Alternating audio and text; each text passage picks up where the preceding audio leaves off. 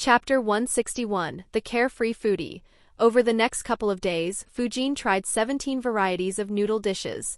All were delicious and could be put at a similar level as Ichiraku. Soten was dissatisfied with Fujin's carefree nature and acting as if he was on a vacation. But Fujin paid him no heed. Tamatsu and the rest also noticed Fujin's attitude but didn't say anything. They concluded that Fujin had gotten carefree after a couple of very easy missions. They themselves had a similar experience. They believed that Fujin's attitude would improve after they get a mission that gets very serious. Of course, their analysis was incorrect. Fujin was very alert. Despite his carefree attitude, he was very serious. Once the fighting begins, he will be as serious as he can be. His actions were only a result of him deciding to relax mentally and physically after a longish training routine, as they had nothing to do until their opponents decided to show up. On the third afternoon in the castle, Fujin was sitting on the edge of the balcony on the top floor, eating the last of the 19 dishes. It was chicken and mushroom sauce noodles with basil. As he grabbed the noodles with his chopsticks and ate, he looked straight ahead. His eyes glowed blue as he observed numerous silhouettes trying to approach the castle stealthily. He swallowed the noodles and said with a steady voice, "They are here." After saying that, he began eating again while thinking, "Just 18? These guys need to find their source and hang him. There are over 50 attackers. And all have chakra. Though none are exceptionally strong. Anyways, I didn't think that standing at an altitude would increase the range of my chakra-enhanced eyesight so much. I can barely see a few hundred meters when at ground level. But from here I can observe for almost 3 kilometers. A shame that the chakra field doesn't extend in this manner too." Fujin's voice was heard clearly by the people on the top floor. Tamatsu, Ryota, Katsumi and Tadashi immediately appeared behind him, only to see him eating in a very relaxed manner. Black lines formed on their faces. Fujin said, "The intel was incorrect. There are over 50 attackers." Hearing that, all four became serious and began observing the surroundings. The attackers were still over a couple of kilometers away. But the Konoha Chunins could see the slight movements in the trees as they moved. Tamatsu made a shadow clone who went to warn Soten and get him to ready his men. Ryota said with a bitter smile, "It looks like we hit a steel plate this time. It will be a tough fight." Tamatsu said, "Focus on keeping yourself alive. I know that the mission statement is to keep them alive. But keeping ourselves alive is the most important thing. We can't do our mission if we are dead. Especially you, Fujin. Don't get too excited." Fujin replied, "Don't worry. Though their numbers are high, none of them seems exceptionally strong. So we should be fine." Tamatsu was surprised. He said, "I didn't expect your sensory skills to be so strong." Fujin replied, "The altitude helps in covering more area. But I can't extend my chakra field that far away. So I am not 100% sure. And we should consider the possibility of someone being able to conceal their chakra." Tamatsu nodded and said, "It's good that you are considering these aspects." Fujin asked, "So what's our plan? With the enemy outnumbering us almost 2:1, the old plans are unusable." Tamatsu nodded and said, "We won't focus on trying to defend. Instead, we will move in groups and kill as many of our enemies as quickly as we can. Tadashi and Katsumi will move together. Ryota and Fujin will move with me." Fujin said, "My teamwork with you guys isn't that good yet. It could be bad considering the scale of this battle. Can I move alone instead?" Tamatsu frowned. He didn't expect such a request to be made by Fujin. He thought, his request is logically correct. But Lord Hokage asked me to ensure that he doesn't die prematurely. That said, he also said that Fujin is quite strong and could put up a fight even against me. Tamatsu asked, "Are you sure? It will be very risky with no one to watch your back." Fujin said, "Don't worry. I can sense who is strong and who ain't. So I will focus on clearing the weaker ones." Tamatsu agreed and said, "All right. But be careful." Fujin nodded without looking at him and continued eating his noodles. His teammates watched him with strange looks in their eyes. Meanwhile, Soten began arranging his subordinates into proper positions. Every ninja in the castle became very alert. The common people realized that they were about to be attacked and quickly evacuated to the underground safehouse under the castle. The attackers finally began entering within 1 kilometer of the castle and into Fujin's chakra field. Fujin began sensing all of them properly. He didn't find anything odd with any of them. The attackers were spread out across the forest, moving in groups of 2 or 3. He analyzed. 43 are at the Genin level, 14 barely into the Chunin level, and 2 might be closer to the elite Chunin level. Though, since they aren't from Konoha, their official ranks might be higher. I guess that the strongest 2 are Jounins. Still, they are weak. I kinda wish that I got some experience points for grinding these weaklings. Fujin swallowed the remaining noodles in his bowl and placed the bowl down. He said, I'm going in first. Without waiting for anyone's response, he used wind instantaneous body jutsu. His teammates were surprised again. Tadashi said, did he really go to take the attack to the enemy? Katsumi noted, more importantly, he left with chopsticks in his hands rather than his swords. Ryota asked, will he be all right? Tomatsu said, let's hope that he stays fine. Anyways, they are almost here. Get ready. All 4 began preparing their opening jutsus. Fujin appeared on a tree about 50 meters from a group of 3. 2 in the front were at the Genin level, while the 1 in the back was at the Chunin level. Fujin hid behind a tree. Soon, 3 figures appeared close to Fujin. Chakra flowed through the 2 chopsticks Fujin was holding. Fujin threw them at the 2 Genins. Both chopsticks pierced through their throats. They dropped down while holding their throats. The Chunin in the back was shocked. They hadn't even reached the castle walls yet. Before the Chunin could shout to attract attention, a sharp wind cut across his throat. He too joined the dead Genins. Fujin flickered to the nearest group. He killed 2 groups consisting of a total of 5 Genins in a row before getting to the rear of the attacking forces. Fujin's kills were done very silently. The enemy group wasn't aware of his actions. After killing 8, he set his target on one of the Jounins. Behind the enemy lines there were no obstacles for Fujin. He flickered close to the nearest Jounin. After getting in range, he attacked from behind. Wind release, vacuum bullet jutsu. The Jounin and his 2 subordinates were moving ahead confidently. They were sure about winning. However, the Jounin suddenly felt some danger and moved to his left. The vacuum bullet grazed past his right arm, leaving a cut. The vacuum bullet kept going ahead and pierced through multiple trees. They were shocked and quickly turned around to confront the sneak attacker. Fujin was surprised. He dodged? I guess it might not be so boring after all. The Jounin and the 2 Chunins didn't see anyone behind them. Fujin had already flickered after attacking. One of the Chunins asked, who attacked us, boss? The Jounin said, stay on alert. The enemy should be watching us. And don't get hit by his attack. They stayed on guard for a few seconds, but no new attack happened. The Jounin frowned. Is someone trying to kill me? Or is it just a tactic to stop me here? No, that attack was strong. I have to keep my guard up. The 3 stood with their backs to each other, watching every direction. Soon, some noise was heard from one direction. 2 wind gale wolves appeared and pounced on them. The Chunins immediately threw a kunai with an explosion tag on each wolf. Both wolves were dispersed. However, when they were distracted by the wolves, Fujin silently flickered behind them and used air bullet jutsu. The Jounin realized and shouted, dodge! He immediately moved away. But the 2 Chunins were distracted by the wolves. Both got hit by multiple bullets. One of the bullets pierced through one of their hearts, while another pierced through the head of the other Chunin. As soon as the Jounin dodged, he threw shurikens at Fujin. However, Fujin flickered out of the way. The Jounin was angry at how easily 2 of his subordinates died. He shouted, bastard. I will kill you. Fujin didn't reply. Instead, he threw a few shurikens at him.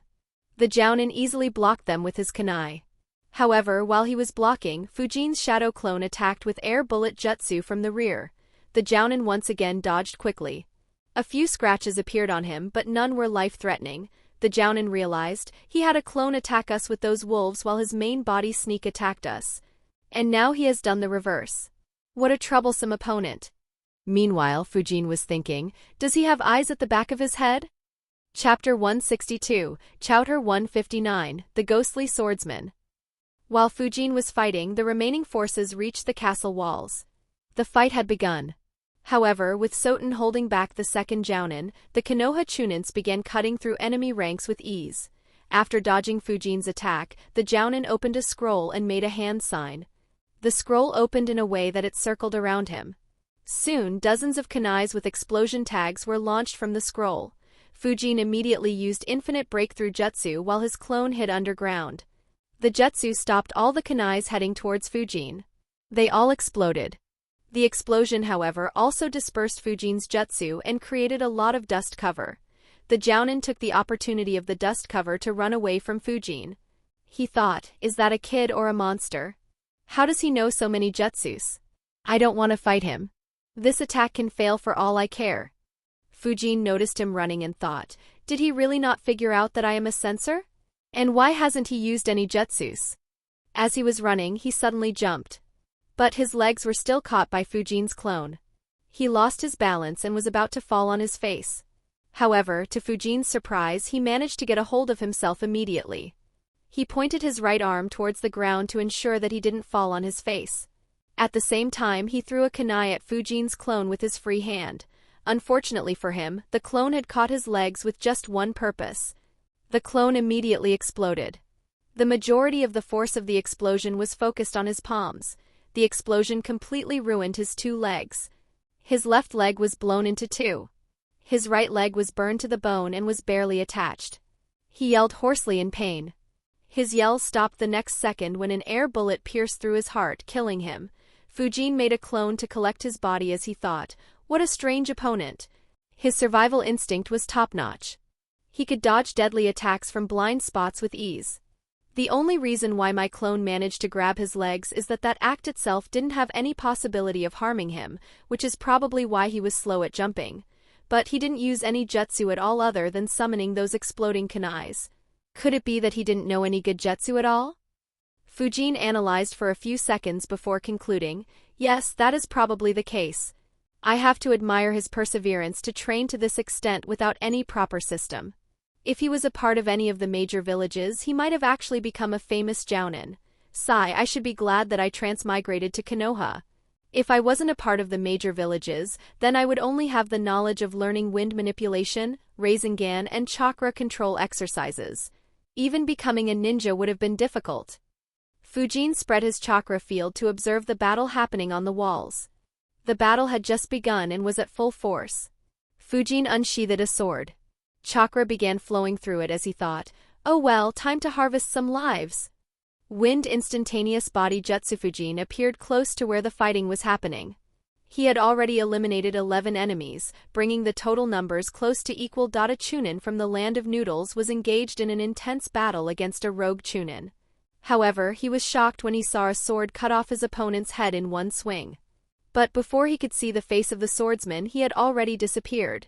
The same scenes began happening all throughout the battlefield. 16 ninjas fell to Fujin's sword with this tactic. With the land of noodles ninjas getting free, they began ganging up on the enemies. Soon the rogue ninjas were at a complete disadvantage. The leader of the rogue ninjas frowned upon noticing this. He didn't understand how this was happening. Seeing the tides of the battle change, all 5 Konoha Chunins focused on the enemy leader and appeared around him. His face became very ugly. He thought, how the fuck did I fail so badly? He stopped fighting and said, I surrender. Soten was surprised. He stopped attacking and said, all right. Don't resist. He knocked the enemy out and restrained him. Soon after, the other rogue ninjas were killed as well. Soten sighed in relief. He looked at Tamatsu and said, thank you. Without your warning and help, we would have been in a very difficult spot. Soten was fully aware of the capabilities of his subordinates. He had prepared himself for a loss and prayed for a miracle when he heard the enemy numbers. Seeing how easily they won, he figured that the Konoha ninjas won him the war. Tamatsu chuckled and said, you need to thank Fujin. He was one who sensed and ortaid them to me. Tamatsu said this intentionally as he was aware that Soten was dissatisfied with Fujin. Soten was surprised. He recalled how he was angry at Fujin. He thought, thank God I didn't say anything, and asked the chefs to ensure that he got our best food. He bowed to Fujin and said, the land of noodles will remember your assistance. Thank you, young man. We are in your debt. Fujin was surprised. He thought, wow. A 180 degrees turn. And even faster than Sasuke. Looks like he really loves his village. Makes sense, I guess, considering that he stayed behind to defend. Fujin said, you are welcome. There are 10 dead bodies in the forest. Preferably have your subordinates clear them. If the civilians see them, they might freak out. Soten was about to nod when he realized what Fujin had said. He thought 10? Fujin's teammates were shocked as well.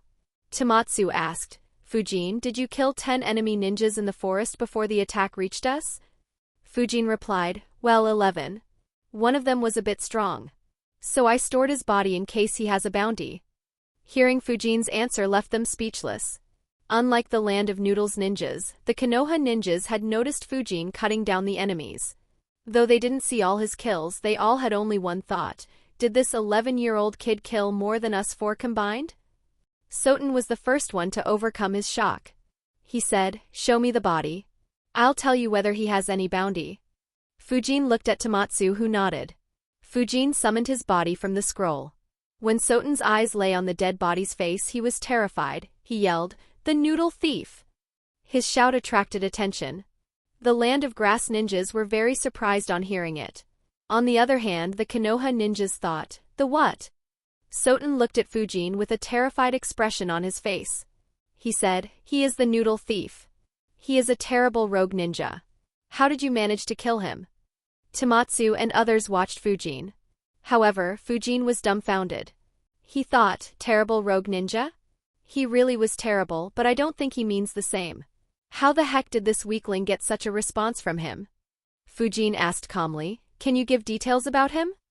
Soten said with some fear in his voice, he is a rogue ninja from the land of tea. He was expelled from the village when he was only a genin. Apparently, he trained by himself to reach the jounin level without any guidance. He migrated to this country and began stealing our caravans when they exported noodles. He used to only attack caravans that weren't guarded by ninjas or only guarded by genins. We were forced to issue a rank B protection mission for every caravan we set. We issued rank B, rank A, and even rank S missions to hunt him down. Unfortunately, no matter what we did, no one ever managed to find him. He was so good that we never even received any information on the jutsus that he specialized in. Due to him, we lost noodles worth tens of millions Ryo and have to spend millions on protection every year. In the end, our daimyo issued a 13 million Ryo bounty on his head, hoping that someone might kill him. Fujin was shocked. What the fuck? This weakling has a 13 million bounty? And how the fuck did he survive against rank S missions? Don't tell me that his freakish survival instincts warned him every time and enabled him to hide properly from the hunters. Or did he just find a perfect hiding spot? Fujin's analysis was on point. The noodle thief had found an old base created in secret by the Land of Water during the Third Great Ninja War. The base was difficult to spot naturally and was made to be a perfect hidden base with the help of Fuinjutsu. Post the war, Kirigakure got embroiled in a civil war and the base was forgotten. In addition, his survival instincts always alerted him when someone very strong was out to hunt him, ensuring that he stayed hidden. Due to this, his reputation got built rapidly. Unfortunately, his instincts didn't kick in this time until he was attacked by Fujin and his lucky run was over. Seeing that Fujin wasn't saying anything, Soten stopped asking and said, Lord Daimyo will be thrilled to know that you managed to neutralize him. Wait here for a day. Lord Daimyo should arrive at the castle by tomorrow morning. Tamatsu agreed to stay back another day as they needed some rest as well. While Soten was talking with them, the ninjas from the Land of Noodles were talking about their fights. Soon they all began talking about the ghostly swordsman who helped many of them. For years to come, the legend of the ghostly swordsman will be spoken in this country. Many would speculate that Fujin was the ghostly swordsman, but none would be sure as they never saw the face of the ghostly swordsman. Chapter 163, Chapter 160, Future Daimyo's Invitation. Konoha Chunins retreated to their room after the battle was over. Tadashi couldn't resist but asked, Fujin, how did you manage to kill a jounin? Fujin shrugged and said, he was very weak. Ryota asked, he is a jounin. How can he be weak? Fujin chuckled and said, if he was in my Chunin exam, I am sure that he won't even get promoted to Chunin. Fujin's teammates suddenly had strange expressions. Initially, they assumed that Fujin was being modest. But now, Fujin had implied that the students in his Chunin exams were stronger. Ryota asked, what do you mean? Didn't he know some sort of secret jutsus? Fujin said, during our fight, he had plenty of opportunities to use jutsus, but he didn't use any. Even in death, he didn't use any jutsu. So most likely he didn't know any jutsu at all. He just had a very strong survival instinct that allowed him to dodge multiple killing blows. I guess that he was just lucky to never be discovered. Fujin's answer left them dumbfounded. Tadashi's chin dropped. he exclaimed. You've got to be kidding me. His dog Kenta barked in agreement. After the moment of disbelief passed, Tamatsu said, Fujin, about the bounty reward. Fujin looked at him and asked, What about it? Before Tamatsu answered, Fujin said, Oh, we divide the bounty rewards as well, right? Tamatsu nodded. Fujin said, All right. Tamatsu smiled. He was hoping that Fujin would answer this way. If Fujin had refused to share, he would have kicked him out of the team. He said, While we do usually share such bounty rewards, all the work was done by you in this case. So you can keep the entire reward. Does anyone else disagree? Fujin was surprised to see that no one showed any dissatisfaction. He asked, Are you guys sure? I don't mind dividing the reward equally. Fujin really didn't mind. After all, money wasn't much help in this world. The stuff that could aid Fujin in getting stronger, such as the elemental crystals, couldn't be bought with money. At the very least, it couldn't be bought with just a few million ryo. Tamatsu said, Yup. We're sure. Fujin didn't insist anymore and just nodded. He thought, wow, never thought an entire group would say no to millions of ryo. If this was my old world, even the richest person would have said yes without a single thought. Heck, I'd be worried whether they would plot something when I sleep. So many cases where friends and even family turned on each other just for money despite doing well financially. Fujin looked at the smiling faces of his teammates and sighed in his mind. How good it'd have been if that monkey-fox hybrid was as kind as them. The next morning, Daimyo, his family and the guards returned to the castle. Satan updates him on all the events. After doing some preparations, they organize a small ceremony and invite the Konoha ninjas. The Konoha ninjas arrived. The room was big and almost occupied the entire floor.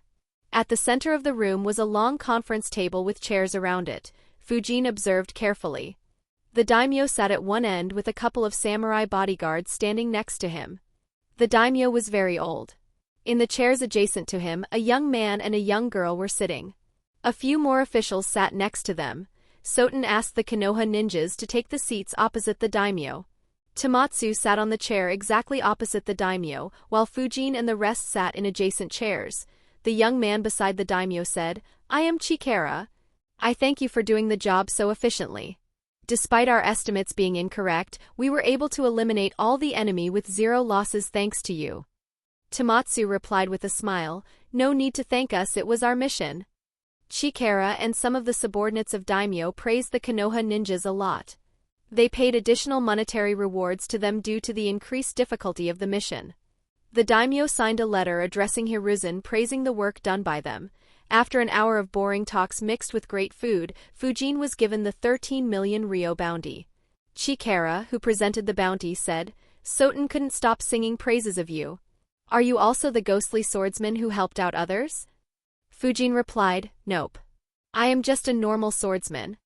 Chikara observed Fujin's face. But he couldn't read anything. He thought, based on the information, I'm sure that he is the one who cut them down. But looks like he doesn't want the extra attention. Chikara was very impressed with Fujin. He was young, strong and didn't seek fame. He said, Fujin, I will be sworn in as the daimyo for this country in a couple of years. Would you like to be a part of my guardian team? Chikara's proposal surprised a lot of people. Meanwhile, Fujin's eyebrows twitched involuntarily. He politely said, I will consider it. Before waiting for any response, he turned around and joined his team. Chikara looked awkwardly as his first ever invite was ignored in this manner. Knowing his inexperience, the old daimyo finally spoke. The land of noodles will be in your debt. If you ever want to or have time, feel free to visit us. He looked at Fujin and continued, Our chefs will have the best dishes prepared for you. As for the ghostly swordsman, I will see that no one mentions him being you. Fujin nodded while thinking, This old guy is smart. After some more formalities, the Konoha team left. While leaving, Ryota said, Wow. I thought you would accept Fujin. Being a guardian of a daimyo is a huge honor. Fujin replied, I doubt I'll get many opportunities to gain experience as a bodyguard. And it's unlikely that they will suffer a bigger threat than the last attack anytime soon. So it would be very boring. While Fujin said that, his thoughts were completely different. Seriously, why do strong ninjas even have respect for the daimyos? It's not like they have any real power. Their only real achievement is being born as the first child of a daimyo, and I am surprised that someone like Danzo or any other psycho didn't get rid of them and took control of all the finances and management of entire countries. Tamatsu said, while the job is boring, it is very prestigious. And there are a lot of perks to being a guardian of a daimyo. The most important being that you can be an ambassador for our village and use your influence to send most of the missions to Konoha. Fujin said, "Oh, I didn't think from that point of view. But isn't our mission center full of missions anyways?" Tamatsu said, "Yeah, that's true." He became silent as he recalled the losses from the previous Great Wars. After a day's journey, the group returned to Konoha and accepted the mission rewards. Tamatsu said, "You guys can leave. I will hand the daimyo's letter to Lord Hokage and report him on the mission as well." Others nodded and left. Tamatsu entered the Hokage's office and greeted Hiruzen and handed him the letter and said, "Our mission this time became a few times more difficult. The daimyo of the land of noodles sent you a letter." Hiruzen read it and said, "Looks like the daimyo is very impressed by your work. He has especially praised Fujin a lot. How is your experience with him so far?" Tamatsu nodded and said, "The kid is good. He didn't do anything in the previous 2 missions, but in this mission he was invaluable. He spotted the attack long before others. In the fight he killed 1 jounin, 6 chunins and 20 genins. And he helped subdue the leader of the rogues as well." Hiruzen analyzed for a bit and said, "The data on the noodle thief seems inconsistent. Though he had a huge bounty, there are no records of him being in any significant fight." Tamatsu said, "Yeah. Actually, Fujin said that he was very weak. He just had a good survival instinct. I thought he was just being humble. But that might indeed be the case." Hiruzen nodded and said, "Regardless, it is a very good performance." Tamatsu agreed and added, "His attitude is good too. Though he killed the noodle thief by himself, he was willing to share the bounty with the entire team. We didn't accept it, but the kid is very selfless." A weird expression formed on Hiruzen's face as he thought, "Selfless? Is he talking about the same person?" Tamatsu didn't notice the change in expression. He reported the remaining details to Hiruzen before leaving. After he left, Hiruzen wondered, it's good that he was willing to share the rewards with his team, but how did he become so selfless all of a sudden? Does he only become greedy in front of me? Hiruzen's analysis was very close to the truth. Strong ninjas like Hiruzen and Renjiro knew a lot of jutsus that Fujin wanted. And it didn't cost them anything to teach apart from maybe time. So he will always use any means necessary to get some jutsus from them. As for money, in Fujin's eyes, Hiruzen handled all finances of Konoha. And Konoha was the richest hidden village. So he operates under the assumption that Hiruzen is loaded. Chapter 164, Training Lightning Release. After reaching home, Fujin thought, I guess that's the highest level of difficulty a rank B mission can get. Looks like my self-analysis of being jounin level wasn't incorrect. Unfortunately, Konoha wouldn't promote me anytime soon. Also, tougher missions would mean that my life will be at more risk. My calculations were right. I should use this time to strengthen myself as much as I can. Fujin entered one of the rooms in the basement and turned on the lights. The room was empty. Fujin took out a scroll and summoned a few devices. There was a transformer, an ammeter, an ohmmeter, rubber boots, rubber gloves, and a few wires. Fujin wore the boots and began arranging the setup while thinking. In order to avoid suspicion, I memorized the training process for all 5 elements long back. Only training methods for yang and yin elements aren't available in the library. For the lightning element, the way to train is a bit complicated as compared to wind and earth. Though at the same time it is straightforward. I just have to endure shocks in increasing intensity to master it. That I will first need to measure the resistance of my body. And then I will have to use the transformer to subject my body to increasing voltages. That will induce a current to flow through my body. Even that has to be done in phases. My limbs can endure a higher current. But if a current passes through my heart or brain, then it could be lethal. Those 2 parts will have to be trained separately. Anyways, the first step of learning lightning release is being able to withstand 10 ampere current through my whole body for 1 minute. The second step is to produce that much current on my hands. With these 2 steps alone, I will be able to learn lightning jutsus up to rank B. Rank A and S will need me to be able to resist and produce a stronger current.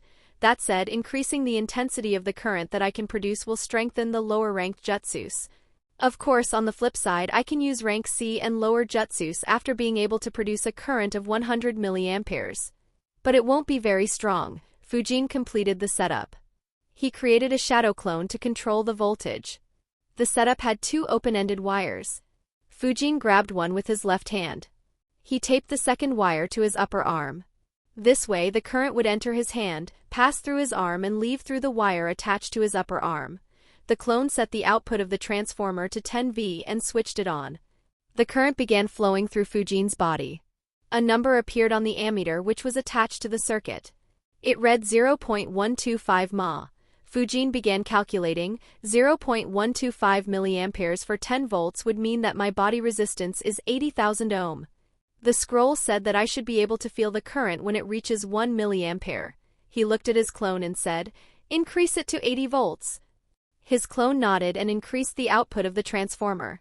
Immediately, Fujin began to feel a slight tingling sensation through his arm. Fujin let the current flow through his arm for a minute. He looked at his clone and said, "Increase to 200 volts. His clone increased it.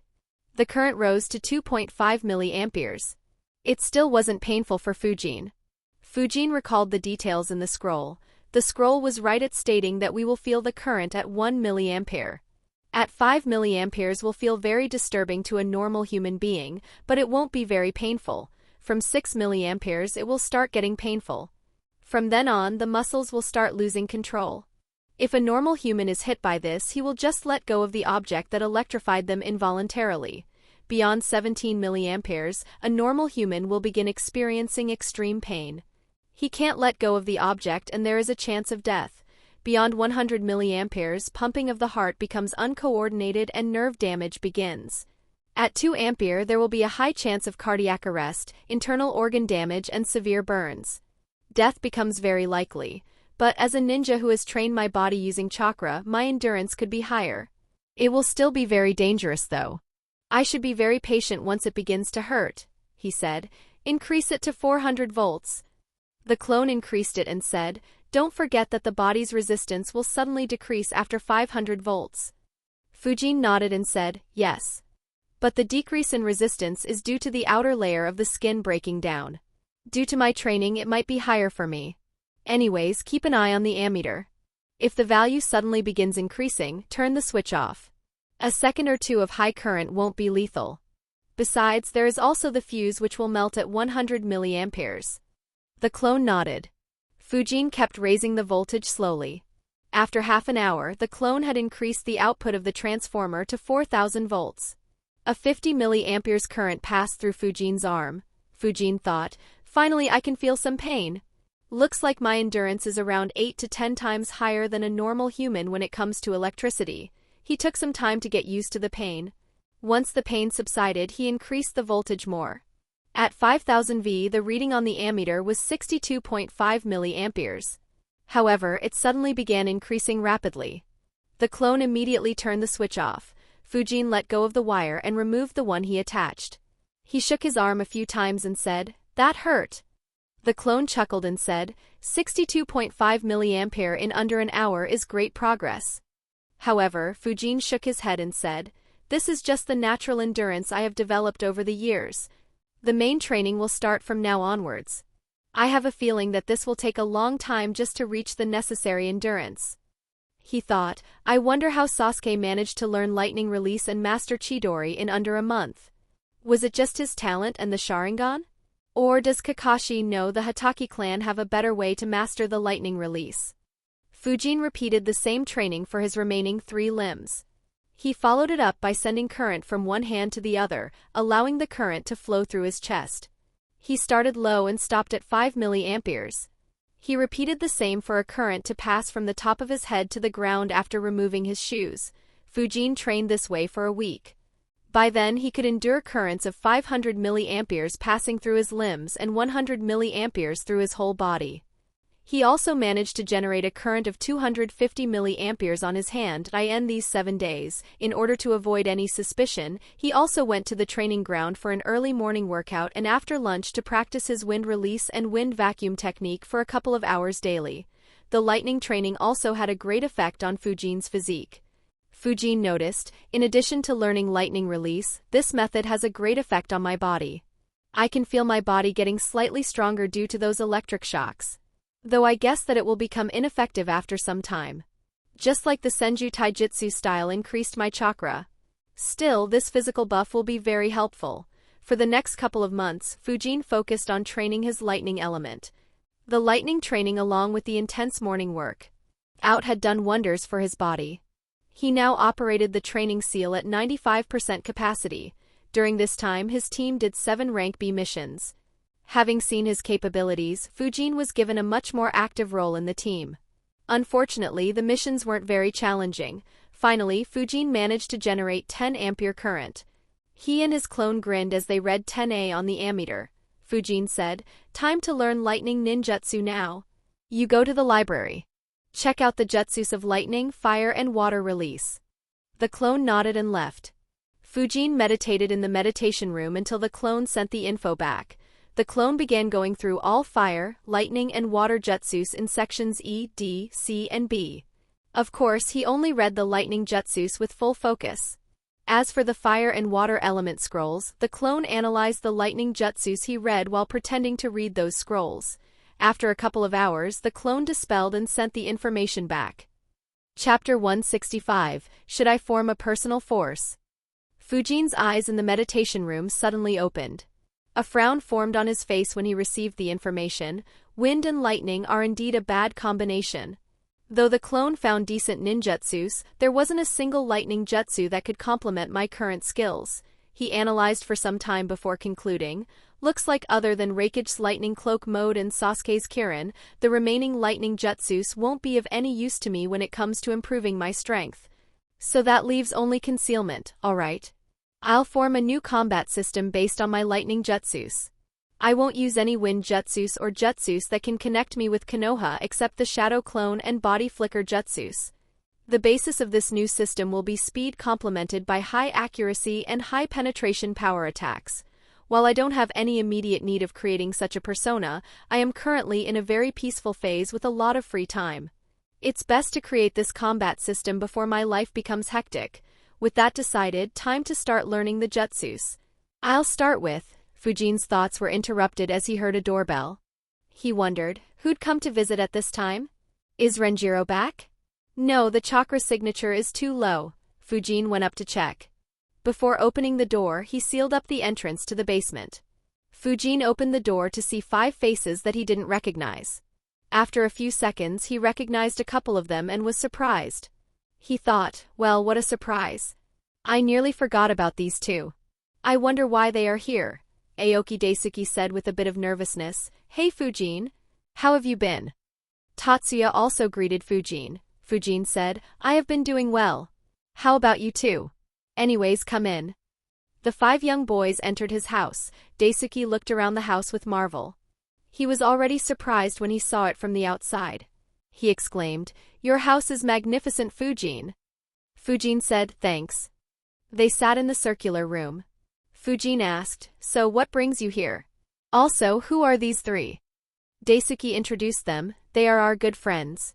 They are Anze Buncho, Handa Bunjiro and Irie Ryoma. They are our best friends from our class and are orphans just like us. Fujin checked each one of them. All seemed normal. He said, Hey, they greeted Fujin back. Fujin noticed a bit of nervousness on Daisuke's face. He said, Fujin, we actually came here because we wanted to ask for your help. Fujin asked, What help?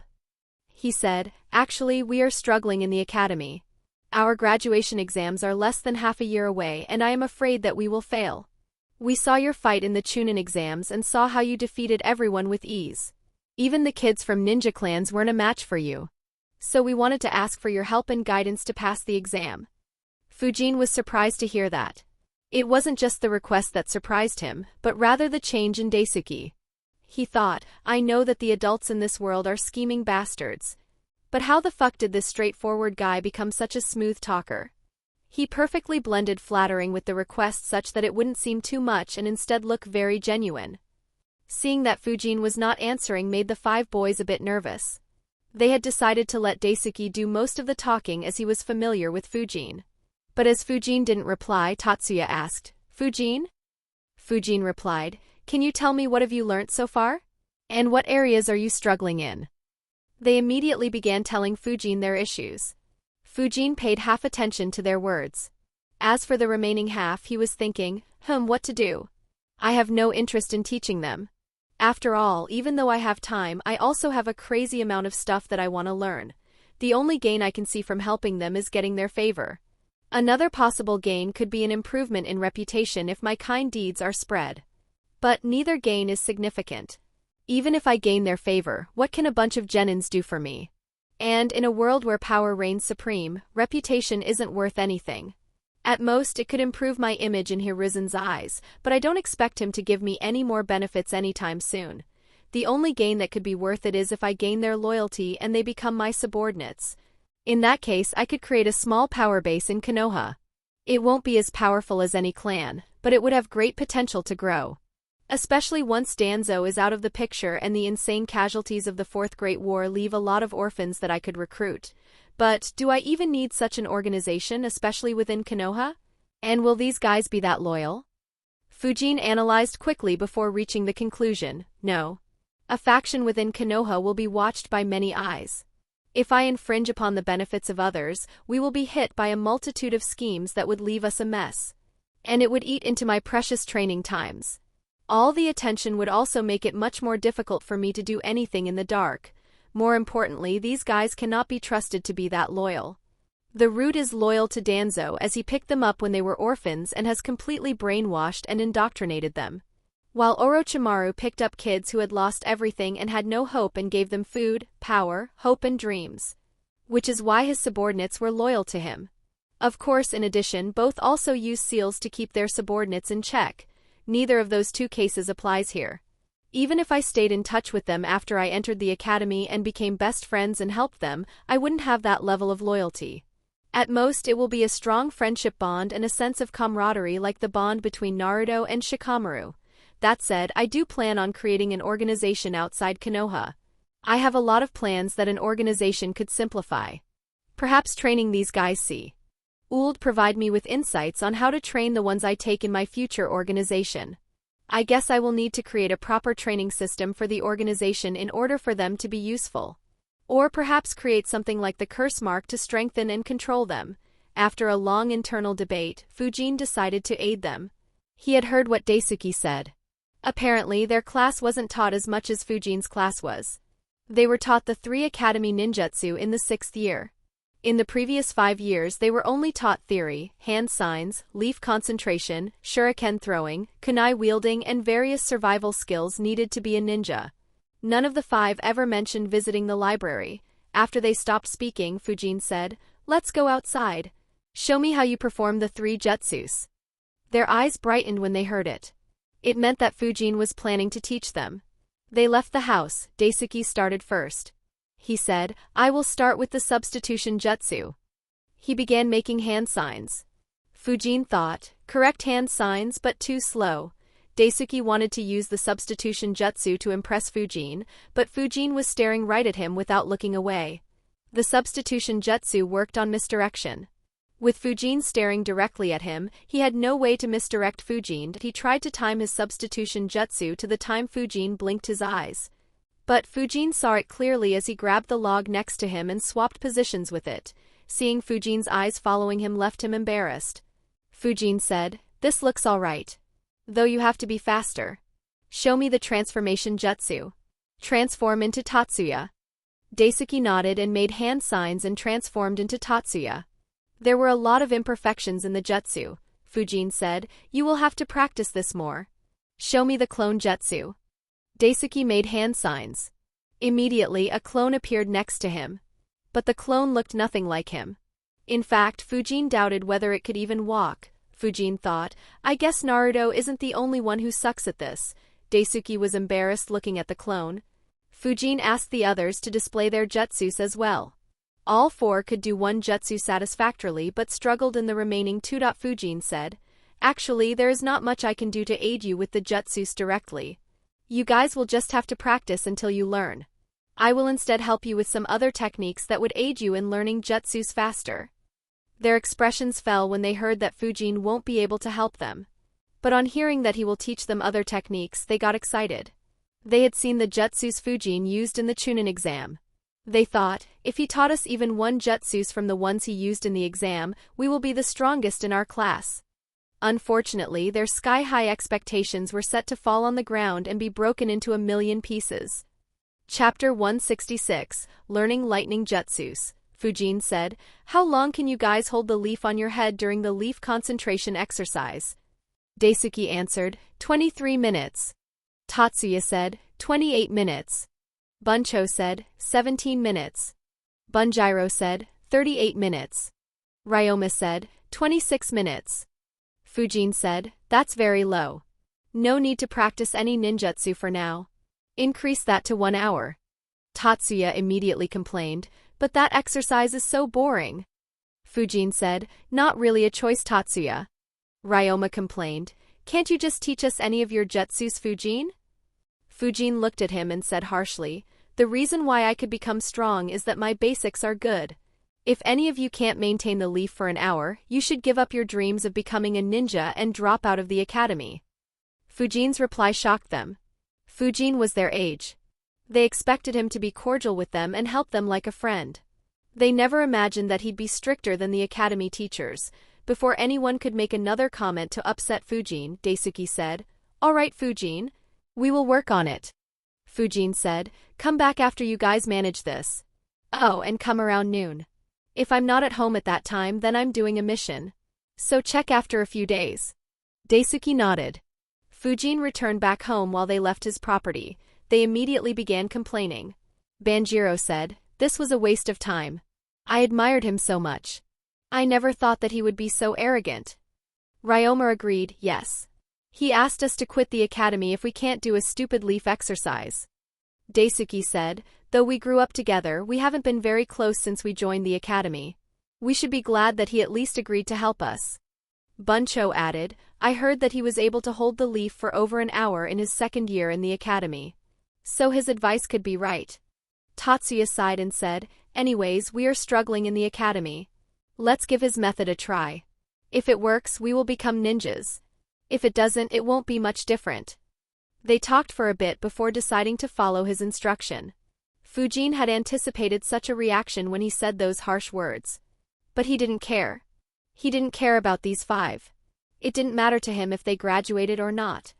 He was just seeing how he could instruct any future subordinates properly, that if his future subordinates complained as they did, he would just let them go or kill them depending on the situation. He didn't have the time to raise someone who was both lazy and untalented. Fujin left this whole episode behind him and began deciding which jutsu he should start with. He entered the bottom basement and thought, "My clone picked 11 jutsus to learn. However, 3 of them are very inconvenient to use in battle. However, these 3 look like they are preparatory jutsus for Raikage's lightning cloak. I guess Konoha managed to deduce some of the steps to learn it. Not really surprising. But they didn't manage to completely deduce it. Though there is a possibility that they did deduce it but didn't put it in the library. Another 3 jutsus are a series of jutsus. The D and C rank variants will be dropped in the future.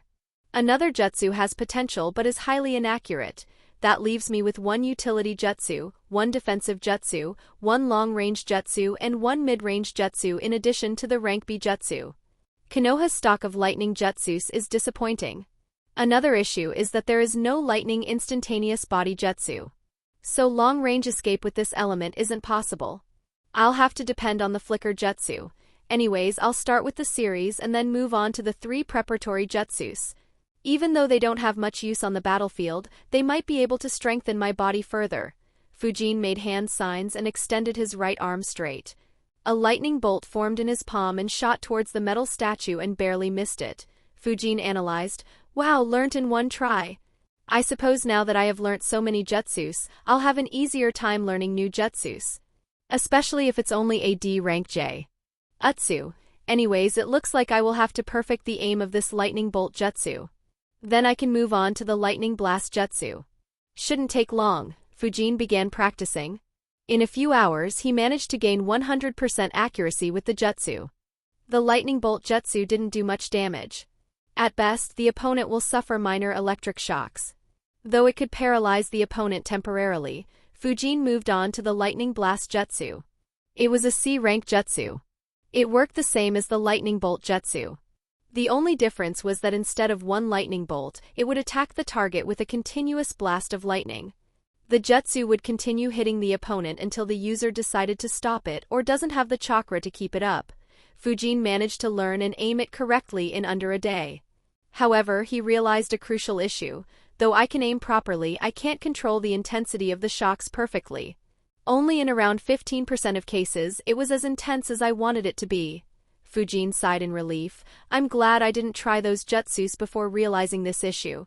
It could have been bad. Sigh, I keep underestimating this world. There is danger even while learning a jutsu. Anyways, this issue shouldn't affect me while learning the lightning beam jutsu. I'll train my control after learning this jutsu. Lightning beam jutsu was a B-rank jutsu. This jutsu was just a powered-up version of the lightning blast jutsu. It could fire a beam twice as wide as the lightning blast jutsu. The shocks from this jutsu would be very painful and fatal. Even if someone dodges this jutsu, they could still be attacked if they are within 2 feet of the beam.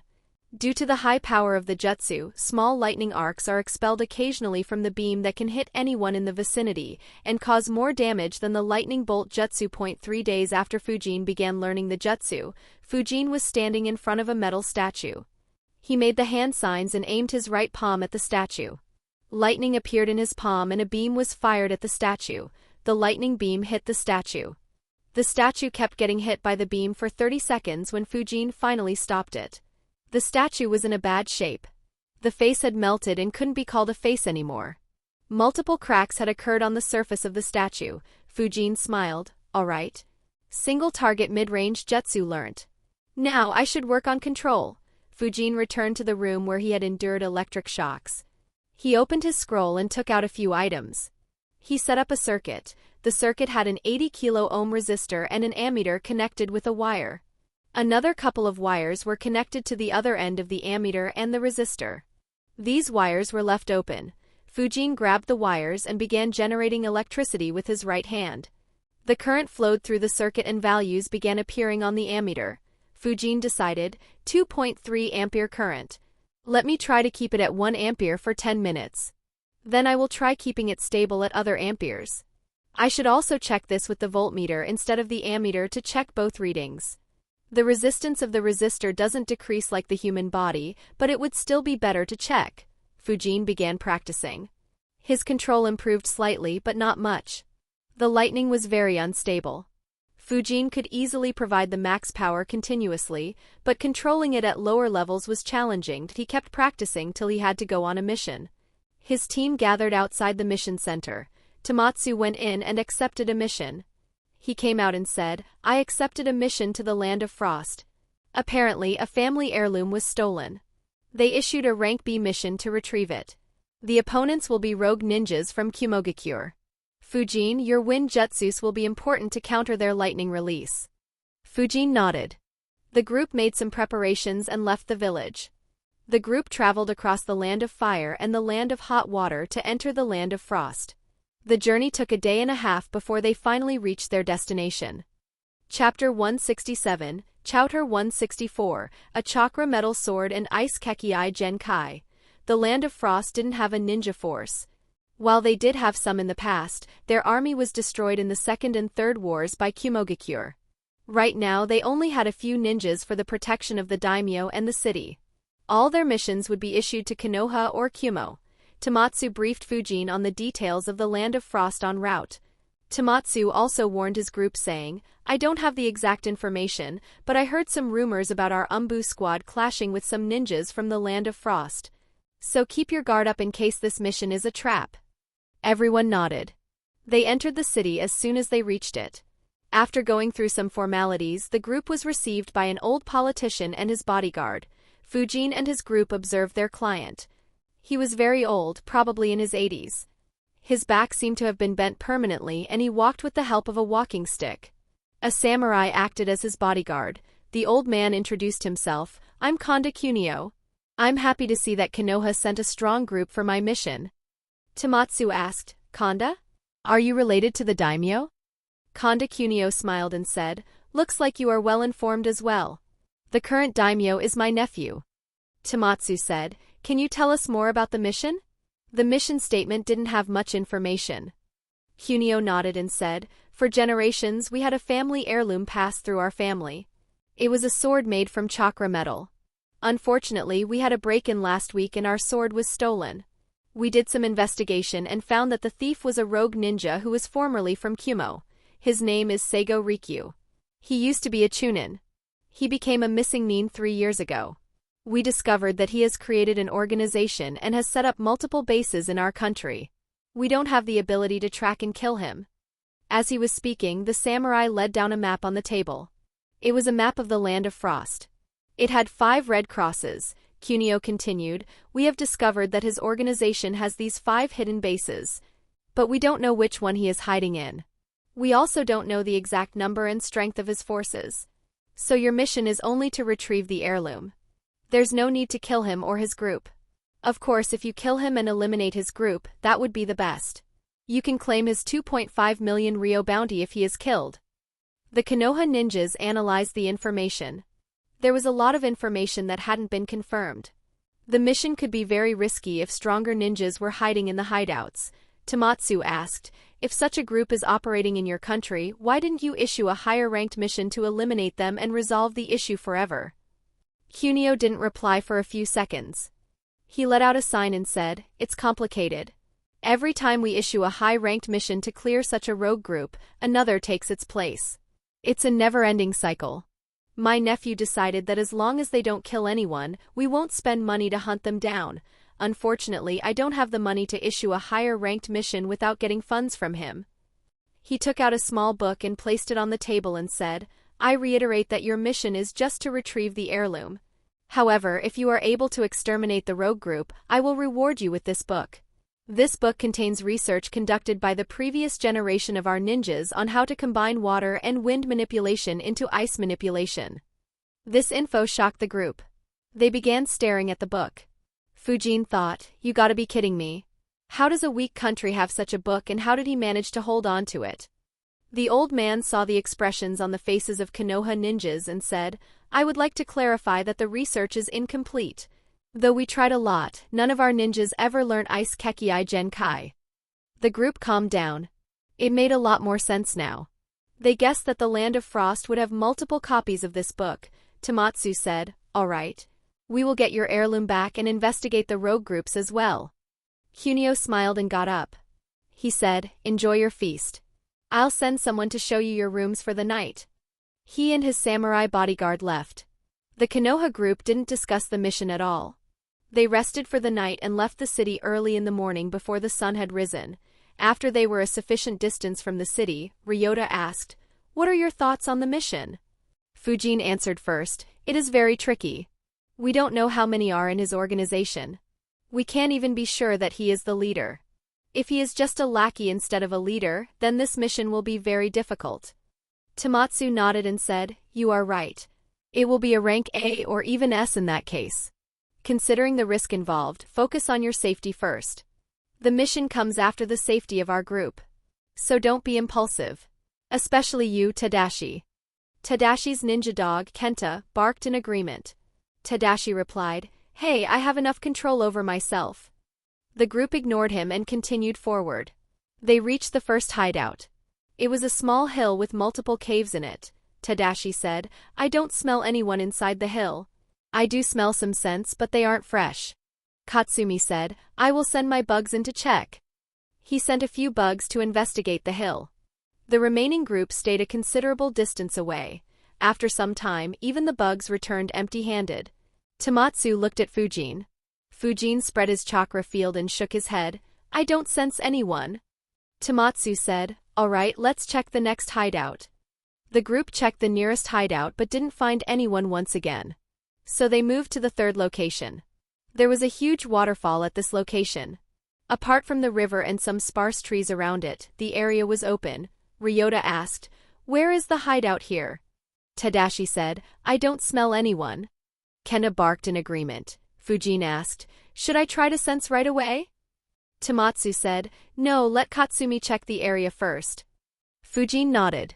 Katsumi's bugs scouted the location but didn't find anything either. Fujin spread his chakra field. He didn't pick up any chakra either. But he felt something weird. He looked at the waterfall. Chakra gathered in his eyes as he focused on it. He said, "There is a cave at the bottom of the waterfall. But the entrance is blocked with a wall of rocks which look natural." Tamatsu asked, "Do you sense someone hiding there?" Fujin answered, "No, but I have a weird feeling. As if my chakra field can't enter deep into the cave. And as if something is trying to hide from my eyes." Ryota asked, "What do you mean?" Fujin said, "During my last mission with Renjiro-sensei, we encountered a squad from Kiri who hid underground perfectly using Fuinjutsu. I have a feeling that the same might be the case here." As he said that, Fujin thought, "Well, I can't tell that I live in a house that is filled with seals, can I? It has helped in getting familiar with how seals feel when I try to sense them." Hearing Fujin, everyone frowned. Tamatsu said, "Fuinjutsu? That's troublesome. Even more troublesome is the fact that they have someone who could be a seal master." He looked at Fujin and asked, "Are you 100% sure that this place is guarded by Fuinjutsu?" Fujin shook his head. Despite his familiarity with the seals, he still couldn't guarantee. Tamatsu asked, "Is there any way we could enter undetected?" Fujin replied, "Unless we have a much superior seal master, nope." Tamatsu asked, "What would you recommend?" Fujin said, "The best way would be to destroy the cave behind the waterfall. That way most of them will die inside. We can stay far away and observe who stays alive and comes out. We can decide whether to attack or escape then." Fujin looked at Ryota and asked, "Do you have any earth jutsu that could make the entire waterfall collapse?" Ryota said with a deadpan expression, "Of course not." Tamatsu said, "None of us has any jutsu. Fujin, if we enter the cave, would we be ambushed?" Fujin said, "Likely not. The initial part of the cave seems clear. They are probably hiding inside. Though I'm not 100% sure." Tamatsu said, "All right. Let's enter the cave then. We will see if there is any way to infiltrate deeper stealthily. If not, we will blow up the whole place with explosives." The group grinned at that idea. The group entered the waterfall. Fujin pointed at one spot and Ryota used a jutsu to create a path. Katsumi first checked the insides with his bugs and the group stepped in when they confirmed that there were no traps. Chapter 168, Safe Hideout? What's that? The Konoha ninjas entered the cave silently and checked it out. There was nothing in the cave. Fujin stood in front of a wall and focused chakra in his eyes. He wouldn't have noticed it a few months back, but due to practicing Fuinjutsu so much, he could see some seals in the wall. He smirked and thought, at best the one who made these is a seal master and not a grandmaster. It'd have been difficult to explain how I knew it was a grandmaster and convince these guys to retreat had that been the case. Still, this is a great hideout. For starters, there was nothing around the place that would cause suspicion. This cave itself has 2 layers of camouflage. The waterfall and the wall, one of which is natural and the other is indistinguishable from the natural wall. Even if someone still managed to find this cave, they would think that it is only a small cave and wouldn't suspect a bigger cave inside. Perhaps the only vulnerability of this hideout is the ones hiding inside it. If they didn't leave any trail, it'd be almost impossible for the Land of Frost forces to find this place suspicious. "Us," Fujin said, "I think they are behind this wall." Tamatsu nodded. The whole group planted a few dozen explosives on that wall. Fujin and Ryota used Earth Military Movement Jutsu to enter the cave walls and planted over 400 explosion tags where Fujin asked them to. As Fujin could see the seals, the rogue ninjas who were hiding inside weren't alerted. Fujin's squad left the waterfall and moved a few hundred meters away. Tamatsu asked, "Is everyone ready?" The group nodded. Everyone made a hand sign. Tamatsu picked up a stone and said, "We will set off the explosion when this stone touches the ground." He tossed the stone in the air. At the moment it touched the ground, all 5 ninjas activated the explosion tags they planted. Inside the cave there were 14 rogue ninjas. They were aware that the Land of Frost would try to find them, perhaps even issue a mission, but they weren't worried. They had recently stocked up their supplies and were planning to hide there for a month or more. In the cave, Nishio Karenaga was trying out the chakra sword. He held the sword in his right hand and tried to extend his chakra through the sword. The chakra flowed through the sword very smoothly. He felt as if the sword was an extension of his own arm. Suddenly, the chakra flowing through the sword was converted into lightning in the blink of an eye. Almost all of the other rogue ninjas were watching this. They were surprised at how skilled Kurenaga was. Seigo Rikyu said, "Damn boss.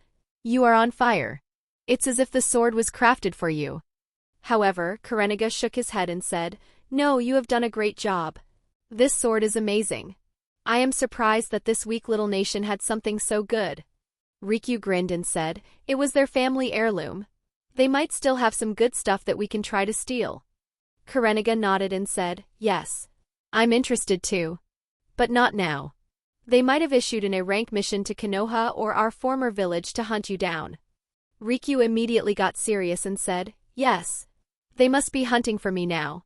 Kurenaga smirked and said, "Don't worry. As long as you are loyal to me, I will guarantee your safety. Besides, those morons don't know about me. Even if they manage to track this hideout, they will just feed my new sword." Hearing him, everyone calmed down and began cheering. After all, Kurenaga was the true leader of this group of misfits. The investigation carried out by the Land of Frost ninjas never discovered him. So their information was incomplete. And this incomplete information could very well be fatal. As the rogue ninjas were celebrating, the explosion tags began exploding. The entire hidden cave began shaking. They didn't understand what exactly was happening. One of them yelled, "What the fuck is happening? Did an earthquake hit us?" Another one of the ninjas had his eyes closed as he sensed. His name was Fumihiko Mokwami. He was a rogue ninja from the Land of Water and was a seal master. He said, "Someone has planted hundreds of explosions around our cave. Take cover immediately." Everyone began using defensive jutsus. However, the number of explosions was too high. The cave soon crumbled. Rocks rained down upon them. The ground under them began collapsing. Explosion tags began exploding very close to them. All the large-scale defensive jutsus were torn down, leaving every man for himself. The explosions also disabled all seals. The Konoha ninjas could now use their senses to observe the ones hiding inside. Fujin was the first one to speak. His voice was very serious as he said, "There is a Jounin among them. Their total number is 14. Everyone is at least a Chunin." The entire group became very serious. A Jounin from Kumo along with 13 Chunins would be very difficult to handle. Tomatsu said, "Let's pay attention from a distance and see how many survive. I will decide whether to attack or retreat." He looked at Katsumi, who nodded his head. The explosions broke all the cave walls. Water from the waterfall began pouring into it and submerging the entire cave. The rogue ninjas who were struggling with explosions, debris, and unstable footing suddenly had to deal with a strong water wave as well. Kurenaga grabbed Rikyu and began making his way out of the cave through the water. Mokwami created a barrier around himself and began making his way out as well. In all, the explosions killed 3. Another 5 were killed when rocks fell on them. And 1 more was killed due to suffocating underwater. The 5 who made it out had some injuries on them. Only Mokwami and Kurenaga were completely fine. They expected to be ambushed as soon as they got out. However, there was no attack. Instead, there was another trap for them. Katsumi had some of his bugs move along the water that flooded the cave. These bugs could survive underwater and were very poisonous. They managed to bite all except Mokwami, who was protected by a barrier. As soon as they landed outside the waterfall, their legs began shaking. Kurenaga said, "Fuck. I'm poisoned." He looked around to see 3 more being in the same situation as he was. He looked at Mokwami, who wasn't even a bit hurt, and yelled, "Bastard. Did you betray us?"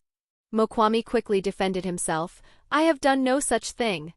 Kurenaga didn't trust him and said, "First we were attacked despite your seals. And now all but you are poisoned. How would you explain that?" Kurenaga unsheathed his chakra sword as he spoke. However, he didn't attack and instead kept his attention on an incoming ambush. Seeing that they wouldn't clash, the Konoha ninjas made a move. Tomatsu said, "I will take on the Jounin. Ryota, take on the unharmed guy. Others finish off the rest and come to help us." The group nodded and flickered. The rogue ninjas noticed them and prepared for a fight. Mokwami said, "They are Konoha ninjas. Perhaps you 4 were poisoned by bugs. They couldn't poison me due to my barrier." Kurenaga snorted and focused on the Konoha ninjas. The Konoha group flickered until they were just 20 meters from the enemy. Fujin was at the center, Tomatsu and Tadashi were on both his sides and both had made hand signs. Fire release, great fireball jutsu. At the same time, Fujin used infinite breakthrough jutsu.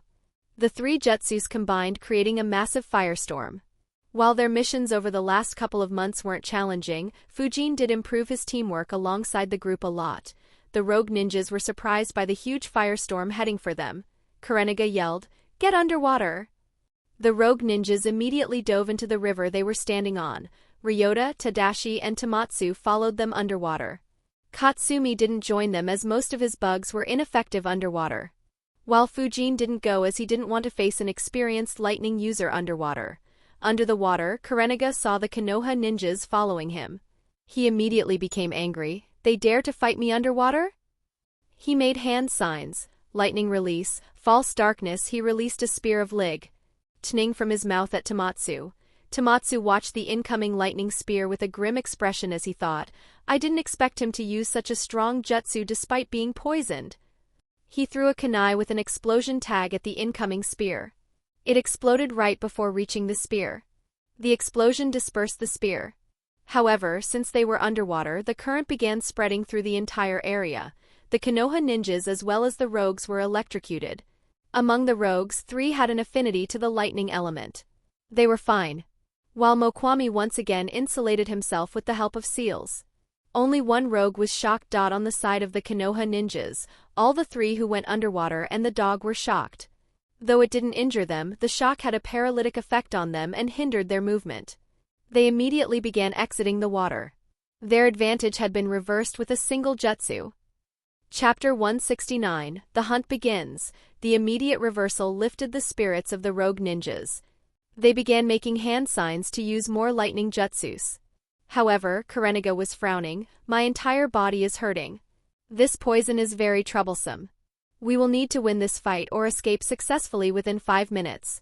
Otherwise, we all might die here." While the rogue ninjas were making hand signs, someone watched them like a hawk. Fujin's eyes were glowing as he watched the only rogue ninja who got shocked. Vacuum cores began forming in his mouth. He shot 2 vacuum bullets at the same time. During the last 2 months of training, Fujin had finally learnt to use 2 vacuum bullets at the same time. One vacuum bullet was shot at Kurenaga, while the other was shot at the paralyzed rogue. Kurenaga noticed the attack and immediately moved out of the way while weaving hand signs. However, there was another ninja just behind him who didn't notice the attack. The bullet hit his right thigh and pierced through it. For the paralyzed rogue, the vacuum bullet pierced through his head and killed him. The deadly attack shocked them once again and reminded them of the seriousness of the situation. Kurenaga launched false darkness once again. This time it was aimed at Fujin. Fujin noticed it and used vacuum bullet jutsu once again and shot 2 bullets at the incoming lightning spear. His bullets tore through the lightning spear and dispersed it. Kurenaga had to dodge them once again. He frowned. "Wind user. Things just keep getting worse." Tamatsu, Tadashi, Ryota, and Kenta exited the water. Katsumi helped them to get on the shore. All breathed heavily. Tadashi gritted his teeth and complained, "Shit. That bastard is strong." Ryota agreed, "Yeah. And the lightning element restricts me too much." Luckily Tamatsu at least neutralized it. Otherwise we might have been in a lot of trouble. Tamatsu said, "Though our movement will be hindered a bit, they are poisoned by Katsumi's bugs. We just have to hold on for around 5 minutes and they will begin losing their ability to move." Katsumi nodded and said, "For more minutes left. It will be best if they escape. That way we can just hunt down their unconscious or dead bodies." Fujin noticed that all his team were on the shore. The rogue ninjas who were under the water were approaching him. And the seal master from the group was weaving hand signs for a water jutsu. Not wanting to be surrounded, he flickered to his team. When he reached them, he heard Katsumi softly whispering, "Focus on stalling them. It's fine if they escape." A second after he flickered, a water dragon formed where he was standing. The rogue group exited the river and stood behind the water dragon. As soon as they exited the river, Katsumi's bugs attacked them. His bugs had already spread over the river and swarmed them. The rogues had noticed the bugs when they were underwater. They immediately launched explosion tags on them. Mokwami launched his water dragon at the Konoha ninjas. However, Fujin countered with a giant ball of wind. It hit the water dragon's head and exploded, neutralizing it. Fujin followed it up with a dozen air bullets. However, the enemy managed to dodge. The Konoha ninjas who were electrocuted earlier stood up on their feet. However, their movement wasn't very fluent. Kurenaga observed their movements. He analyzed, we could attack and try to kill them, but the wind user will be tough to overcome.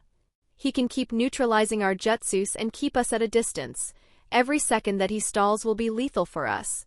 While that bug user is probably responsible for our poison. His bugs are an even bigger threat than the wind user. We should escape while their mobility is hampered. No, I should. Without saying anything, Kurenaga suddenly flickered away. Mokwami had expected him to do this and flickered away as well. The other two were shocked. However, within a second, they tried escaping as well. Fujin was surprised at how they suddenly ran away. He thought, wow. That leader just abandoned them and ran. He made a hand sign.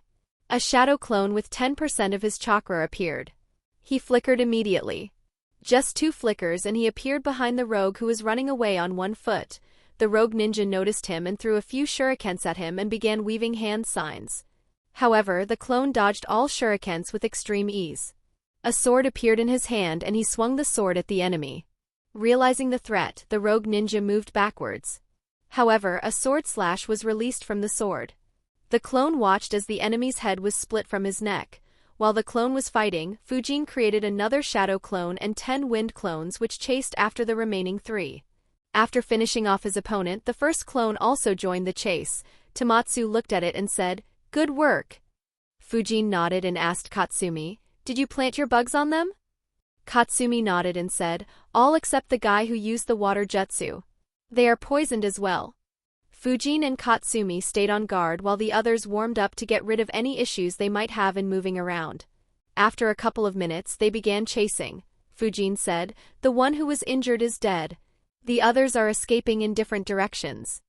Tamatsu looked at Katsumi, who told them the exact locations.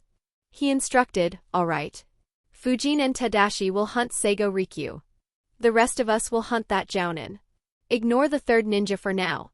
Everyone nodded and split off. Fujin analyzed, "Good decision. The main mission is to retrieve the sword. While the additional rewards are basically for bringing Rikyu's head. And with the enemy poisoned, they just need to wait until that Jounin to just die by himself." Kurenaga and Rikyu quickly began consuming the antidotes they had. They had a general-use antidote that could neutralize the poisons of the bugs from the Aburame clan. Their situation improved slightly. The pain and dizziness they were experiencing began decreasing. Both smiled, the speed of Fujin's CLO. Ness was much faster than theirs. His clones began catching up with the enemies. The wind clones chasing Rikyu were the first ones to catch up. Rikyu turned around to see 3 wind clones chasing him. He thought, wind clones. So annoying. He began weaving hand signs while escaping. The wind clones knew that they wouldn't be able to defeat him. So they only focused on stalling him. Rikyu turned around and used the jutsu he prepared. Lightning release, discharge jutsu. He extended his palms ahead. Lightning appeared on his palms and was launched towards the clone. However, instead of it moving at a rapid speed, it moved slowly and instead spread in all directions. The eyes of the clones widened as they retreated. They thought, a low-damage AoE jutsu. It's perfect for dealing with clones. As the lightning discharged approached the clones, one of the clones stepped forward and poured all his chakra into a great breakthrough jutsu. The winds neutralized all the discharge and instead attacked Rikyu. However, after using the jutsu, Rikyu had already started running. The remaining 2 clones began chasing after him. Mokwami was the next one to clash with the clones. Unlike Rikyu, he waited on top of a small lake for the clones to catch up. As soon as the clones appeared in sight, he began making hand signs. He thought, I could have hidden perfectly. Unfortunately, this kid is a sensor. He would have figured out the general area and I would be trapped. I have to finish the clones before the ninjas begin sensing me as well. 1 shadow clone and 3 wind clones approached him and noticed him weaving hand signs. Water release, raging waves. Mokwami spat out water in all directions. Just like Rikyu, his aim too was to use a wide-range attack to dispel the clones. One of the wind clones again moved forward and used all his chakra to use an infinite breakthrough jutsu to nullify the enemy jutsu. The wind clashed with the water and sent the water back to Mokwami. The remaining clones flickered to close the distance while preparing a jutsu. Wind release, air bullet jutsu. All 3 clones used air bullet jutsu at the same time. The shadow clone aimed his bullets at Mokwami, while the wind clones cut off his escape routes. However, Mokwami stood his ground. A barrier appeared around him. The air bullets hit the barrier and were stopped. The shadow clone observed him carefully. He analyzed, impressive. His speed at creating barriers is very fast. I should study barriers properly. They provide a very strong defense. That said, he is lucky that I can't use vacuum jutsus with a clone yet. Else he might have died despite the barrier. Behind the barrier, Mokwami was rapidly weaving hand signs. His chakra suddenly flared. The winds from the infinite breakthrough jutsu had died down. Water once again began gathering around him. Water release, piercing rain jutsu. The water formed a sphere around him. The surface of the water sphere began forming spikes. Soon innumerable water needles were shot in all directions at a high speed. Chapter 170, A False Sense of Security. The wind clones tried dodging the incoming water needles, but there was no room as they were too densely packed. The shadow clone escaped underground. Mokwami weaved more hand signs and slammed his hands on the lake. Water release, corrosive liquid jutsu. The water from the lake began spreading above the ground for hundreds of meters. This water was corrosive and harmful. If it came in contact with a ninja, it would begin feeling an itch over their body. However, if it hit a clone, the clone would be dispelled. Mokwami observed as he thought, though we made this jutsu to counter the ninjas who hide underwater, it also works for those who hide underground. Now that clone will be trapped there. He began planning his escape. Meanwhile, Fujin's clone frowned. He thought, what a troublesome opponent. He managed to neutralize my clones very easily. Still, all his fighting plans are based on the assumption that I don't know lightning jutsus. A strong current through the water will reverse the battle situation. Unfortunately, I have to keep it hidden. The clone made a hand sign. A wind clone appeared behind it containing half his chakra. The remaining half of his chakra gathered on the clone's fist. He punched the ground above him diagonally. A shockwave was sent through the ground. It hit the underwater walls of the lake and sent stones flying at Mokwami, who had just relaxed his guard slightly. Around 4 to 5 stones hit him. Unfortunately, the speed of the stones wasn't fast enough to make them lethal. Their speed was further reduced by the water. Though the stones barely hurt him, his instincts were screaming. He quickly made a barrier in the direction from where the stones came. The shadow clone's punch had created a small but linear hole. The wind clone used infinite breakthrough jutsu and poured all its chakra into it. However, unlike the usual infinite breakthrough jutsu that spread for dozens, even hundreds of meters wide, this one traveled in a narrow hole. It almost looked like a wind spear. The wind jutsu hit the barrier hard. As the impact was only on a small area, the entire barrier was pushed back. Mokwami controlled the barrier and made it turn slightly to divert the direction of the jutsu. However, the wind spear pierced through the barrier. Fortunately, he managed to change the direction slightly. The spear passed through the side of his abdomen, cutting a half-inch semicircle through his right side. Mokwami watched in shock as the left side of his abdomen began bleeding profusely. He thought, who the fuck is that kid? And which jutsus did he use to do something like this? However, he stopped thinking about Fujin and began thinking about his own vulnerable situation. They have an Inuzuka. He will smell my blood. Hiding has become 100 times more difficult now. He removed all his clothes as they all had some blood on them. He used the water to clean the wound. Once the wound was cleaned, he lit a fire and burned the wound to stop the bleeding. He gritted his teeth due to the pain. The fire cauterized the wound and stopped bleeding. He applied some bandages over the burned area and made a hand sign. 4 water clones appeared around him. Each of them picked up some of the bloody clothes and ran in different directions. Mokwami ran in another direction without bothering to wear any clothes. He ensured that he left no trail behind. After moving some distance, he hid underground and used seals to hide properly. The last set of clones clashed with Karenaga, but they were defeated promptly. Fujin, who was chasing Rikyu, received the memories of his 2 shadow clones. He analyzed, these guys are tough. I don't think this mission is rank B anymore. Rikyu also managed to dispel the last 2 wind clones. They were escaping with confidence when something happened. Both Rikyu and Karenaga suddenly lost their footing. They fell to the ground and vomited blood. Both were shocked. What the heck? What happened? Did I get poisoned again? How? Both were confused. They didn't understand. Other than Katsumi, the remaining Konoha ninjas were also in the dark about this. They were aware that the rogue ninjas were poisoned. However, they never saw the rogue ninjas use antidotes. The sudden flaring of the poison in Rikyū and Kurenaga was a hidden strategy of the Aburame clan. The entire clan used the same bug to poison the enemies. Hence, every major village had ready-made antidotes available for that poison. However, in reality, the Aburame clan had a large variety of poisonous bugs. One of those bugs had poisons similar to the normal poisonous bugs. However, instead of being neutralized by the antidote, it would be temporarily suppressed and flare up a few minutes later. The Aburame clan keeps this a secret by only using it against enemies when they are confident that they will kill the enemies. Otherwise, they wouldn't use it. Due to this reason, no one was aware of this. And due to this reason, the Aburame clan would always be considered a clan that Konoha's enemies hated to fight during wars. Rikyū and Kurenaga stopped escaping and tried to inspect themselves. They both speculated that they were poisoned with a different poison. So their antidote wasn't effective. However, even after speculating correctly, they couldn't do anything about it. Rikyū decided to stop escaping and hid behind a tree as it was very difficult for him to move. On the other hand, Kurenaga turned around and rushed back to where the Konoha ninjas were. Around half a minute later, Kurenaga encountered Tamatsu, Katsumi, and Ryota. A vicious look could be seen in his eyes as he looked at Katsumi. He threatened, "Give me the antidote for your poison. If not, I will kill you all." Tamatsu chuckled and asked, "Do you really think that we would just hand you the antidote?"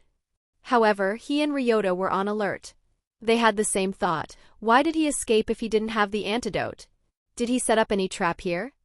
Unlike them, Katsumi wasn't that worried.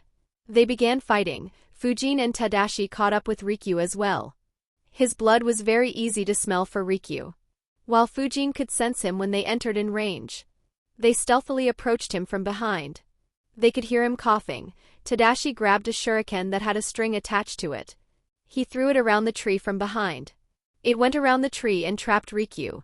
Though Rikyū had stopped moving, his condition worsened. He vomited blood multiple times. Even moving had become difficult. Tears had formed in his eyes as he realized that he would die in that unknown place that he saw the shuriken and the string. But it was too late. He didn't have any energy to move. The string tied him to the tree. He tried struggling, however, 2 vacuum bullets hit him. One pierced his heart and the other pierced his neck. He died without troubling Fujin and Tadashi much. Tadashi said, "That was easy." Fujin nodded, "Yeah. Katsumi's poison is very strong." Tadashi grinned and said, "Yeah, it is. He bailed us out multiple times thanks to it." He went forward and stored Rikyū's body in a scroll. They began moving towards Tamatsu and company. Tadashi asked, "Any idea what's happening at other places?" Fujin shook his head and said, "No. They are both strong. They managed to defeat my clones. I think my clones managed to injure that water user, but I'm not sure." Tadashi replied, "All right. Anyways, that Jounin is also poisoned. So Tamatsu and others should be able to win easily." Fujin nodded. They moved quickly and arrived where Kurenaga was fighting in a few minutes. The scene surprised them. Tadashi quickly rushed towards Tamatsu and Katsumi and asked, "Are you guys fine?" Fujin also followed him. Both were bleeding. Katsumi's left leg was dyed in blood. Tamatsu's right arm also seemed to be bleeding in multiple spots. Kurenaga's dead body was lying a few meters away from them. Tamatsu said, "It's fine. He was stronger than we expected.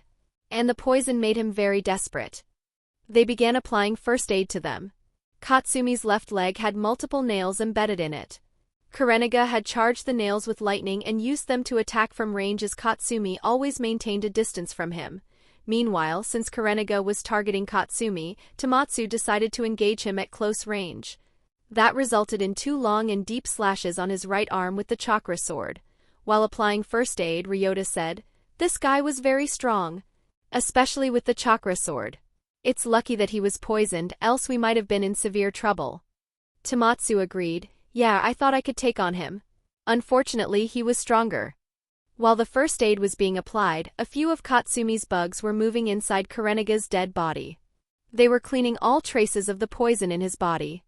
Due to this, if anyone inspects his dead body, no one would find the poison that was used. Hence, they won't be able to make the antidote. All Aburame clan ninjas who use this poison would use this method to keep their poisons a secret. If they weren't sure about the kill and the fact that they would get access to their dead bodies first, they would only use the normal poisonous bugs. Chapter 171, A New Team. After removing all traces of the poison, the bugs left the dead body and returned to Katsumi. Ryota had finished applying the first aid and he sealed Karenega's body in a scroll. Ryota said, "He is sure to have a good bounty." Fujin picked up the chakra sword and said, "I don't think it would compare with this sword though." He began flowing his chakra through the sword and changed its nature to wind. He was surprised, "Wow. So smooth. I thought my swords were good. This one is probably better than the one Hiruzen asked to be made for me." Noticing that Fujin's attention was on the sword, Tamatsu coughed and said, "That's our mission requirement, Fujin." Fujin looked back and chuckled, "I know, just saying." Haha, he thought, "Oh well, if I need such a sword in the future and I can't get it any other way, I can just steal this sword from that old guy. It's not like he would ever use it anyways." Since Katsumi and Tamatsu were injured, they decided not to hunt that last rogue ninja. The group began returning. Katsumi couldn't walk properly, so he rode on Kenta. They returned the chakra sword to Konda Kunio. Understanding the difficulty of the mission, Kunio increased the mission ranking from B to A and increased the mission rewards to 2 million ryo. He handed them the book that had theories and research on learning the Ice Kekii Genkai and made the arrangements to help them claim the bounties. He also invited their medical ninjas to treat Katsumi and Tamatsu. Tamatsu's wound healed properly. They bandaged his arm. It would leave 2 scars on his arm, but he didn't mind it. Katsumi's injuries, however, were serious. He was wounded down to the bone. They healed him as well as they could. The healer said, "That's as much as we could do. Your village has the best healers. So I would recommend you to get treated by them as well. Also, I would recommend you take a few months' break." Katsumi nodded and thanked them. They rested in the land of frost for some time. In this period they went through the ice release book. Fujin was the first one to read. He analyzed, "This book is good. It contains research of over a dozen ninjas. And still, none of them managed to create the ice element. Kinda shows how tough creating a Kekii Genkai will be. Though I don't have the water affinity needed for the ice element, this book could give some insights if I try to create scorch or magnet elements." The others read the book as well. Only Ryota and Tamatsu were interested in a Kekii Genkai, and neither had the wind or the water element. So after reading carefully, the book was given to Fujin for keeping. After resting for a couple of days, they began moving back to Konoha. Their speed was a bit slower as they had to ensure that Katsumi didn't strain his leg. He rode on Kenta the entire journey. He was admitted to Konoha's hospital after returning. The group decided to meet after 2 days in the hospital. Fujin continued his training to improve his control over the lightning element. He brought some fruits and visited the hospital at the decided time. Others had already gathered. Fujin placed the fruits on the table next to Katsumi and asked, "How is your leg?" He said, "It has been treated properly.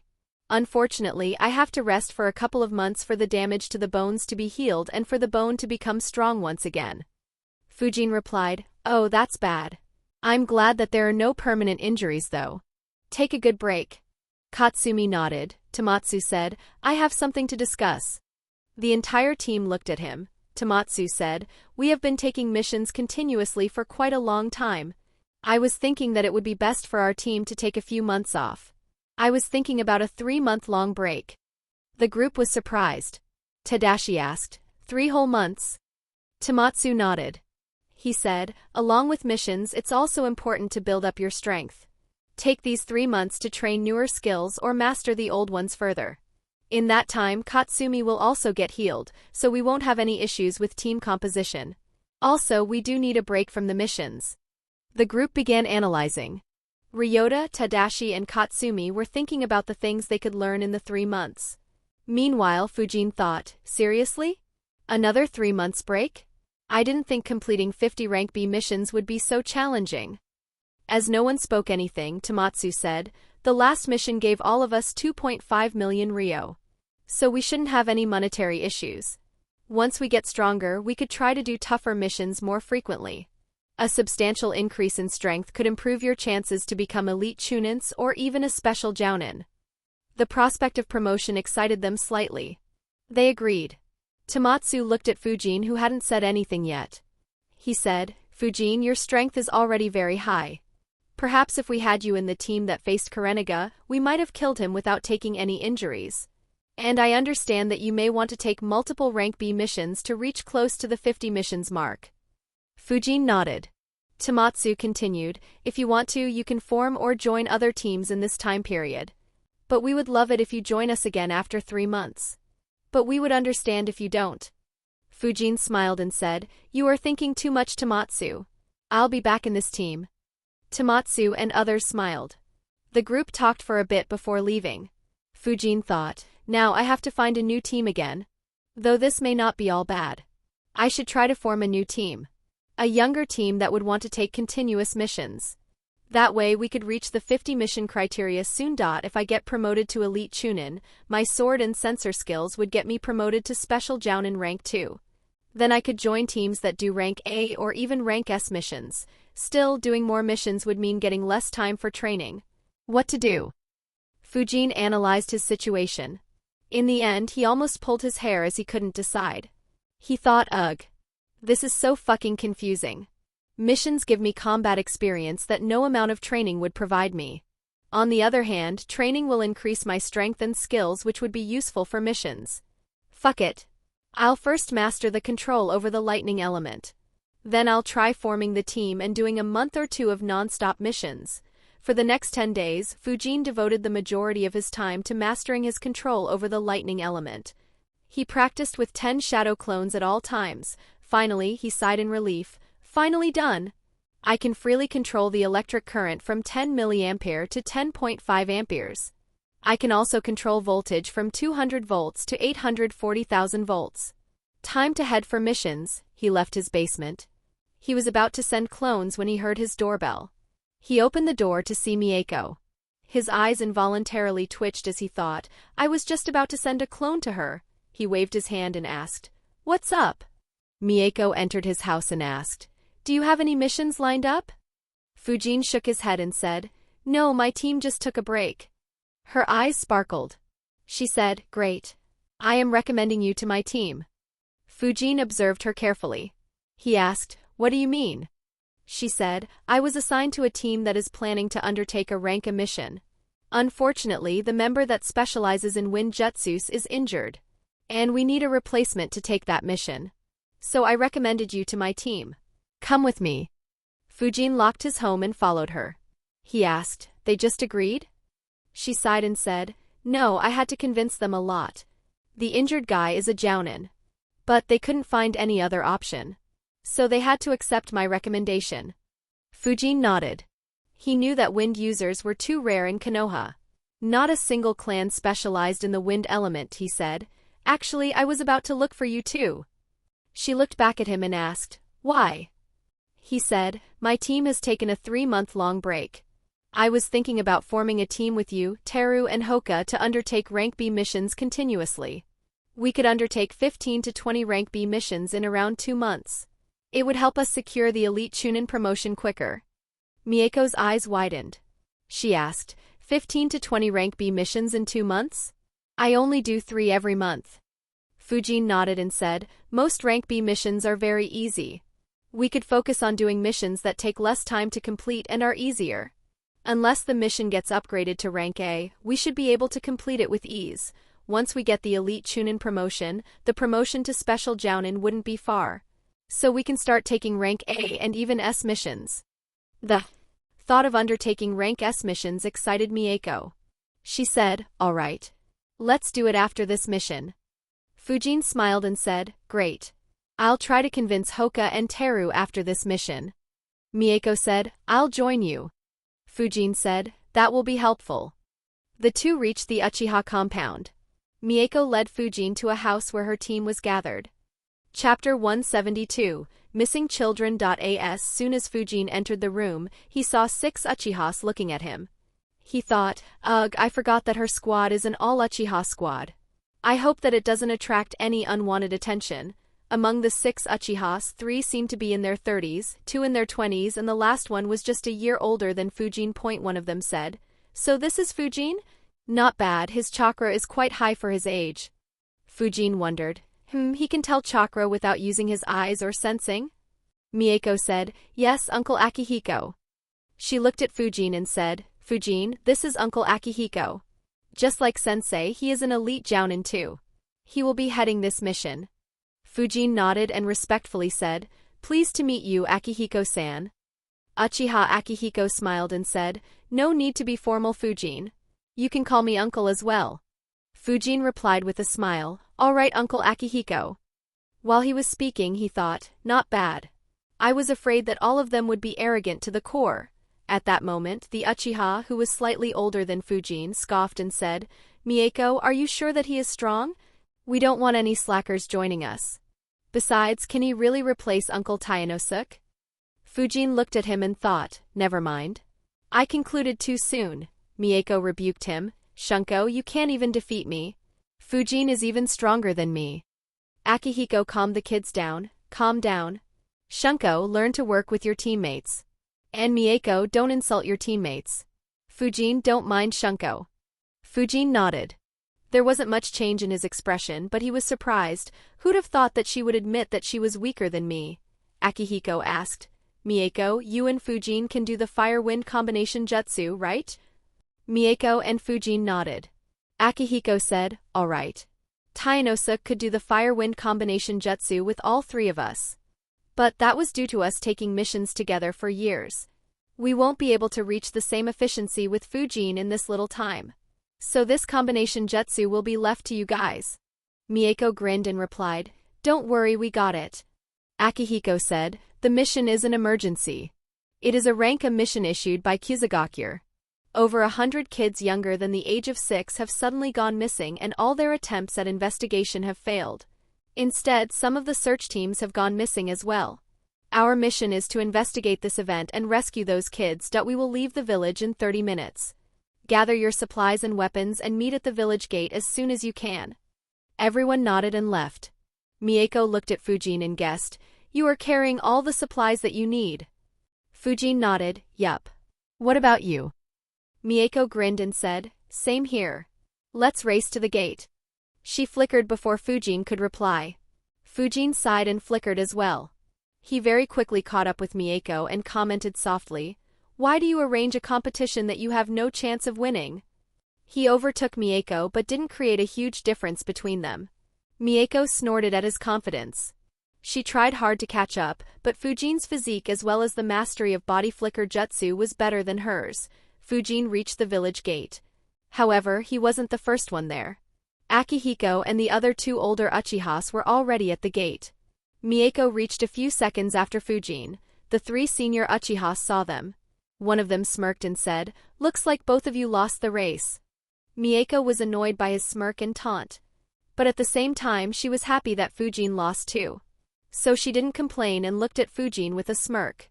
Fujin shrugged his hands and asked, "Aren't you too old to be racing with preteens, mister?" His smirk immediately fell while the other two laughed at his expense. Mieko introduced them. "Fujin, he is Uncle Masaru. He likes teasing young kids. And he is Uncle Sora." Masaru immediately said in embarrassment, "Hey, don't speak nonsense."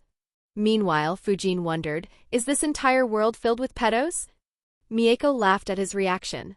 Akihiko said, "Don't mind him, Fujin. He is very competitive and playful. Anyways, are you two ready? We will be moving at a full speed. We will only rest once before reaching Kusa." Both Mieko and Fujin nodded. In 5 minutes, the remaining 3 members arrived. The 8-member squad left immediately at full speed. They traveled without resting until they reached the border between Konoha and Kusa. They took a break at a border patrol camp in the Land of Fire so that all could rest at the same time without any worries about external threats. The next morning, they continued their journey and reached Kusagakure a few hours after noon. On reaching, Fujin thought, "I don't recall much about Kusagakure. I only remember Karen and her mother. I wonder if there are any others of significance from this village." Fujin slowed down as they neared the gate, but the others didn't. Fujin was confused and increased his pace. A couple of guards guarded the village gate.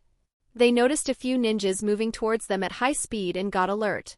They were already on edge due to the cases of missing kids. Akihiko and Sora activated their Sharingans. Sharingan Genjutsu. Both guards were placed under a Genjutsu. They collapsed. Fujin was speechless. He thought, what the fuck? And I thought that this guy was normal.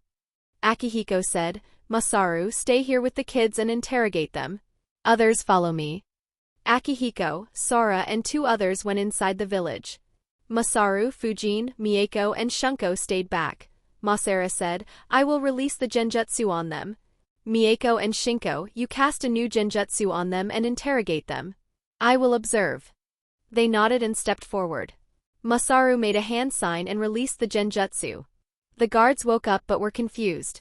Mieko and Shunko casted new genjutsu on them. They asked basic questions and some tricky questions. Unfortunately, the guards didn't know anything. They were innocent. Their actions were noticed by the villagers. Seeing their guards being subdued caused panic among the villagers. A few ninjas stepped forward. But Masaru said, we have been assigned the mission to recover the missing children. This is a part of the mission. Stay back. Hearing that, the ninjas didn't come very close. However, they stayed in their position and observed the actions of Konoha ninjas.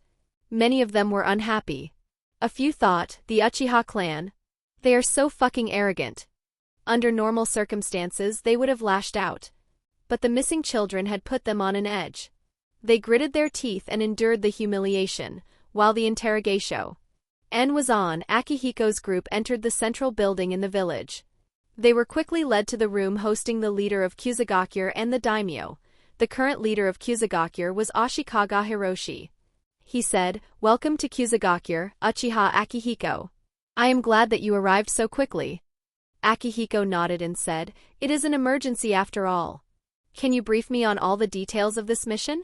We will begin investigations immediately. Hiroshi nodded and said, Until now 176 kids have been reported missing. There isn't anything common between these children other than the fact that they are aged between 2 and 6. Around 12 went missing from this village itself. The remaining went missing from civilian villages across this country. He led down a map on the table. The map had locations of villages and the number of children missing from each village. In all, they went missing from 7 more villages. And all these 7 villages were the villages closest to Kusagakure. Akihiko observed the map and asked, Where did you investigate and what were the results of it? Hiroshi answered, We didn't find anything. He began marking locations on the map and said, We have investigated all these areas but didn't find any clues. Instead, in this location we lost 3 rescue teams. We sent a huge force to investigate it, but didn't find anything. It's as if they have disappeared from the face of the earth. Akihiko and the other Uchihas frowned. This case was very tricky. They didn't say anything and kept observing the map to see if they could decipher any patterns. Hiroshi and the daimyo didn't disturb them. After a few minutes, a knock was heard on the door. Without waiting for any response, the door was opened and a man stepped in. He said, Lord Daimyo, Lord Hiroshi, there are ko. As he was speaking, his eyes went to the Konoha ninjas in the room. He instantly stopped talking. Hiroshi was confused. He said, Keep going. The man said, The guards on the gate are being interrogated by a few Konoha ninjas.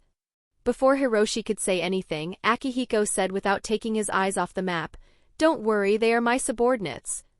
Hiroshi was speechless. He asked, What do you mean don't worry? Akihiko said, The children went missing from your village. No one is more suspicious than the guards. Don't worry, we won't ask for any personal or confidential information. But they have to be interrogated. I hope you can bring me the other guards as well to interrogate. Akihiko's tough stance intimidated Hiroshi. He said, All right. He commanded the man who delivered the message to gather the remaining guards. Chapter 173, A Difficult Task. Akihiko's group couldn't find anything substantial on the map. They took the map and decided on a few locations to investigate. They also checked a file containing information about all the missing children but didn't find anything else. They first interrogated all the guards, but all guards were innocent. So the Konoha group left the village. The guards were very dissatisfied with being treated in such a manner. Hiroshi said, I apologize for what just happened. But I hope that you guys understand the severity of the situation and the concerns of the Konoha team. They came here less than 2 days after issuing the mission and left without even resting. So I hope that you forgive them. Hearing that, the faces of the guards softened a bit. They all noticed that the Konoha ninjas seemed tired from traveling and still didn't take any rest. Elsewhere, Fujin's team was moving rapidly. Shunko asked, We have no clues at all. How are we going to investigate? Masaru answered, almost a couple hundred children have gone missing. No matter how good the kidnappers are, they will leave some clues behind. We just have to search until we find one. Akihiko nodded. We will start where the 3 rescue squads went missing. That place should have the highest chance of finding clues. If we don't, then we will investigate every missing child. Sora added, we should start investigating the children who went missing more recently. After all, due to having so much success, they would get overconfident and leave some clues behind. Akihiko nodded. Fujin also agreed with the analysis. He wondered, exactly who would kidnap young children in this world? If they had Kekii Genkai, then Kyumo would have been the suspect. But these are just normal kids. Is someone planning on creating a root-like organization and hence kidnap these kids? Fujin analyzed the possibility and concluded, yeah, that could be the case. Kusa's military isn't strong. They got hit by both Konoha and IWA in the Second and Third Great Ninja Wars. So creating a secret force here would be convenient. And they could keep kidnapping more children in the future to increase their numbers. But which force would that be? I don't recall any major player from Kusa in Naruto. Unless they were discovered and destroyed or they never got enough strength to be relevant. Another point to consider is, should I use such a tactic while trying to build my force in the future? Fujin analyzed the feasibility of his idea. After some time he decided, taking in young kids and training them would require at least half a decade for them to be worth anything. It will be too much effort for little reward and very difficult to do without proper organization. More importantly, this act is completely morally bankrupt. While I am not morally upright and don't mind doing some evil stuff, kidnapping young kids and making life miserable for them is too much for me. Especially without any huge benefits. Not to mention, if I were to get caught in this act, I would certainly be hunted and killed. So not worth doing it. Especially considering the vast number of kids whose lives are already hell in this world. I would be better off just recruiting them. After all, those kids would genuinely admire and respect me and would be willing to work their hardest to get out of that terrible life. As Fujin was deep in thought, Mieko looked at him and asked softly, Hey, what are you thinking? Fujin looked at her and answered, I was thinking about which scums would kidnap little kids and separate them from their parents. Unfortunately, I couldn't get to any conclusion. Mieko sighed, Yeah, there are terrible people everywhere. If we find them, I will be torturing the shit out of them. Fujin chuckled at her anger. He said, Now that I think about it, it's been quite a few months since I went on a killing spree. Mieko looked at him with a deadpan expression and said, You kill very quickly and efficiently. They feel no pain at all and die in an instant. Leave them to me. I have a new genjutsu that I want to test. A sadistic grin appeared on her face. Fujin said, I think you would be a perfect fit in the TNI department of Konoha. Mieko looked at him and said, The Uchiha police force has our own TNI department. Though we don't use it much as we mostly police the common Saitais. Ends. Fujin said, Oh, I didn't know that. Akihiko announced, Stay on alert. We are reaching that location. Everyone raised their alertness to the max. Akihiko stopped. Others stopped behind him. The area was covered with huge grass that was up to 5 feet tall. However, it was the same as everything around it. The only distinguishing factor was a few spears planted around the area to mark it. Akihiko said, Kusagakure Nins planted this area with spears to mark where the rescue teams went missing. Mieko said, The grass is very tall in this country. It will be difficult to investigate properly. Akihiko smirked and said, Yes. And hence it will also be difficult to cover up any traces left. Everyone except Fujin, use your Sharingans to find clues. All Uchihas activated their Sharingans and began investigating. Though no one said anything, it left Fujin standing alone awkwardly. He saw Shunko looking at him with a smirk aiming at belittling him. Mieko too looked back at Fujin and grinned to tease him. Fujin looked back with amusement thinking, Why are you so excited about doing manual labor? He took out a scroll. Both Mieko and Shunko watched with curiosity. He opened it and summoned an instant noodle cup, a thermos bottle containing hot water and a couple of chopsticks. He opened the instant noodle cup, poured water and stirred it slightly and waited for a couple of minutes. Now Mieko and Shunko had dark faces. Both complained in their minds, Why does he get to eat while we have to work? Heck, I haven't eaten anything since the morning. They tried ignoring Fujin. But the smell of noodles began spreading. Fujin thought, I'm glad that I bought so many instant noodles from the land of noodles. He began eating. While eating, he kept his eyes on the Uchihas who were working hard in the grasslands. Shunko immediately complained out loud, Hey you! Why are you eating while we are working? Fujin looked at him and slurped the noodles. He pointed at his eye and calmly said, I don't have the Sharingan eye. You do. Good luck with searching. Shunko was irritated at that response. He yelled, Why you? However, Akihiko interrupted him, Shunko, get back to work. A scowl formed on his face. But he didn't dare to disobey Akihiko. He looked at Fujin grudgingly and got back to work. Fujin wondered, Mieko was very arrogant too when I met her. If not for Renjiro and perhaps me, she would have remained that arrogant. I wonder if Itachi was just fed up with all the arrogant pricks around him and decided to pull the plug. The group kept searching for a few minutes when Sora said, There are some footmarks here. Everyone immediately appeared next to him. Fujin wondered, Where are these footmarks? However, Akihiko said, Good work. They began following the footmarks. Fujin followed, thinking, the investigative powers of Sharingan are impressive.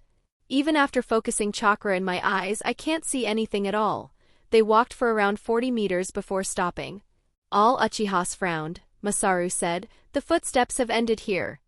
Shunko asked, But how? How could they stop here? Akihiko said, They walked from there until here.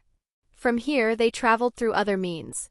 They either went through under the ground, flew above it, or teleported. Sora made a hand sign and disappeared underground. Mieko asked, How will we track them if they flew or teleported? Akihiko said, We can't. We will have to find a new clue. Sora appeared from the ground and said, There are no traces underground. Akihiko said, Looks like they are using reverse summoning. No wonder there were no clues to be found. Fujin asked, How will we find them if they reverse summon themselves? If we assume that they kidnapped the children by reverse summoning too, then there won't be any clues at all. Mieko and Shunko too had the same query. Akihiko answered, Yes. There won't be any clues while they escape. However, there will be clues of them entering the village and reaching the kids. Fujin thought and replied, That makes sense. Except that there are probably hundreds of people who enter and leave the villages on a daily basis. Unless they entered the village through illegal routes, it would be very difficult to trace them. Masaru smirked and said, Don't underestimate our eyes, kiddo. Just stay back and observe the magic. Akihiko said, Enough talking, this place is a dead end. Let's go to the villages and check. The group began moving quickly towards the nearest village. Chapter 174, The Impossible Trail. While moving, Akihiko observed the map. He said, This village is Tsumagai. It was the 5th village to have its children kidnapped. We will separate into 3 groups. I, Sora and Masaru will lead each group. Mieko, Fujin, you two will come with me. Genji and Shunko will be with Masaru. Haru, you will work with Sora. Everyone nodded. Akihiko continued, We will visit the homes of the missing kids one by one and see from where they went missing. We will investigate that location and check any trails from that location until we find the right one. The group moved at full speed and reached the village in less than an hour. They met up with the village chief and divided into the 3 groups. Each group had an official from the village leading them. Mieko and Fujin followed Akihiko. They reached a small home. The official knocked on the door. In a few seconds, a middle-aged woman opened the door. Fujin could observe that her health didn't seem very good. Inside the house, he could see a middle-aged man and 2 old people. She said in a weak voice, Kaido-sama, is there any news about my daughter? Kaido was the official who had joined the group. He said, We are working all the time. We will find them soon. These Konoha ninjas have arrived here to look for them. Please cooperate with them. The woman looked at Akihiko. Akihiko asked, Can you tell me where you last saw your daughter? The lady said, She had gone out to play with her friends. They all went missing. She began sobbing. Akihiko asked, Can you lead me to the playground? The woman nodded. Her husband came out and said, I'll also come with you. Akihiko nodded. The group headed to the playground. On reaching, they saw that the playground had been sealed and barricaded. Kaido said, We restricted entry to the playground after the kids went missing. Akihiko asked, Did all children who were playing in this playground go missing? Kaido answered, No. Only 6 children went missing from this playground. More children were playing here, but they didn't notice anything. In total, 23 children went missing from the village. In addition to these 6, 11 more were playing in other playgrounds before going missing. Akihiko nodded and said, Mieko, check the playground for footsteps with me. Fujin, use your sensor skills to see if you can find anything odd. Mieko nodded and entered the playground alongside Akihiko. Meanwhile, Fujin wondered, did he just give me a useless task just to make me feel clued? He spread his chakra field and observed by focusing the chakra in his eyes but couldn't find anything. Since it was pointless, he stopped wasting his chakra and just waited for Akihiko and Mieko to find something. Akihiko and Mieko had their Sharingans active the entire time. They looked at the entire playground to observe the footprints. Most of the footprints had already been messed up due to the winds and the investigation carried out by Kusagakure ninjas. However, their Sharingans could still notice the footprints. After searching for around 10 minutes, both Akihiko and Mieko arrived at the same end of the playground. Akihiko looked back and called everyone. Fujin, Kaido, and the kids' parents walked towards him. Akihiko looked at the parents and said, "You guys can go home. I will try my best to find your daughter and bring her back safely." The woman broke down again, while her husband thanked him and left with her. Akihiko said, "There are many footprints leaving the playground. Most of them are at normal exits. However, this area isn't someplace where anyone would leave the playground normally. There are footprints of 6 small kids and 2 adults here. And someone has tried to hide them with wind jutsu." As he said, he looked at Kaido. Kaido immediately said, "I'm sure that no one from our village would do it. It is probably the kidnappers." Akihiko nodded and made a shadow clone. He said, "Fujin, stay here with my clone." Fujin nodded. Akihiko, Mieko, and Kaido followed the footprints. Akihiko's clone said, "We will ensure that no one disturbs the playground. If anyone comes here unintentionally, make them turn back. If anyone tries to create trouble, then you have permission to kill. Though if you can avoid killing, then just knock him unconscious for us to interrogate." Fujin nodded. Akihiko and Mieko kept following the footmarks. They walked for around 200 meters before stopping. The place where they stopped was completely isolated. There were no homes in this area. It was completely covered by trees and had no roads in it. Hence, the villagers would never walk through here. Mieko said, "The footprints end here. Instead, more footprints are coming from other directions." Akihiko nodded and said, "Yes. 21 of those footprints are of young kids. 8 of adults." Mieko frowned and said, "Assuming that they brought all the kidnapped kids here, why are 2 footprints missing?" Akihiko replied, "Perhaps the kidnappers were carrying them. After all, some of the kidnapped kids are just over 2 years old." Kaido interrupted them and asked, "Were all the kidnapped kids brought here?" Akihiko nodded and said, "Most likely." He asked in excitement and hope, "So can you track them from here?" Unfortunately, his hopes would be dashed. Akihiko said, "It isn't that easy. Though there are many footmarks coming to this place, there are very few that go away. None of the kids walked away from here. So it will be difficult to trace them." Kaido frowned but didn't say anything. Mieko asked, "What now, uncle?" Akihiko said, "Let's wait for Sora and Masaru to arrive here. We will try to backtrack the footprints to see how they arrived here. We can be more sure of the result if all 3 teams reach the same conclusion." Mieko nodded. They waited. After around 15 minutes, Sora's team arrived. Masaru's team arrived a few minutes later. All 3 teams had reached the same conclusion. Akihiko said, "Let's trace these 8 footprints and see where they come from. It will be easy if some of them are from this village. Else we will be out on a long trail." Sora and Masaru nodded. All 3 teams began tracing the footprints. Akihiko and Mieko soon returned to the playground where Fujin was. Akihiko's clone dispelled itself. Akihiko and Mieko followed the trail of the footprints in the playground.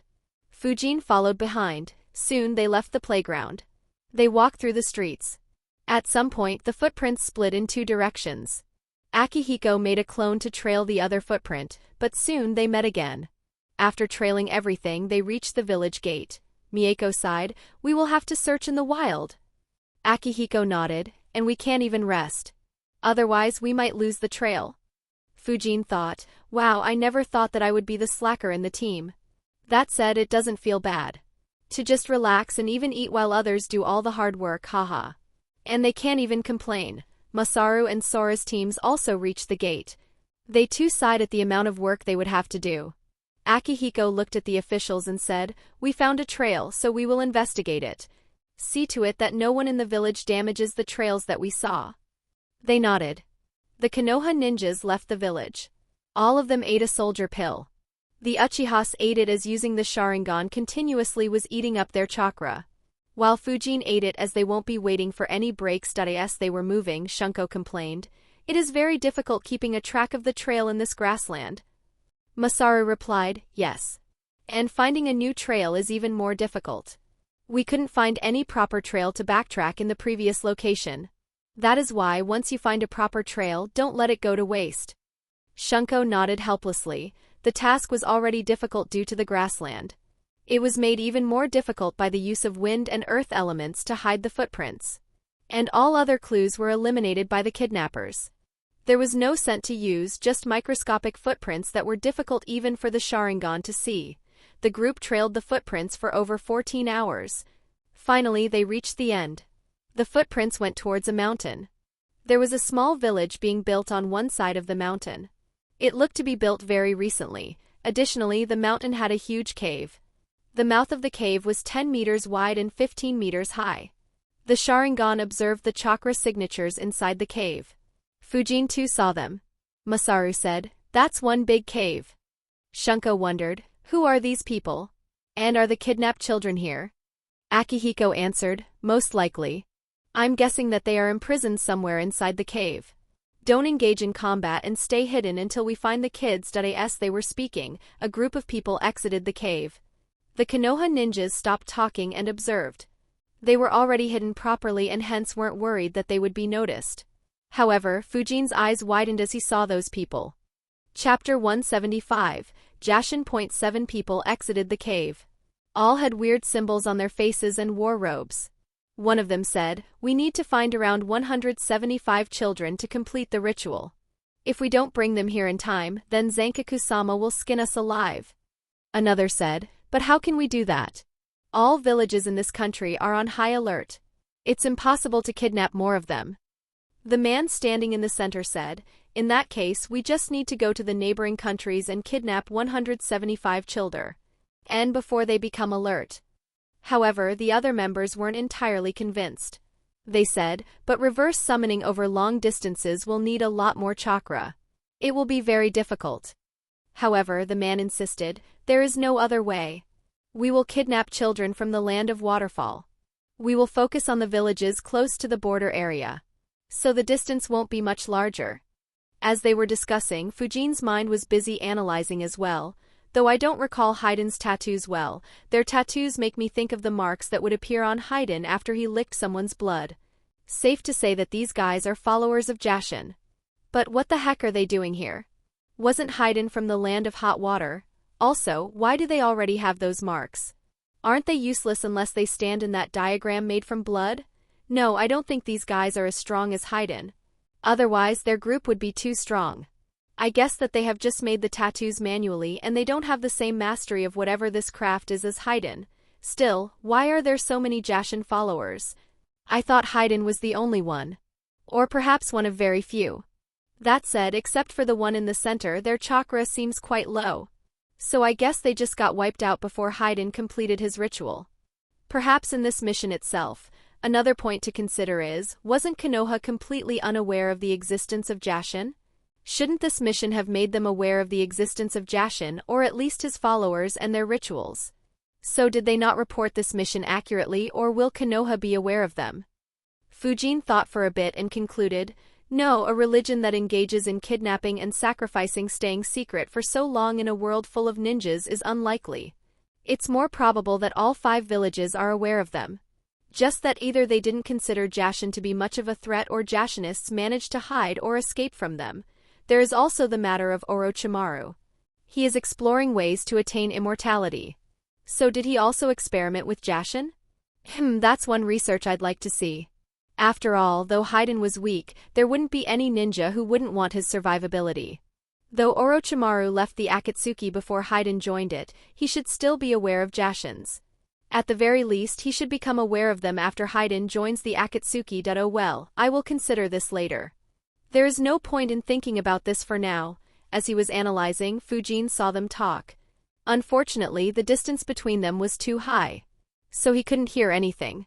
However, the same wasn't the case with his teammates. Each one of them understood the entire conversation by reading their lips. Shunko and Mieko frowned. Anger could be seen on their faces. Shunko asked softly, "Can we kill them, uncle?" Akihiko replied, "Not yet. The kids should be alive. Our main mission is to ensure that the kidnapped kids are safe. Don't attack anyone impulsively." Shunko nodded unwillingly. Akihiko said, "The tents have 17 people. They are probably from this group. In addition to these 7, there are 20 more patrolling around the village and the mountain. However, my Sharingans can't observe any chakra inside the mountain. It looks like they have a seal master."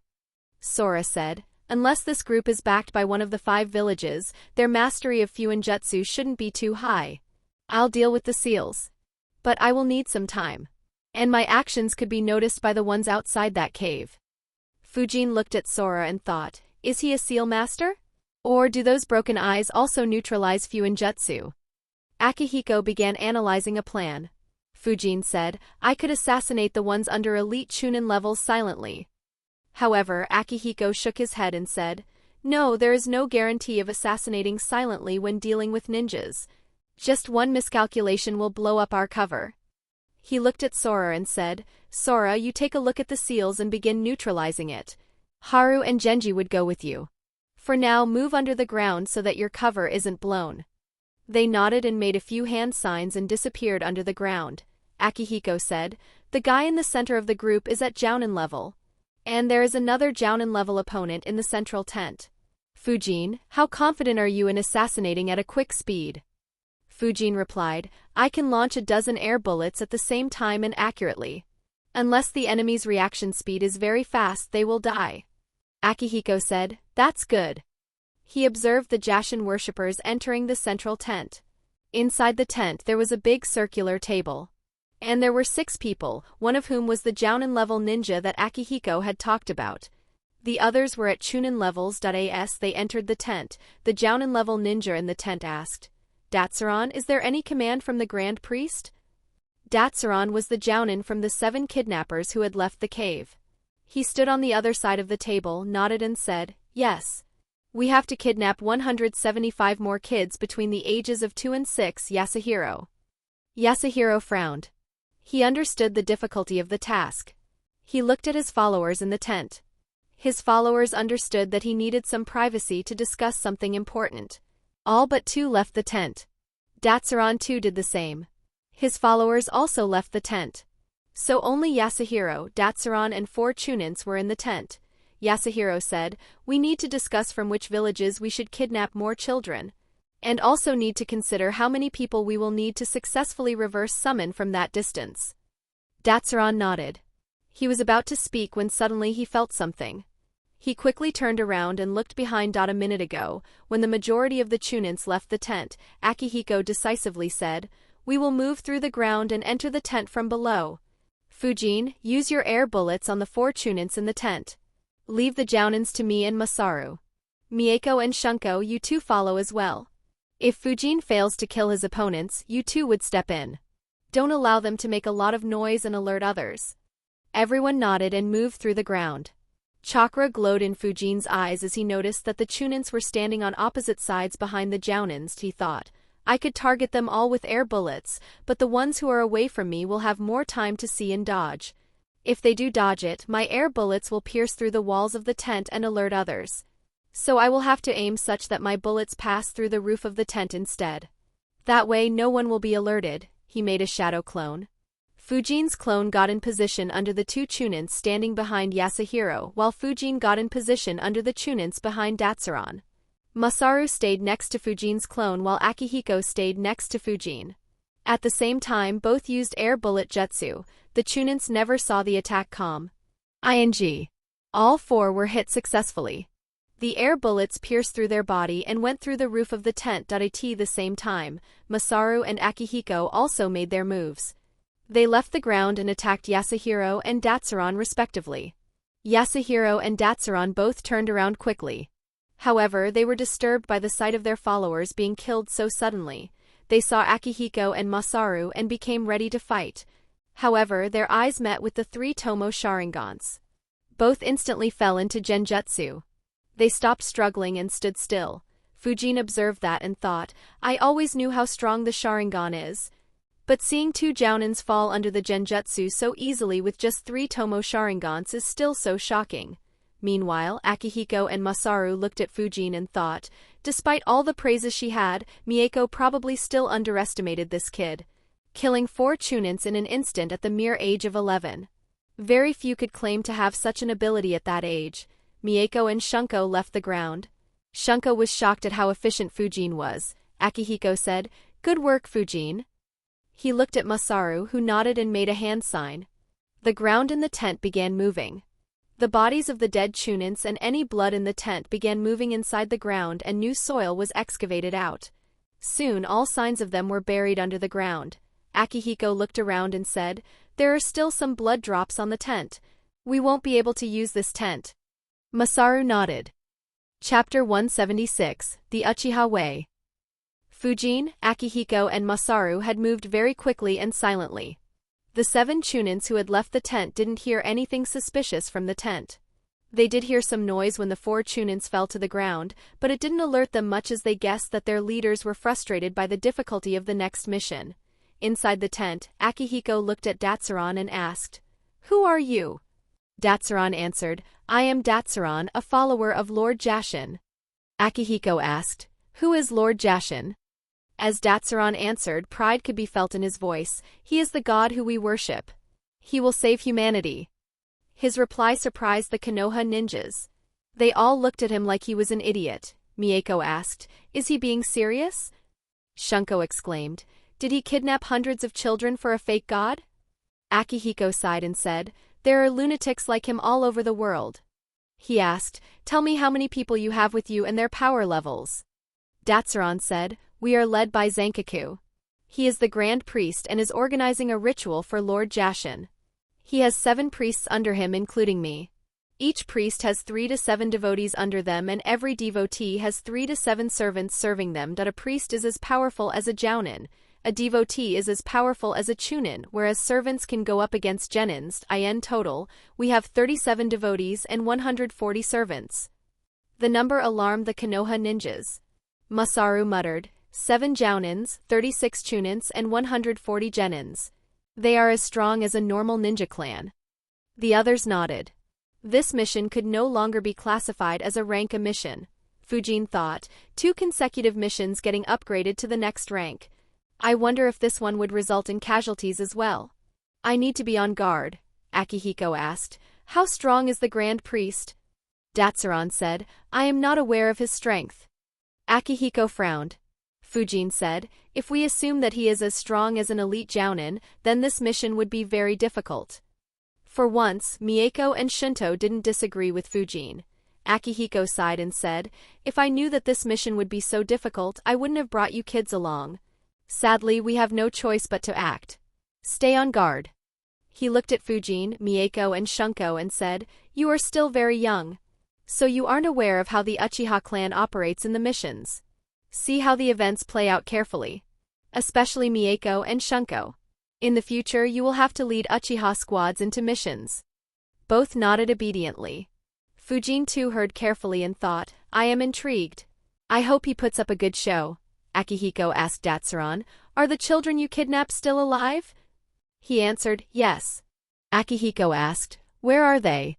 Datsuron answered, They have been imprisoned in the cave. Akihiko asked, Why did you kidnap them? Datsuron answered, Zankaku-sama is conducting a ritual. For this ritual to be successful, we have to offer young kids to Lord Jashin. If he is successful, he will receive the blessing of Lord Jashin. His answer angered Mieko and Shunko. Masaru and Akihiko looked composed. Fujin analyzed, Blessings of Jashin? Is this ritual the one that granted Haiden his immortality? Did he also have to kill hundreds of young kids or did he use a different method? Akihiko continued asking, When will the children be sacrificed? Datsuron answered, Zanka-sama still needs another 175 children as sacrifices for his ritual to be successful. All sacrifices will have to be done at the same time. Hearing that, the Konoha ninjas sighed in relief. Fujin said, that means that they won't hurt the children. Instead, they would do everything they can to keep them safe. Akihiko nodded, yes. We have time. The only worry will be if this Zankaku realized our threat and decides to kill the children before escaping. That possibility put some pressure on them again. However, with the knowledge that the children will be safe, they knew that they can proceed with the mission without taking undue pressure or risks. Akihiko looked at Datsuron and commanded, leave the tent. Make your remaining 4 followers follow you into an empty tent. And make them sit next to each other with their eyes closed. Datsuron followed his instructions and left.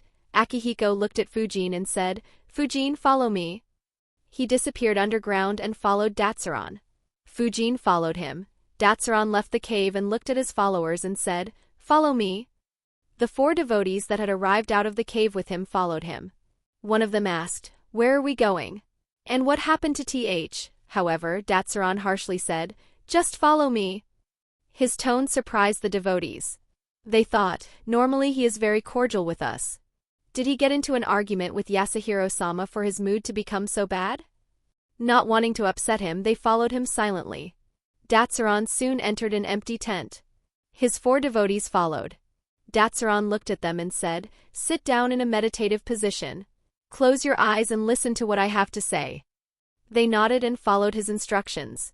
As soon as they sat and closed their eyes, Fujin launched air bullets at everyone's hearts and brains. Not expecting any such attack, all 4 were hit. They all died without making a sound. Fujin and Akihiko appeared from under the ground. Akihiko made a hand sign that buried all the dead bodies. Fujin looked at Akihiko. His thoughts became heavy as he thought, his tactic. Don't tell me. Elsewhere, Masaru looked at Yasuhiro and instructed him the same. He followed Yasuhiro along with Mieko and Shunko through the ground. They used the same tactic. However, since Fujin wasn't with them, they had to cut their heads off from behind. They were able to do it successfully. Akihiko looked at Fujin and said, transform into one of the devotees. Fujin nodded and transformed. Akihiko checked his transformation and transformed into another devotee. He looked at Datsuron and said, lead us into the tents of others. Datsuron obeyed and left the tent as Fujin and Akihiko followed him. Masaru too used the same tactic. In no time, all the remaining 11 people in various tents were dead. The 2 teams met. Masaru said, now we just have to deal with those 20 who are patrolling. Akihiko nodded and asked Datsuron, can you call them back a few at a time? Datsuron replied, no. Yasuhiro is responsible for patrol teams. Masaru asked Yasuhiro. He said, our patrol teams move in pairs. I can call them all back one by one. Masaru said, do it. Yasuhiro immediately began recalling the patrol teams one by one. The patrol teams were made exclusively of servants. They were all very weak. The Konoha ninjas killed them all without giving them any chance to alert anyone. With all but the 2 priests dead, they moved towards Sora, who was analyzing the seals. Sora noticed them coming. Despite the disguise, he could recognize their chakra easily. He left the underground. Haru and Genji also followed him. Sora said, the cave has 120 seals inscribed in it. I will need some time to disarm them one by one without alerting their seal master. Akihiko said, we have these 2 under our control and they are ranked very high. So it may be better to just disguise as their followers and go in. However, Sora shook his head and said, no, one of the seals is an identification seal. The tattoos on their body act as an identity card for the seal. We won't be able to replicate it with the transformation jutsu. Also, some of the seals are inscribed in a combination. So entering without disarming them could be lethal. Akihiko frowned. He asked Datsuron, how frequently do you guys travel in and out of the cave? He answered, everyone inside the cave is very busy with the ritual. So they don't come out frequently. I and Yasuhiro were responsible for deciding our targets and making the necessary preparations. Tomorrow, 2 more priests, their devotees and their servants would leave the cave. One of them is responsible for combat, while the other specializes in reverse summoning. We would have left tomorrow for the next round of kidnapping. Akihiko looked at Sora. Sora said, that should be enough time. It's already evening. So we can assume that we would have around 10 hours at the very least. It should be more than enough for me to get rid of the seals. Akihiko nodded and said, all right. We are already in enemy territory. So we can't rest. In case they decide to come out in large numbers for some reason, we will be in a tough spot if half of us are sleeping. So eat your food pills. We will stay up until the children are secured.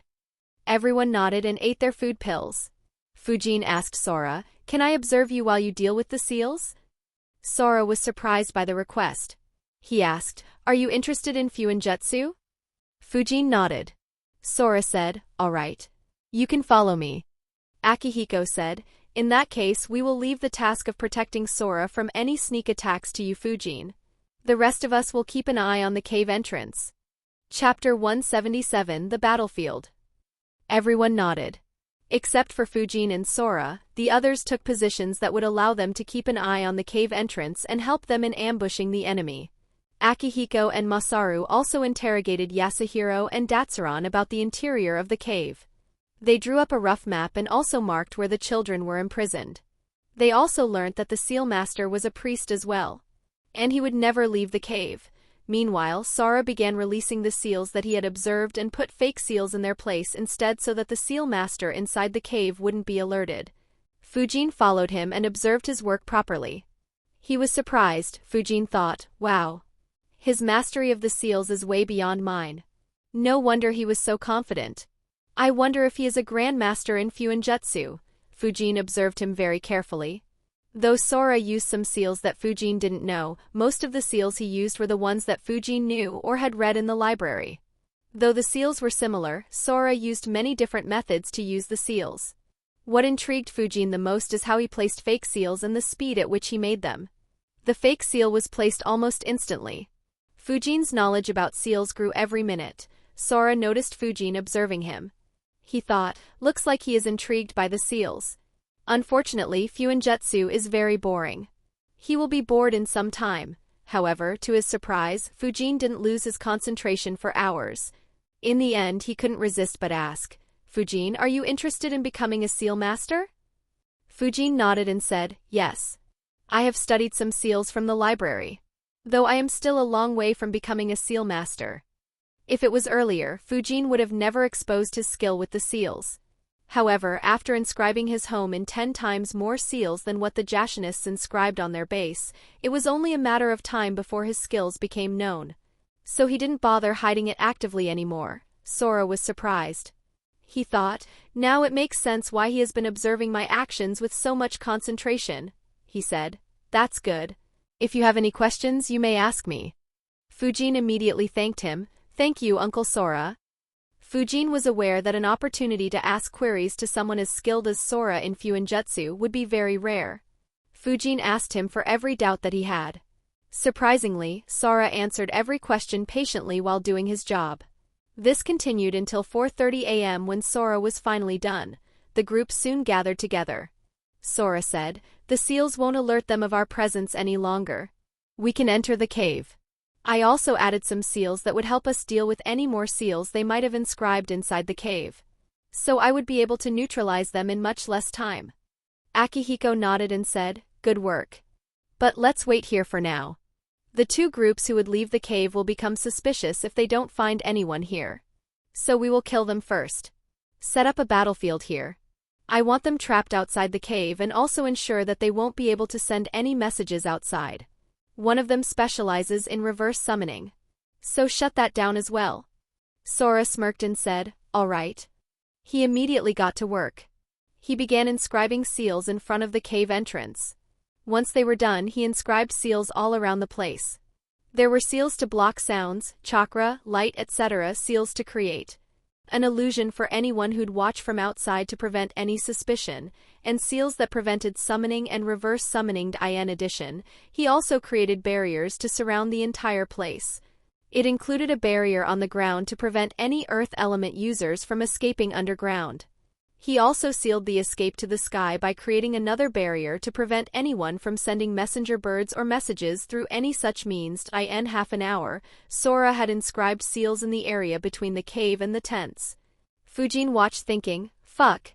This is like those battlefield killer moves I read in novels. Stepping into this area and engaging in a battle with him would almost be a death sentence. Unless the enemy is significantly stronger than him, there is no way to get out. Worst case, he can still trap them here temporarily. Fujin immediately made a decision. I want it, but not this one. It is too slow. Once I reach the Grandmaster level, I'll create a battlefield that I can deploy in seconds. It will be my hunting ground. With his work done, Sora approached Akihiko and said, "It's done." Masaru smiled and said, "Let's kill those bastards." Other than Akihiko, Masaru, and Fujin, the other four weren't aware of what was happening. Mieko asked, "What exactly did you do, Uncle Sora?" Sora said, "I have inscribed seals in order to create the perfect ambush spot. Once they leave the cave, they will be trapped. We will be able to kill them all." The four were impressed. Akihiko said, "But we will kill them as soon as we can. No wasting time. I am having a bad feeling about this god of theirs. Sora, tell everyone their spots. And keep Fujin and Mieko together. They will begin the ambush." Sora nodded. He assigned positions to stand for everyone.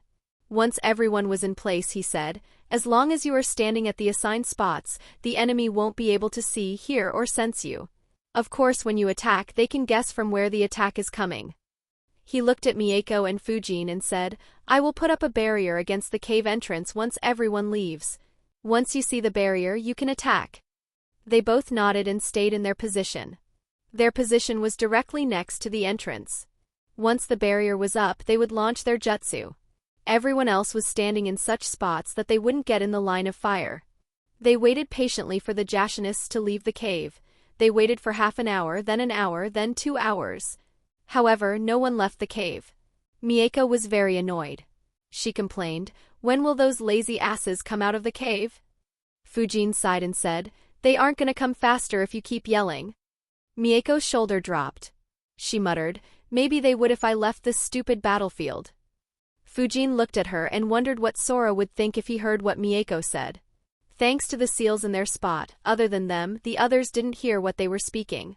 So he alone had to hear her complaints. Finally, at around 7:30 a.m., some people began appearing from the cave.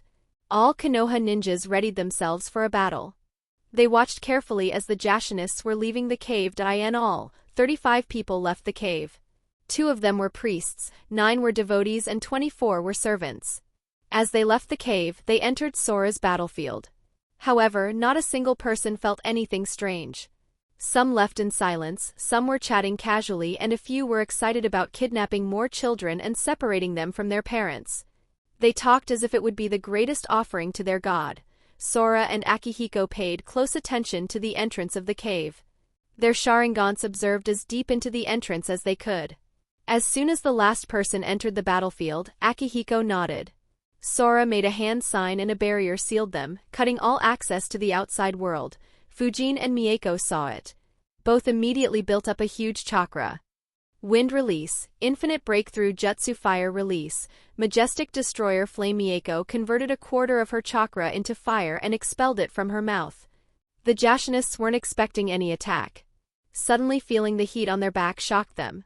They turned around to see a sea of flames heading at them. However, the very next moment, a massive wind hit the sea of flames. It made the fire burn even more fiercely and made it spread out. In addition, the winds themselves were extremely sharp. The wide range of the jutsu meant that none of them would be able to dodge it. The Jashinists who were closer to the cave had no chance of resisting. They were burned alive. Luckily for the 2 priests, they were among the first ones to leave the cave. They immediately made hand signs to use defensive moves. One of them used the water prison jutsu to protect himself, while the other slammed his hands on the ground to use earth wall jutsu. Some of the devotees also tried using jutsus. 3 tried escaping underground, 4 decided to hide behind their priests, while 2 panicked and couldn't do anything. Unfortunately, the attempt to pour chakra into the ground to raise an earth wall by the priest was blocked by the barrier. The 3 devotees who tried to escape underground were also blocked. They were shocked. They looked ahead to see dozens of servants being engulfed by the fire. The priest looked at his fellow priest and immediately jumped into his water prison. The other priest allowed him in. The fire finally engulfed them. The priest sighed in relief when the fire didn't penetrate the water prison. However, all of a sudden a huge cut appeared on the water prison. It entered half a foot into the prison. The priests who had just put their guard down immediately began pouring their chakra into the water prison. Chapter 178. That's just pathetic. The fire died after around a minute. The priest finally stopped the water prison jutsu. They looked around them and were stunned. It looked like a picture from hell. All their servants were dead. The stench of their dead bodies burning lingered in the air. 6 of their devotees were dead as well. The remaining 3 had terrifying burns on their bodies. Fujin looked at their expressions. He could see the fear on their faces. He sighed and thought, in a world like this I can understand people being cruel. After all, there are so many wars, so many evil schemes and thousands of people with superpowers. There will be people who have horrible pasts. There will be people who are ambitious. However, if you are cruel to ones weaker than you, then you should be prepared for the same happening to you when you meet someone stronger. These guys are cruel to those civilians and children but are terrified while facing us. Now that's just pathetic. The Jashinists were usually the ones who looked at others in contempt. However, if they could hear the contempt Fujin had for them, they might die just of shame. The remaining Jashinists noticed Fujin and Mieko who had left their spots earlier. One of the devotees yelled, "Who are why?" However, even before they completed their question, a kunai pierced through the hearts of each of the remaining devotees at the same time. Akihiko and Masaru flickered in front of the 2 priests and cast a genjutsu on them. Despite being on alert due to the crazy ambush, they weren't on guard against the Sharingan. Both immediately fell under their genjutsu. The ambush battle was won in less than a couple of minutes. Except for Akihiko, Sora, and Masaru, the others were surprised at how quickly the fight was over. Mieko exclaimed, "They were defeated so quickly." Fujin thought, "I was right. The utility of this battlefield is crazy. I have to make one too." Masaru smirked and said, "That's the magic of Sora's battlefield. The enemies always get caught off guard. And against the fire-wind combo, only water or earth jutsus could protect them. But the barrier blocks most of the earth jutsus. So it leaves just one element to defend within a fraction of a second." Akihiko looked at Fujin and Mieko and said, "Your combination jutsu is very good.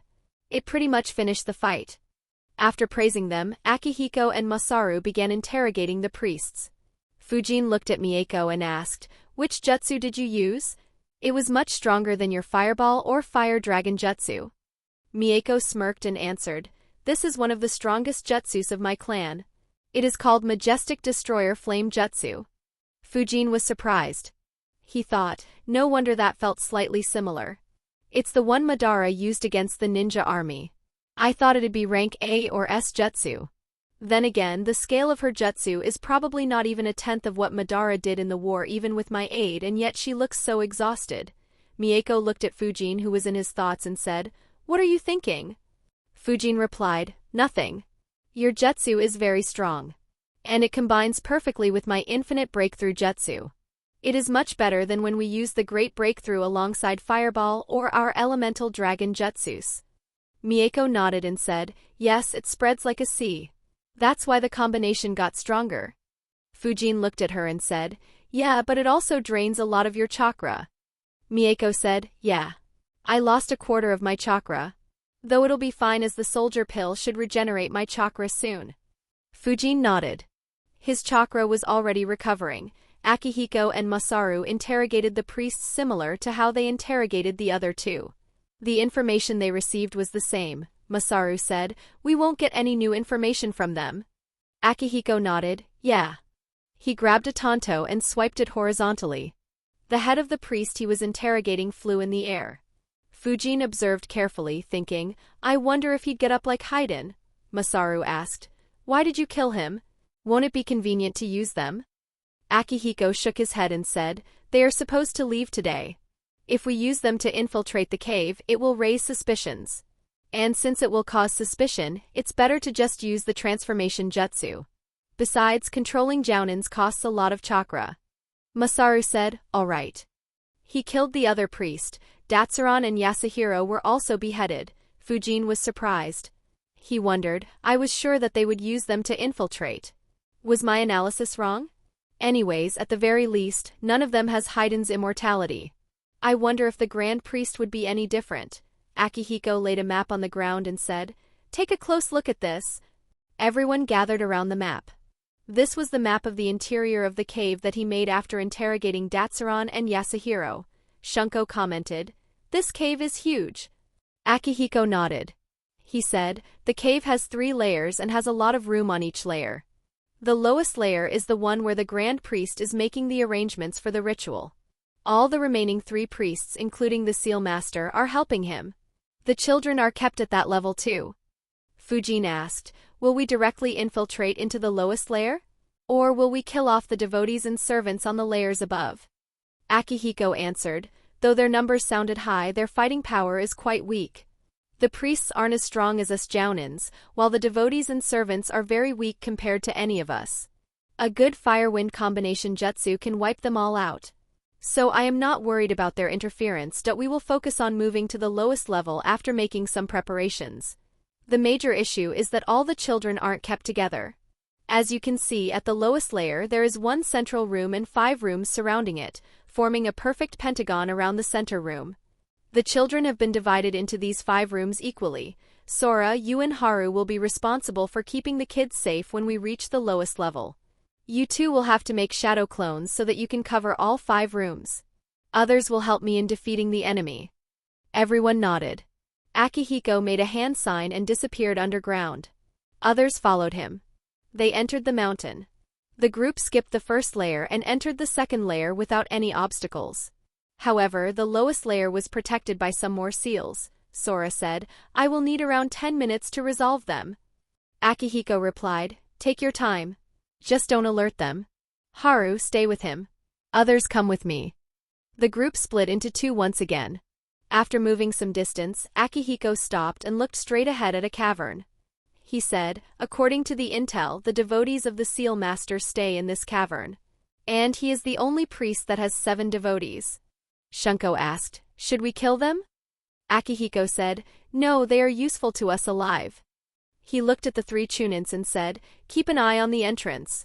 If someone enters, let them come in and kill them silently." The 3 Chunins nodded. Deep in the cavern, 3 men were eating breakfast. However, their meal looked to be a lot for a morning breakfast. One of them said, "The work has been so high lately. We had to stay up all night." Another sighed and replied, "Yeah, and we have to get back to work by noon. I hope Zanka-Kasama's ritual gets completed soon."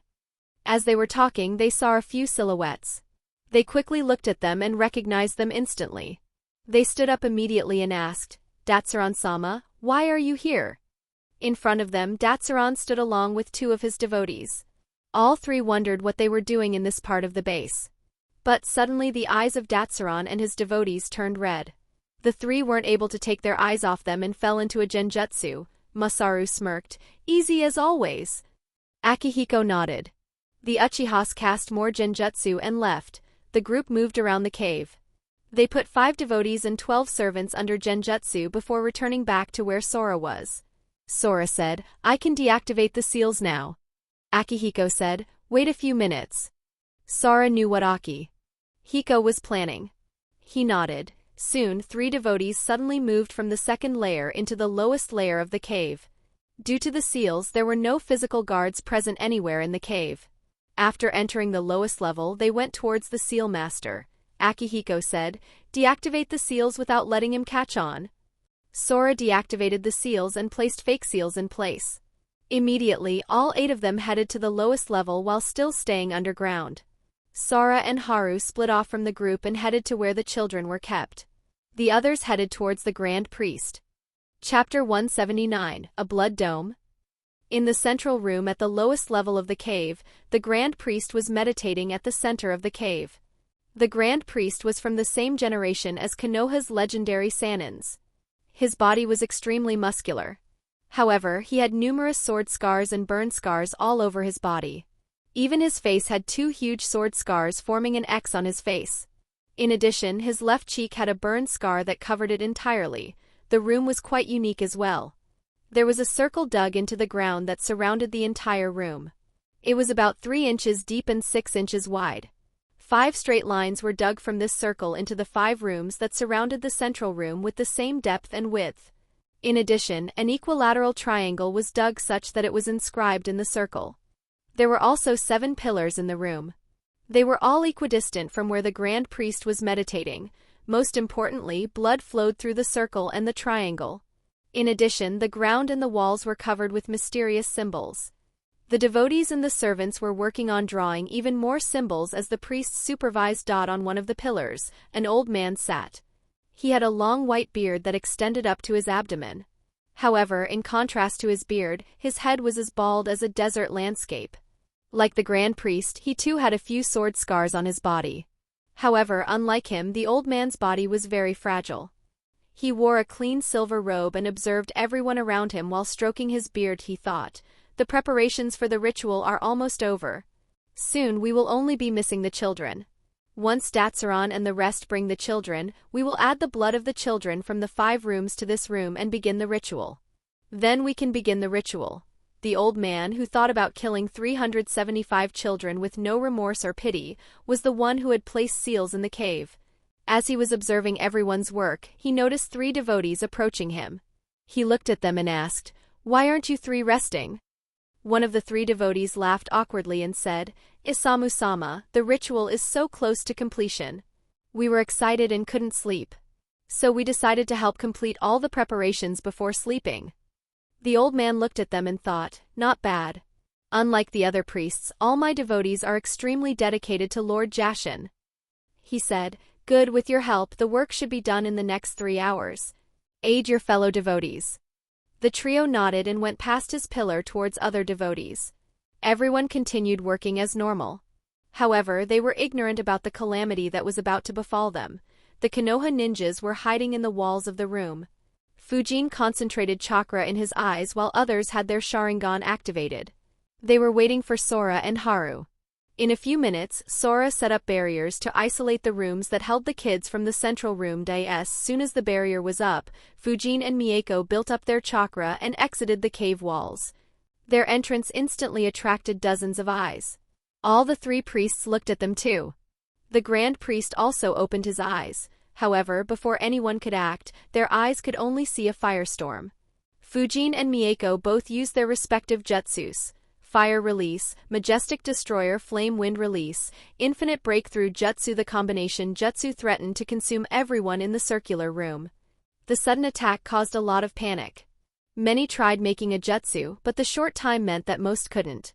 Only 2 people managed to act in time. Isamu made a hand seal. Immediately, a barrier appeared across the room. It divided the room into 2, with Mieko and Fujin on one side and all the priests and the Grand Priest on the other side. The Grand Priest Zankaku was the other one to act. He controlled the blood in the room to rise up and act as a barrier. However, the short time meant that he couldn't infuse much chakra into the blood to make the barrier sturdy. Fujin's winds blasted through the blood barriers. The firestorm hit Isamu's barrier and was halted. However, all the Jashinists on their side of the barrier were burnt alive. Many painful screams could be heard in the fire. Their screams unnerved the Jashinists. The kidnapped children also heard the screams and began crying. All the devotees and servants who were alive gathered around their priests. Everyone took out their weapons. Only Isamu's devotees were all alive as they were working behind him. The other 2 priests lost half of their subordinates. Isamu said loudly, "It looks like the rats from the land of grass have found our hideout. Don't panic. This is our base. They will be sacrificed to Lord Jashin." However, Zankaku looked menacingly at Isamu and asked, "How did you not know that there are intruders in our hideout, Isamu?" Zankaku's menacing tone frightened him. He looked back at him and said, "Zankaku-sama, I am not sure how they infiltrated so deep without alerting me. I had inscribed all the seals properly." He truly didn't understand how they infiltrated the hideout without triggering a single seal. After all, he had inscribed over 100 seals in the cave. Zankaku said, "Let us first deal with these insects. Then I'll take care of you." Isamu's expression was grim. He focused his eyes beyond the barrier. A firestorm was still raging in that part of the room. He thought, how the fuck did these rats appear here? I need to finish them off personally. Otherwise, I might be the unlucky person to suffer Zankaku-sama's wrath. He made a hand sign intending to activate the seals that he had placed in the room. However, at that time 2 swords pierced through his body. This sequence of actions shocked all the Jashinists. They looked at Isamu with a stunned expressions. Even Zankaku was shocked. He initially suspected that Isamu had betrayed them. But now Isamu was betrayed by his own devotees. Isamu's face was full of disbelief. He turned his head around and looked at his two devotees. He asked, why? He died without understanding why his obedient devotees killed him. The remaining 5 devotees of Isamu were the ones who had the highest impact other than Isamu himself. They looked at their fellow devotees in rage and disbelief. One of them yelled, "Why did you kill our priest?" One of the killers shouted, "This perverted old leecher killed my mother." The other one shouted, "He killed my friends. He is as sick as that pedophile Jashin." Their words shocked everyone. They were filled with rage. Zankaku shouted, "How dare you commit blasphemy?" Akihiko saw these interactions and smirked. He thought, it's so easy to rile them up. Their small argument caused a distraction. Zankaku was about to kill them when he heard a cracking sound. He looked to see that the barrier that Isamu had erected was getting broken. Without Isamu providing chakra to it, the barrier could no longer hold the combination jutsu back. A frown formed on his face as he made a hand sign. All the blood around him rose and formed a dome with him at the center. The dome also covered the other 2 priests and their subordinates. However, the subordinates of Isamu were left without any protection. With Isamu dead, his devotees understood that they wouldn't get any help from Zankaku. They looked at Isamu's killers in anger while making hand signs to use a jutsu to protect themselves. However, the 2 who killed Isamu began attacking the devotees who were making hand signs. This enraged them even more. They shouted, "You killed our priest and now you 2 want to eliminate us too?" In a rage, 4 devotees attacked the 2 traitors. The 2 traitors resisted. They were about to engage in an all-out fight when 2 kunais pierced the back of 2 of those devotees. They turned around to see one of their fellow devotees killing them. They exclaimed, "You too!" At that instant, the barrier finally broke. The firestorm hit the blood dome and the subordinates of Isamu. All of Isamu's subordinates were burned alive like the others who had already died. However, the blood dome stayed strong. Fujin and Mieko's combination jutsu wasn't able to pierce through it at all. Fujin thought, "This is new." He is using the blood that was flowing in the room like a water element user would use water. I wonder if all water affinity ninjas can do this, or is this something different? Also, his chakra is very strange. I have never sensed a chakra like his. It's quite high but is unstable. And it gives a different feeling as compared to normal chakra. From within the blood dome, Zankaku too observed Fujin and Mieko. Chapter 180, A Bloody Battle. Zankaku observed the 2 kids as he thought, hidden leaf headbands? And that girl is an Uchiha. There should be more. No wonder that old buffoon's followers betrayed him. As he was analyzing, Zankaku immediately looked at the ground below. He muttered, "As I thought." Wanting to take advantage of the combination jutsu, Akihiko and the rest decided to do another surprise attack from the underground. However, due to having meditated in this room for several days and due to the preparations he had made for the ritual, Zankaku noticed a few ninjas infiltrating from the ground. He focused chakra on his right leg. His leg was covered in a red aura.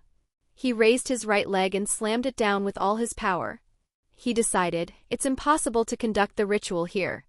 They will keep coming like flies no matter how many I defeat. But I am definitely killing these fuckers who destroyed my ritual. He shouted, "Escape the cave." Zankaku kicked down at the center of the cave. Cracks began appearing. They expanded without slowing down. A shockwave was also sent into the ground towards Akihiko and company. They all were hit by the shockwave. Fujin and Mieko watched as the cracks moved towards them. Both flickered and entered into the walls at the same time and used Earth instantaneous body jutsu to escape the collapsing cave. Akihiko and the rest were hit by the shockwave but weren't much injured. They too employed means to escape the cave. As the cracks spread, they also reached the 5 rooms where the children were held.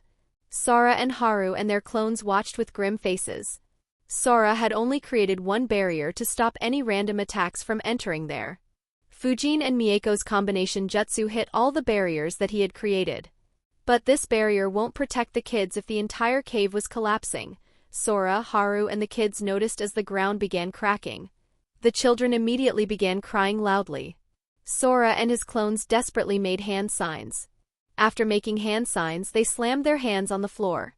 A barrier appeared along the floor, barely protecting the kids from any harm. However, at that time the walls had begun cracking. Haru and his clones immediately placed their hands on the walls and poured earth chakra into the walls to strengthen them slightly and prevent them from collapsing. Sora and his clones used this window of time to create more barriers. They first made a barrier along the ceiling to prevent any rocks from falling on the kids. They followed by creating more barriers to protect the children from all sides and ensure that the floor and the ceiling were connected properly. Right when the last barrier was erected, the entire cave collapsed. Fortunately, due to the barriers, the children were safe. Sora and Haru were breathing heavily, but a smile could be seen on their faces. The kids were sage. However, despite being safe, the kids were still wailing loudly. After all, the experience was very scary. Sora and Haru looked at them. Haru and his clone made a hand sign. They cast genjutsu on all the children and made them fall asleep. When the kids fell asleep, he and his clones all fell to the ground. Sora looked at him and said, "You have lost a lot of your chakra." Haru replied while breathing heavily, "Yeah, I poured almost all my chakra into the walls." Sora said, "Yeah, good job. If you hadn't, I wouldn't have managed to complete the barriers in time. Anyways, take a rest. The soldier pills should begin recovering our chakra, but we won't be able to participate in the fight above. We will ensure that the kids stay safe." Haru nodded and sat in a meditative pose. Sora too joined him. While meditating, he thought, that chakra spike just before the impact was different. I guess there is more depth to this god after all. That said, he will be no match against the Sharingan. This mission is over. Fujin and Mieko were the first ones to leave the cave and appear outside. They saw as the mountain in front of them crumbled. Fujin said, "That guy is much stronger than I expected." Mieko nodded, "Yeah, his chakra is almost as high as Sensei. And it doesn't seem humane." Fujin agreed, "Yeah, his chakra makes me feel sick. I wonder why that is." At that time, Akihiko and his group emerged from the underground. There were no casualties in their group. A few seconds later, the Jashinists also began appearing. Every Jashinist who was at the lowest level survived. However, in the above layers, all the servants died. Only the 7 devotees made it out alive. Their group now contained 1 grand priest, 2 priests, 8 devotees and 20 servants. Akihiko looked at the Jashinists and said, "Mieko, save your chakra. Fujin, give me a big one." Without a word, Fujin used another infinite breakthrough jutsu at the Jashinists. Akihiko followed by expelling a huge amount of fire into Fujin's jutsu. Though their combination wasn't as good as Fujin and Mieko's, it was still very threatening. The wide range meant that it couldn't be dodged. Zankaku snorted, "How many times will you use the same trick?" He joined his hands together, almost as if he was praying. His chakra suddenly spiked. A few gallons of blood appeared from the ground and began floating in the air. Bloody Shield Jutsu. Bloody Death Jutsu. The blood immediately took the form of a large screen to block the incoming jutsu. The Konoha ninjas thought that would be it. However, small needle heads formed on the surface of the screen. Thousands of needles made of blood were launched at the Konoha ninjas. Fujin expected the firestorm to deflect all the blood needles. However, they just pierced through the firestorm with ease without changing directions. Masaru stepped forward and slammed his hands on the ground. Earth Wall Jutsu. A giant earth wall appeared in front of the group. However, the blood needles pierced through them as well. The Konoha ninjas were surprised. Fujin immediately flickered out of the way. So did the rest except Shunko. He was slow to react. His eyes saw the wall being penetrated, but his body was slow to react. His Sharingans watched the dense blood needles coming at him and he barely moved to dodge the attack. A bunch of blood needles scratched his body, leaving him with 10 to 12 cuts. Fujin wondered, "What the heck is with this blood? It's almost as penetrative as my wind vacuum technique jutsus." A similar thought ran through the minds of the Uchihas as well. The jutsu was very lethal. Akihiko quickly scanned Shunko with his Sharingan. The wounds on him weren't lethal. He looked at Zankaku and had a bad feeling. A huge grin could be seen on Zankaku's face as he made the seal of confrontation with his left hand. Akihiko followed his gaze and looked at Shunko. His eyes widened as he saw the chakra gathering on the spots where the cuts had appeared. He yelled, "Shunko, move away." Shunko didn't understand why he said so but still jumped backwards. Unfortunately, 12 explosions took place on his body at the same time. His loud shriek could be heard. Akihiko immediately flickered next to him but stayed at arm's length. He created a shadow clone to check on him. the Jashinists smirked at seeing their leader handling the enemies by themselves. Their morale was raised. They all got on the attack. However, even before they could get on the attack, Fujin, Masaru, and Mieko got on the attack. They didn't know what had happened with Shunko. So they stayed clear of all blood controlled by Zankaku. Fujin attacked them with the air bullet jutsu from a range, while Masaru and Mieko used Phoenix Sage Fire jutsu. Their aim was to restrict the movement and kill off the weaker enemies. Unlike the earlier instance, this wasn't a large-scale jutsu. So Zankaku didn't waste his chakra to put up a huge defense. Without his help, the servants were sitting ducks for the Konoha ninjas. 12 servants died in this attack. The devotees and priests were safe, but their jutsus were disturbed. Akihiko and Genji looked at Shunko in this short window of time. They examined his injuries. Fortunately, his life wasn't in danger. He was still conscious, Akihiko said. It looks like when he was cut, some of the blood that Guy controlled was left on Shunko's body. Only that blood exploded. That's why the injuries aren't lethal. Genji nodded. He agreed with the analysis. Akihiko said, "Carry him away from here. He is in no condition to fight." Genji nodded. "All right, I'll take care of him." He carried Shunko and flickered away. Akihiko looked at Zankaku with a serious look on his face as he wondered, what the heck is his jutsu? I thought he controlled external blood similar to water. But this looked more like the explosion release than a variant of water release. He noticed Fujin, Mieko, and Masaru keeping the enemy busy and decided, it doesn't matter. This farce has gone on too long. Time to end this battle. Chapter 181, Blood Can Heal? Fujin, Mieko, and Masaru were keeping the Jashinists busy. After his big jutsu, Zankaku didn't attack much. His priests and devotees were the ones who were counterattacking. Fujin kept flickering around the place. Seeing an opportunity, he flickered right behind the enemy lines and fired another round of air bullets. However, one of the priests turned around and countered with water bullets without using any hand signs. Each of his water bullets hit Fujin's air bullets and neutralized them. In addition, another 4 water bullets were headed at Fujin. Fujin fired a vacuum bullet at the priest and flickered away. The priest smirked and fired a water bullet to intercept the vacuum bullet. Both attacks clashed. The priest's smirk died when he saw Fujin's attack piercing through his as if it was just air. He immediately moved to his side. The vacuum bullet missed him by just a few inches. The priest could feel the suction force of the vacuum bullet as it passed him. A servant was behind him in line. The vacuum bullet pierced through his chest and left a hole in his right lung. The priest shouted, "Be careful of that boy's air bullets. They have a very high penetrative power." Fujin wasn't out of harm's way either. As soon as he flickered, his new position was pelted with shurikens and kunais by the devotees. He had to flicker a few more times. On the other side, Masaru and Mieko were fighting with the other priest and his devotees. Both spammed the Phoenix Sage Fire jutsu but were stopped by earth walls raised by the devotees. The priest stayed behind his devotees while making hand signs.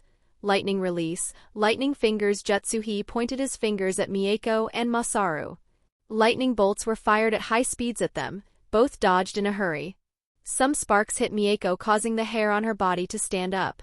However, no harm was done. At that moment, a few blood drops gathered at the tip of Zankaku's fingers. He waved his hands as if to throw the blood. Those blood drops moved at a very high speed at Fujin and the other two. Fujin noticed it immediately. He immediately flickered and got out of the way. He formed 2 vacuum bullets in his mouth and fired them at Zankaku. Mieko and Masaru dodged as well. But their positions were attacked further by the other priest. They had to keep dodging. Zankaku dodged Fujin's vacuum bullets with ease. Fujin frowned. These guys are good. I guess these 2 are his strongest priests. Winning against them won't be easy.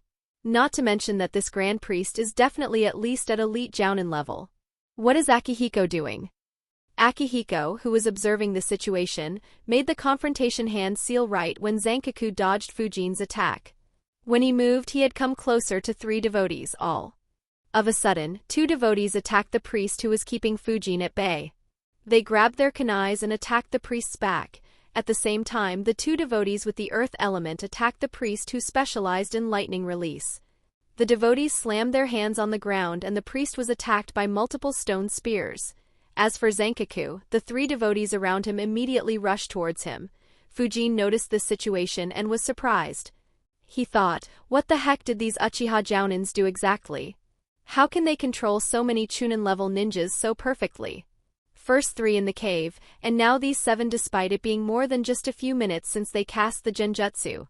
I don't recall any ninja being controlled in this way in the original series. Except maybe the 4th Mizukage. Still, Obito had the Manjikyu.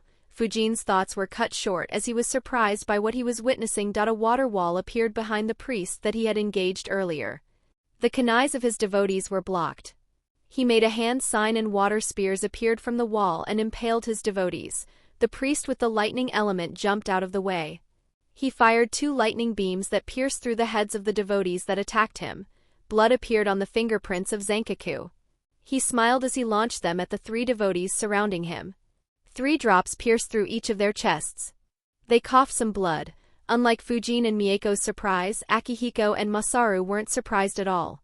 Akihiko analyzed, we already got 1 Jounin by this tactic.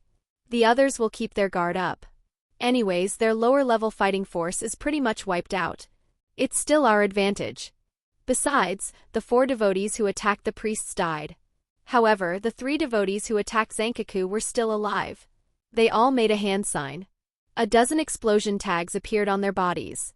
Their eyes went red as they made them explode at the same instance. Zankaku, who was grinning at how easily he thwarted the Uchiha's tactic, was surprised. He yelled, "Fuck." A thin layer of blood began forming on his body. The explosions went off. The bodies of the devotees were decimated. The explosion ripped through the thin blood layer and hit Zankaku's body with full force. The 2 priests, the remaining servants and the lone devotee were shocked. They yelled, "Zankaku-sama." Akihiko and Masaru smirked as they thought, it's over. With the leader dealt with, they only had to deal with the 2 priests. Defeating them wouldn't be much of a challenge. Fujin was surprised. He thought, the Sharingan definitely has a lot more depth to it. I didn't think I'd reach such a conclusion despite knowing about Izanagi, Izanami and the crazy things Manjikyu can do. Fujin looked at the 2 priests and wondered if he could sneak attack them. He sighed. Unfortunately, despite the shock, they are still at full alert. I guess catching a Jounin off guard in battle won't be possible. The smoke of the explosion finally cleared away. Zankaku was still standing on his 2 feet. However, all his clothes were destroyed. His flesh had burn marks all over his body. His right eye had been destroyed by the blast. A lot of his blood had spilt on the ground around him. Fujin shot a vacuum bullet at him as he thought, he is still standing. Have to ensure that he is dead. After all, who knows what crazy abilities these Jashinists have. Surprisingly, Zankaku saw his attack and moved out of the way. Soon, the blood on the ground rose and covered him, forming a cocoon-like structure around him. The Konoha ninjas were shocked. Not wanting to see anything crazy, Fujin shot multiple air bullets at him. However, his attack was intercepted by water bullets once again. Mieko and Masaru too tried attacking, but they were intercepted as well. Akihiko decided to not attack impulsively and kept his eye on Zankaku. In a few seconds, Zankaku stepped out from the blood cocoon. However, when he did, all the Konoha ninjas were shocked. Akihiko muttered, "How? Even the best medical ninja doesn't have this efficiency." Zankaku's wounds were all healed. Only horrible scars were remaining on his body. The only wound that still could be seen was his eye. It wasn't healed, Fujin wondered. Was he healed by Jashin's blessings? Or is it due to his blood jutsus? After all, he hasn't completed the ritual to gain Jashin's blessings, right?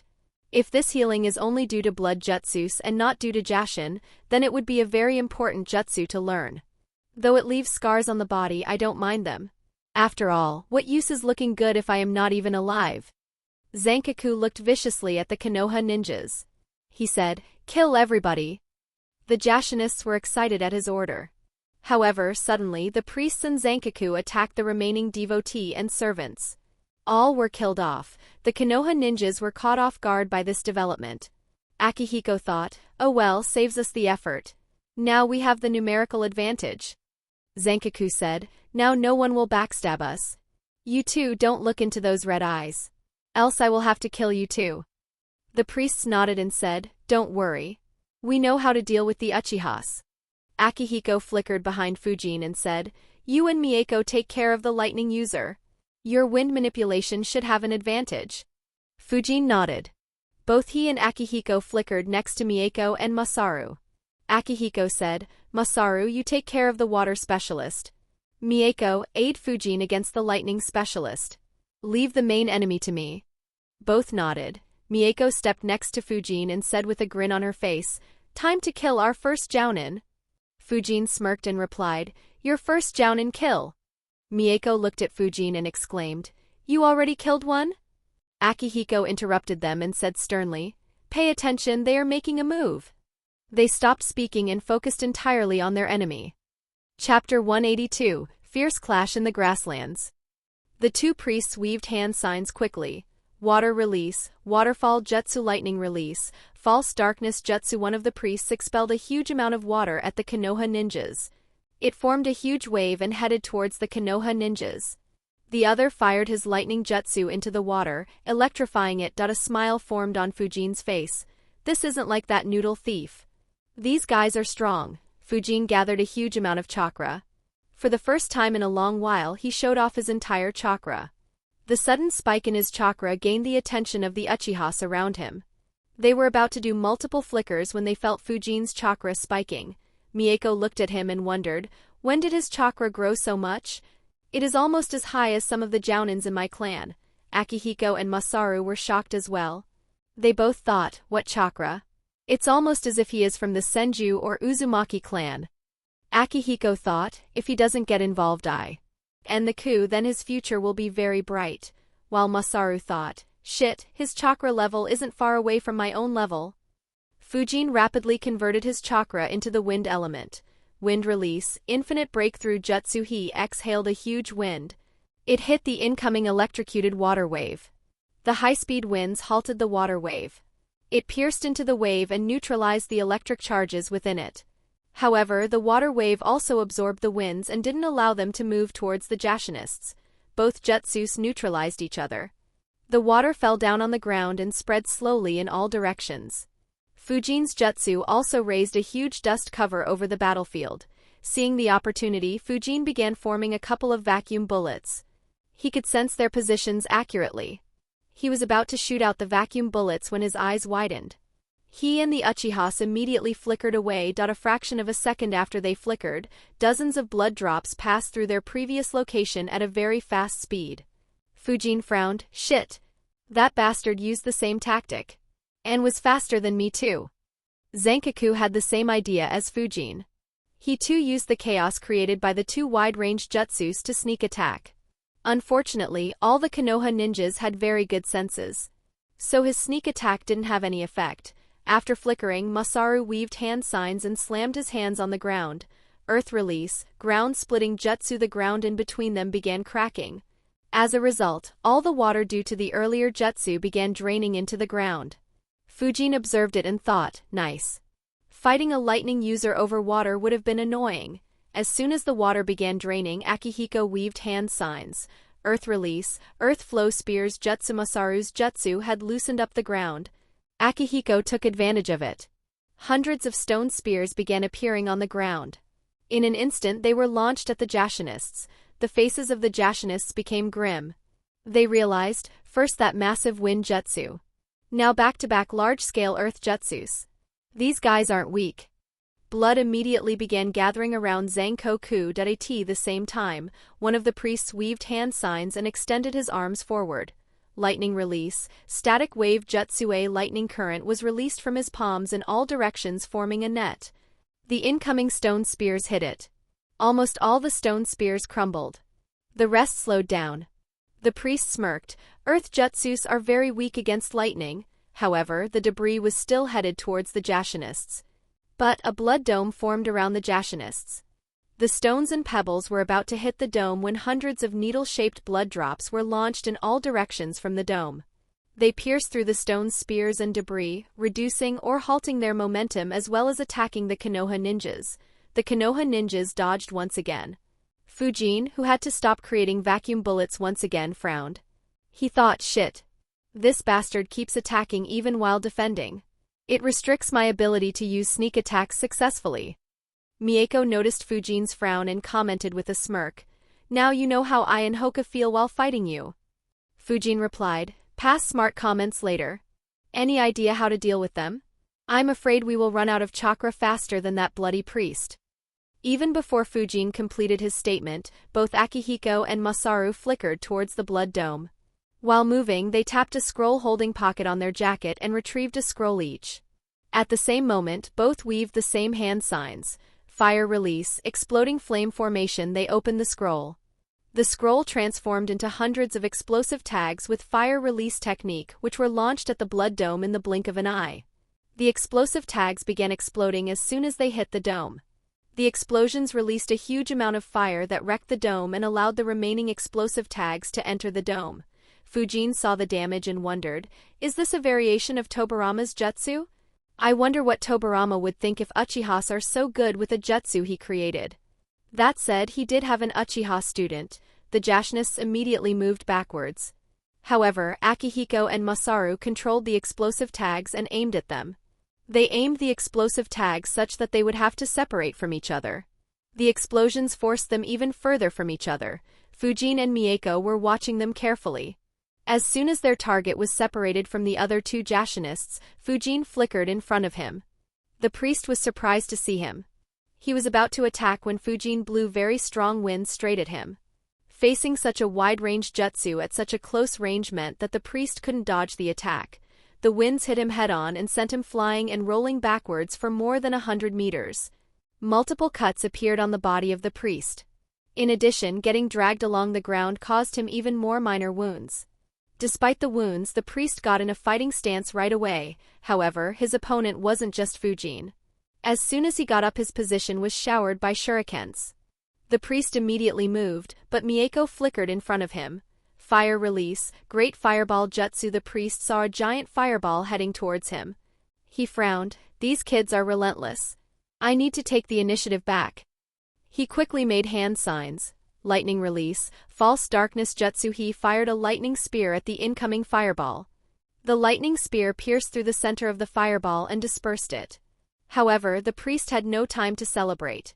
Mieko was no longer behind the fireball and Fujin had appeared right next to him and was swinging his sword at him.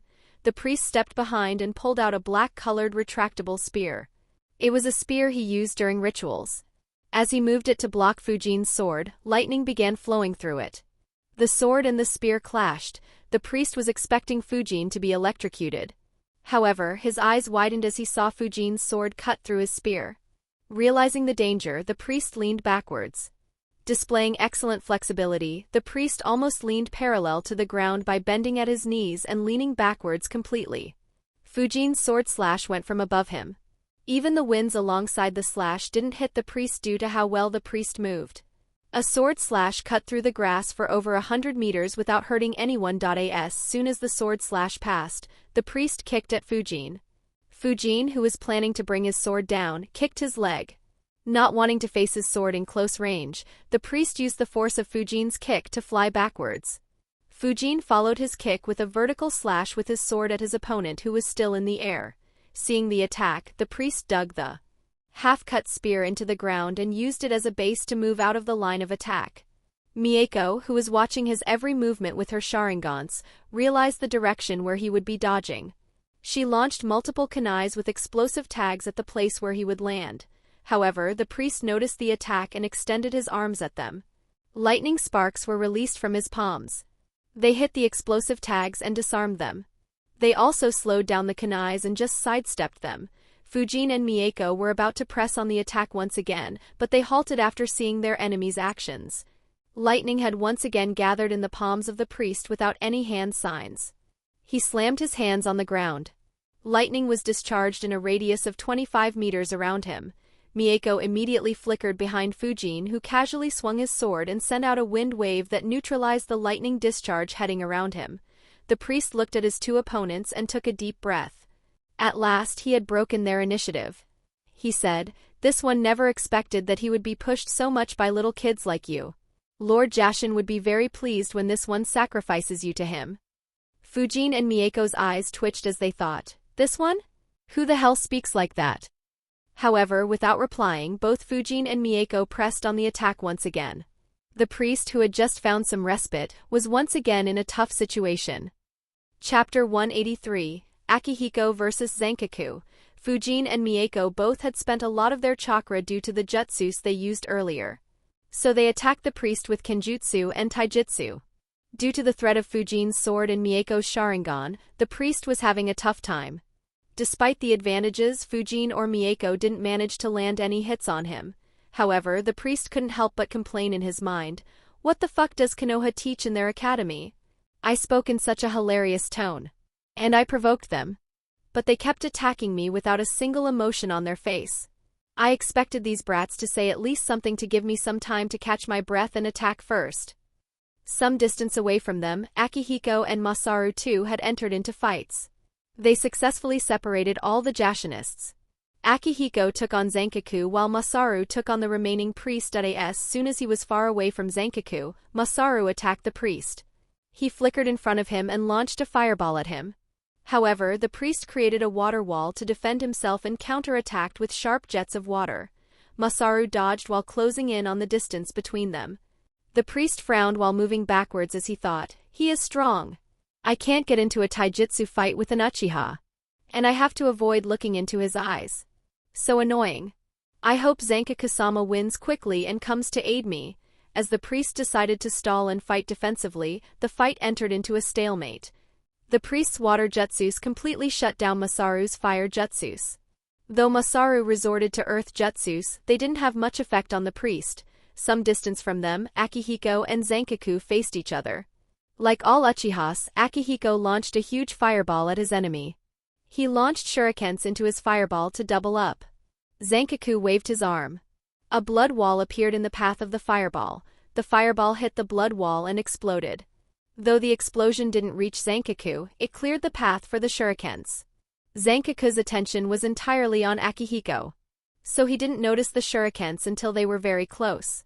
He immediately moved out of the way, but a few shurikens left cuts on him.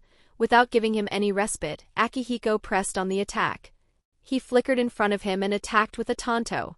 Zankaku grabbed a retractable spear and used it to block the tanto. While he blocked, Akihiko's Sharingans noticed the cut wounds on his body closing by themselves. He kept attacking, however, his expression grew grim. Akihiko analyzed, "His self-healing is off the charts. The only one I have heard about having such healing is the first Hokage. But how can this lunatic have such a healing ability? And what are its limits? If he can heal non-stop, then it wouldn't matter how many times we hit him.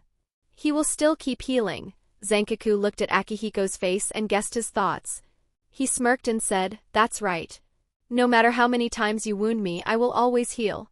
Your whole squad is doomed to die at my Han." He suddenly stopped speaking and stood still. Akihiko smirked. "It doesn't matter how much you can heal. Once you look in the eyes of an Uchiha, it's all over." While he was speaking, Zankaku looked into Akihiko's eyes. Akihiko didn't waste the opportunity and cast a Sharingan Genjutsu instantly. Akihiko stepped forward while thinking, "Now let me see if you can heal yourself after being beheaded." He raised his arm and swung his tanto at Zankaku's neck. However, all of a sudden, Zankaku attacked. He swung his spear with all his might. Akihiko's Sharingans noticed the movements and he immediately jumped backward.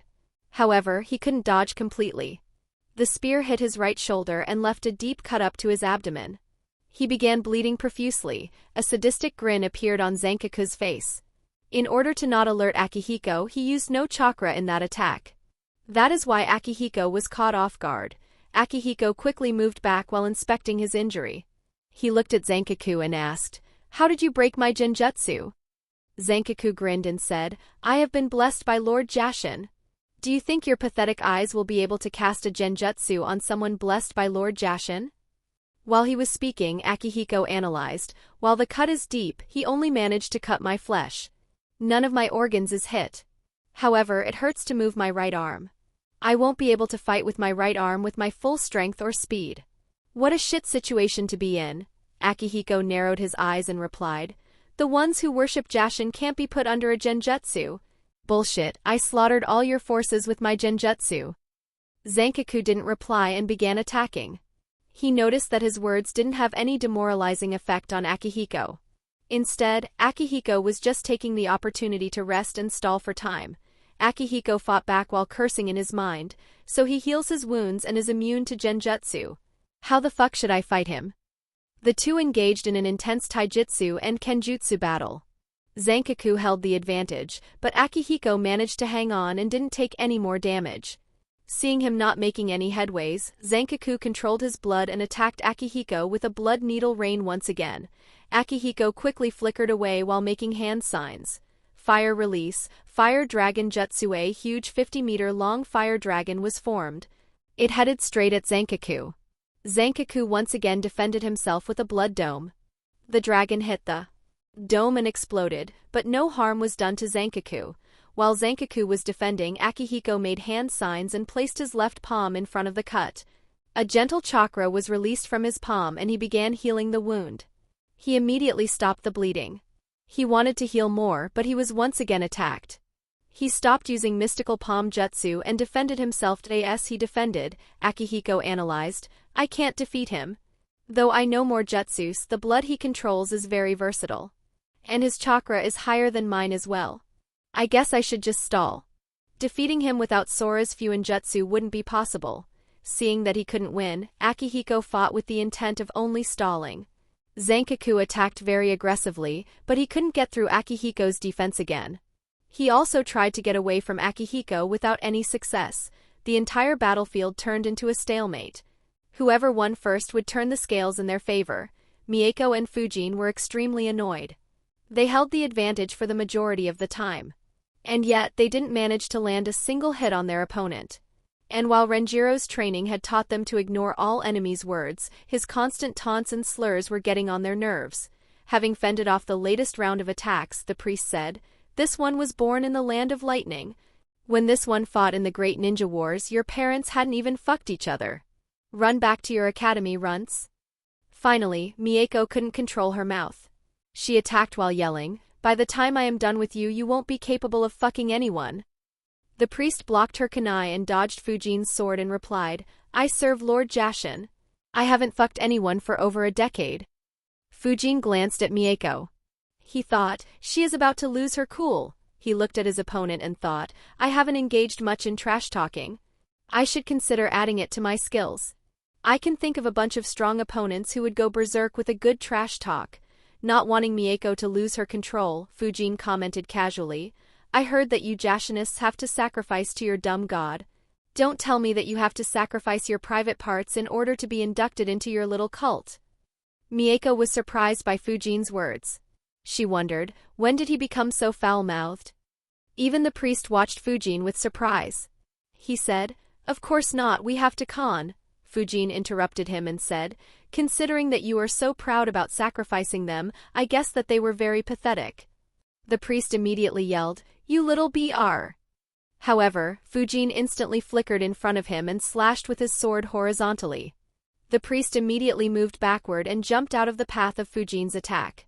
Seeing that his opponent was in the air, Fujin fired a dozen air bullets at him. While attacking, he thought, What a pro. Even his anger was fake. The priest immediately weaved a couple of hand signs and extended both his arms forward. Lightning arcs appeared between his palms. Lightning release, lightning beam jutsu. The priest fired a lightning beam straight at Fujin. The beam was very wide and completely covered the priest. All the air bullets crashed into the beam. They hindered the lightning beam slightly but couldn't pierce through. Fujin watched the lightning beam coming at him. He didn't move. He focused chakra in his throat and converted it into wind. When the beam was just a meter away from him, he opened his mouth and fired a vacuum bullet. However, unlike Fujin's earlier vacuum bullets, this one was huge. It would be more appropriate to call it a vacuum cannon instead. It pierced straight through the center of the enemy's lightning beam and dispersed most of it. The priest was shocked. He tried to use the force of his own jutsu to move out of the way while in the air. Mieko was surprised as well. Launching an attack in such a way meant that Fujin won't be able to dodge. However, realizing the risk Fujin took, Mieko flickered close to the priest to attack him. It looked like this fight would finally have a result soon. Chapter 184, A Close Call. The recoil from his jutsu helped the priest move away from the line of Fujin's attack. However, it wasn't enough. The vacuum cannon grazed the right side of the priest's abdomen and tore a huge chunk of it. His wound began bleeding immediately. His liver and intestines were damaged at the same time. Whatever remained of the lightning beam rained down on Fujin. Fujin extended his left arm forward to block it. All the lightning charges hit his left arm and lightning flowed through his body.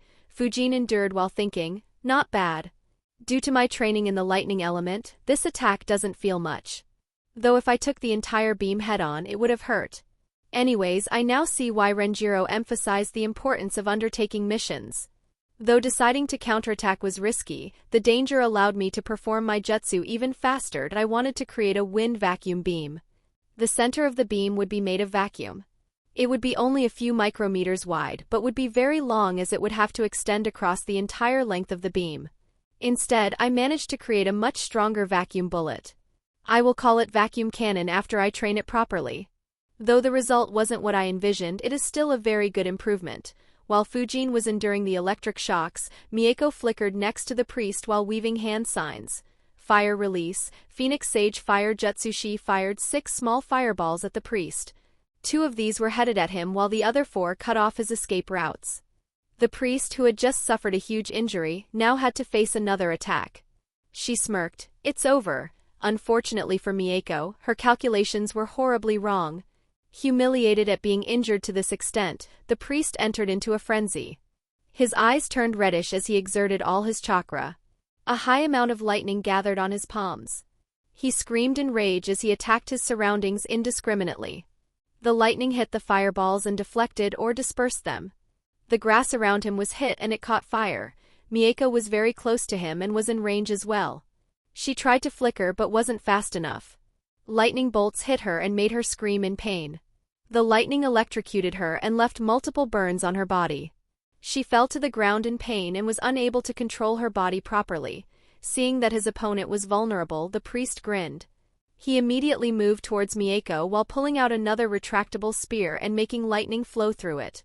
Fujin's expression grew grim. He had just finished enduring the previous attack. He flickered instantly. While Fujin, Mieko and Akihiko were engaged in intense battles, Masaru was under no threat. His opponent acted like a turtle and defended everything Masaru threw at him without counterattacking. A water wall was erected in front of the priest. On the opposite side, a dozen explosive tags exploded. The wall collapsed but the priest was unharmed. Masaru had a frown on his face. He cursed in his mind, not only does this bastard defend well, but he also does so without even looking at me. The priest was relaxed when he suddenly sensed danger. He immediately jumped up while weaving hand signs. Half a second after he jumped, a fire dragon erupted from the ground and moved straight at him. The priest completed his hand signs. Water release, water prison jutsu. A water prison formed around him. The fire dragon hit the prison and exploded, but the priest was safe. However, his expression wasn't good. He analyzed, who attacked me from there? Did he create a clone sneakily or is it someone else? He prayed that it wasn't the second scenario. If Zankaku or the other priest was defeated, then his death would be only a matter of time. Right after the fire dragon exploded, a dozen kunai with explosive tags were launched from the ground at the water prison. At the same time, Masaru flickered and tossed more explosive tags at the water prison. Under the intense attack, the water prison crumbled. However, the priest jumped out of harm's way. Masaru followed him and attacked him with kunai. Not wanting to risk looking into his eyes, the priest moved away from him while looking at his feet. Surprisingly, he saw the Sharingan eyes on the ground in front of his feet. In an instant he fell into a genjutsu. At the very next moment, a kunai stabbed into his skull through his eye. Masaru smirked as a figure appeared from the ground. He said, if he avoids looking into 2 Sharingans, we can just use 4. The enemy will succumb eventually. Great job, Genji. Is Shunko safe? The person who had just interfered in the fight was Genji, who had earlier taken Shunko away. Genji nodded and said, I healed his wounds as best as I could and left a shadow clone with him. He isn't in any mortal danger. Though we can't expect him to join the fight and might have to carry him on the way back. Masaru replied. Great work. I will go and aid Akihiko. You aid the 2 kids. They are fighting above their weight class. Genji was surprised to hear that Mieko and Fujin were fighting against a priest by themselves. He had observed Masaru's fight and had realized that the priest he was facing was stronger than him. He nodded and quickly moved towards them. Mieko was in a state of shock. She had seen Fujin's attack wound their enemy critically. She pressed on with the intention to finish the fight, but the tables were turned in the blink of an eye. A lot of her skin was burnt due to the lightning shocks. Her body couldn't move properly. And her Sharingan saw the priest running towards her like a savage. She desperately tried to get her body to move but to no avail.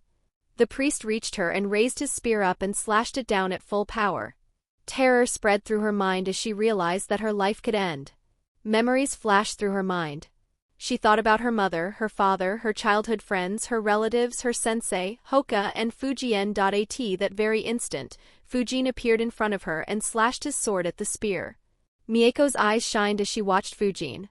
The priest also noticed him and the grin on his face grew wider. The two weapons clashed. Fujin expected his sword to cut through the spear once again, but unexpectedly it didn't. The priest yelled loudly and exerted all the force he could on the spear as he thought, "I knew this kid would jump in front of her." Even though these kids are ruthless, the Konoha ninjas are all softies. If they were from Kumo or Kiri, I would have worried about the other cutting my head while I cut their teammate's head. But with Konoha, the possibility of such an action is minuscule. So I have poured all my remaining chakra into this spear. The victory or defeat would be decided with this one attack. With one swing I'll kill them both. Fujin realized that his opponent had focused all his chakra on the spear. The force that the priest exerted began to push Fujin's feet backwards. But suddenly, Fujin controlled and focused his chakra. Some chakra gathered on his soles to stabilize his position. He was no longer being pushed behind. However, compared to his feet, a lot more chakra flowed through his sword. He pushed back with his full power. A crack appeared on the spear. The priest's eyes widened as he saw his spear being cut into two once again. He watched as the sword continued ahead. He tried to move, but his body was too exhausted to respond in time. The sword reached him and severed his neck. His severed head had a look of disbelief as he watched Fujin. His last thoughts were, to think that I would die at the hands of a kid. The last priest under Zankaku was killed. Chapter 185, Evolution. Mieko watched the priest's head fly in the sky. Her body and mind finally relaxed. For the first time in her life she was genuinely grateful to someone. Genji reached this battlefield to see Fujin cut his opponent's head off. His eyes noticed Fujin's chakra flare at the last moment and left him astounded. Fujin sensed someone rushing towards him and immediately looked at Genji. Seeing that it was an ally, Fujin relaxed. He turned his attention to Mieko in order to check her injuries. However, he suddenly stopped. A surprise could be seen on his face. Genji flickered next to him and looked at Mieko. His expression grew grim on seeing her injuries, but suddenly shock could be seen on his face. Mieko didn't understand why Fujin and Genji were looking at her like this. Soon, a huge smile broke on Genji's face. He exclaimed in excitement, "Mieko, your Sharingans have evolved into 2 Tomo Sharingans." Mieko was shocked to hear that.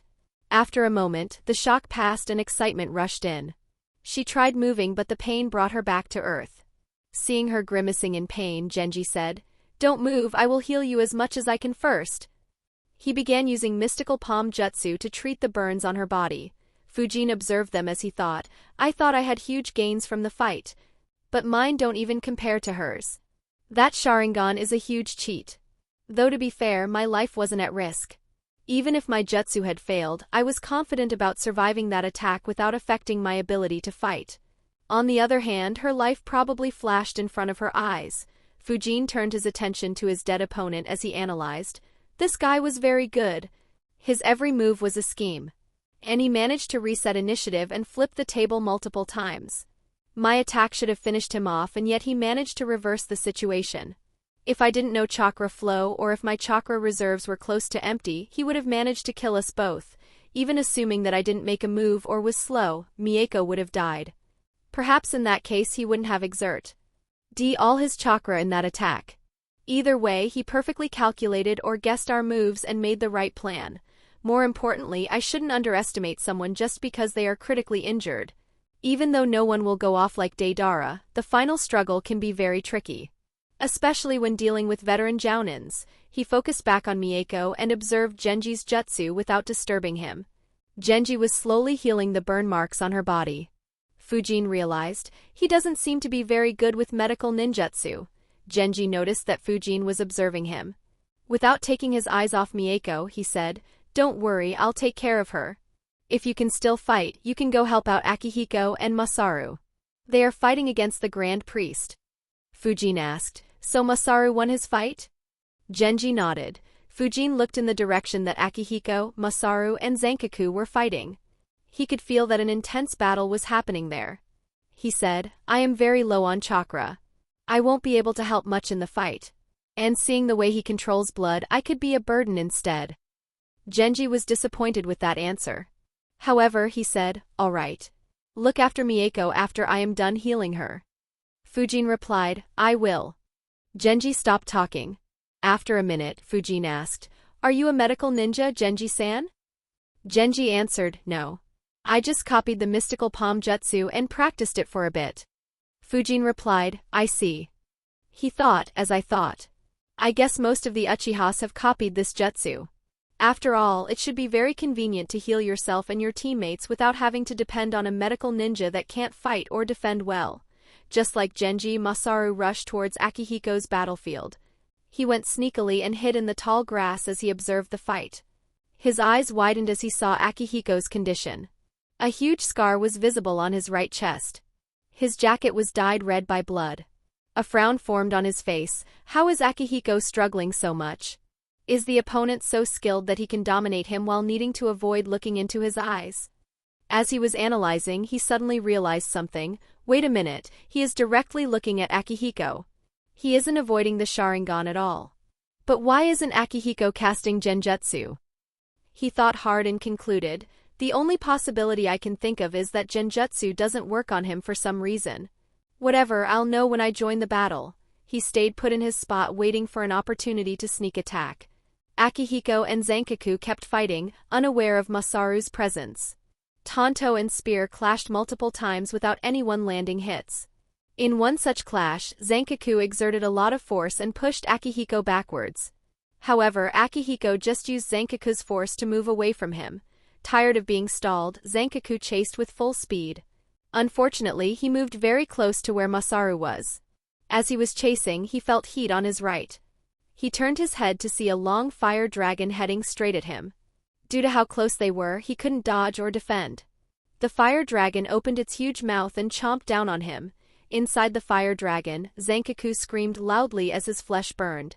In a few seconds, the fire dragon exploded. Akihiko moved away from the explosion and Masaru appeared next to him. He smirked and said, "Bullseye." However, Akihiko's expression didn't change. He said, "It isn't over. He can heal from all wounds. And Genjutsu doesn't work on him. So don't put your hopes on it." Masaru frowned. He pulled out a scroll and said, "No wonder you have been struggling so much." He made the confrontation hand seal. The scroll transformed into hundreds of explosive tags and rushed into the place where the explosion had happened. All of Zankaku's skin was burnt. He was covered in blood. However, he still stood straight. The blood on his body rapidly healed him. New skin was forming. But it was horrible to look at. At that moment, he saw hundreds of explosive tags heading at him that he immediately formed a cocoon of blood around him. The explosive tags stuck on the cocoon and began exploding. The cocoon was destroyed.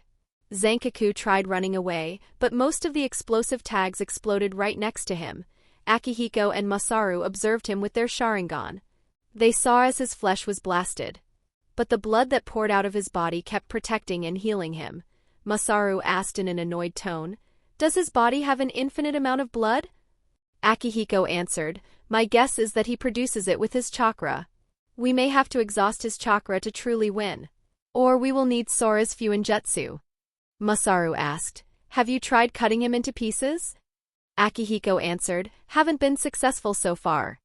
As they were speaking, they heard Zankaku yelling in anger. A few dozen blood drops formed around him and he fired them in all directions. Akihiko and Masaru dodged quickly. Akihiko said, "That's why. Every time I manage to get an upper hand, he resets my advantage with a wide-range jutsu forcing me to evade." They saw an intact Zankaku walk out of the smoke. However, his body was horrible to see. He had no clothes on his body and his entire body was covered in horrible scars. Masaru said, "He looks disgusting. But this is indeed annoying. Our chakra is already about to run out." As they were about to engage in another round of battle, Genji was done healing Mieko. He said, I have healed your burns. They won't be harmful to you. But don't move around a lot. I can't deal with the damage the lightning might have inflicted on your inner organs. Fujin, look after her. I'll go help out Akihiko. Fujin nodded. He saw Genji leaving. He made a hand sign and a shadow clone appeared next to him. Without speaking, the shadow clone followed Genji's path. Mieko asked, why did you make a shadow clone with so little chakra? Fujin shrugged and said, I'm interested in seeing how that battle ends. This guy is probably the strongest opponent we have ever faced. Other than that incident when we were returning from hot water, of course. Mieko said, that's true. I wish I could see it too. They didn't say anything for a few seconds. Suddenly Mieko said, Fujin, thank you. I was very scared after I got hit. Fujin looked at her. He could feel that she was very grateful to him. He said, our team might have been disbanded, but we are still teammates. No need to be thankful for such stuff. Mieko didn't reply and just smiled. Fujin asked, how are your injuries? Mieko sighed and said, my whole body is aching. That bastard fried my body inside out. Fujin replied, yeah, he was fierce. Veteran Jounins are still too strong for us. Chapter 186, How the fuck did Itachi kill them all? While Fujin and Mieko talked, Genji and Fujin's shadow clone reached the battlefield. Genji hid the same way as Masaru had while Fujin's clone stayed away and observed from a long distance. He had no intention of interfering in the fight. With Masaru's help, Akihiko Finn ally had the upper hand. They inflicted injuries on Zankaku frequently. But all of his injuries healed automatically. Genji was stunned. He thought, how do I sneak attack someone who heals without any jutsu? Fujin's clone too was shocked. He watched the fight as he analyzed, this guy is strong. Ridiculously so. While Haiden couldn't be killed, I don't recall him having such a healing ability. TSK, now I am even more interested in his blood jutsus.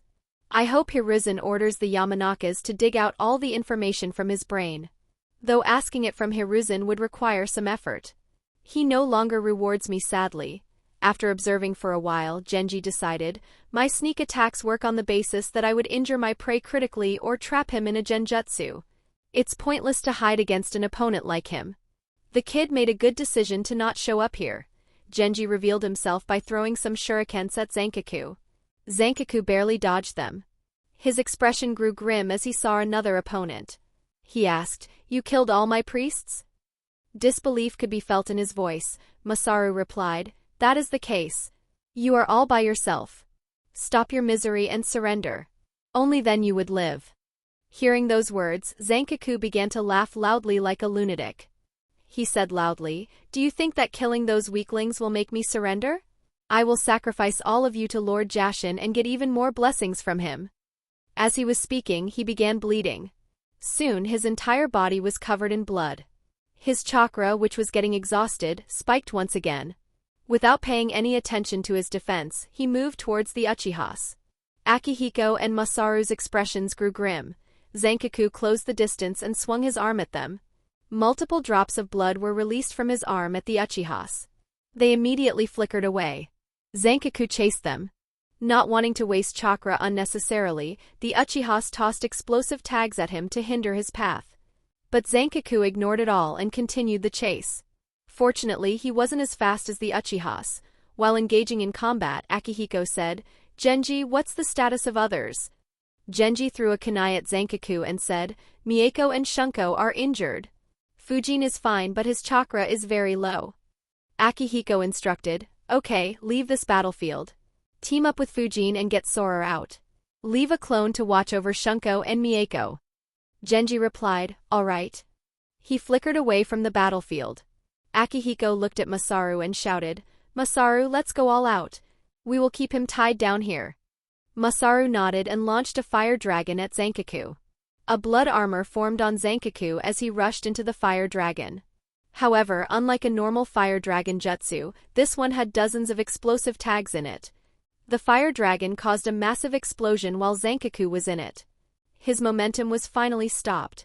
Without waiting for the dust to clear up, Akihiko flickered into the spot of the explosion. Zankaku's body was being healed when Akihiko attacked him once again. He was blasted back as he cursed in his mind, how many fucking explosive tags do these Uchihas have? Bastards have used more than 1,000 so far. Despite the damage, Zankaku counterattacked immediately. Akihiko and Masaru engaged in an intense fight. Fujin's clone watched as the battle went on. After a few minutes, Fujin was awed. He thought, holy fuck. These two are very good. I didn't expect Masaru to be this good as well. And Akihiko is a beast as well. However, he suddenly had a thought. A thought that troubled him a lot.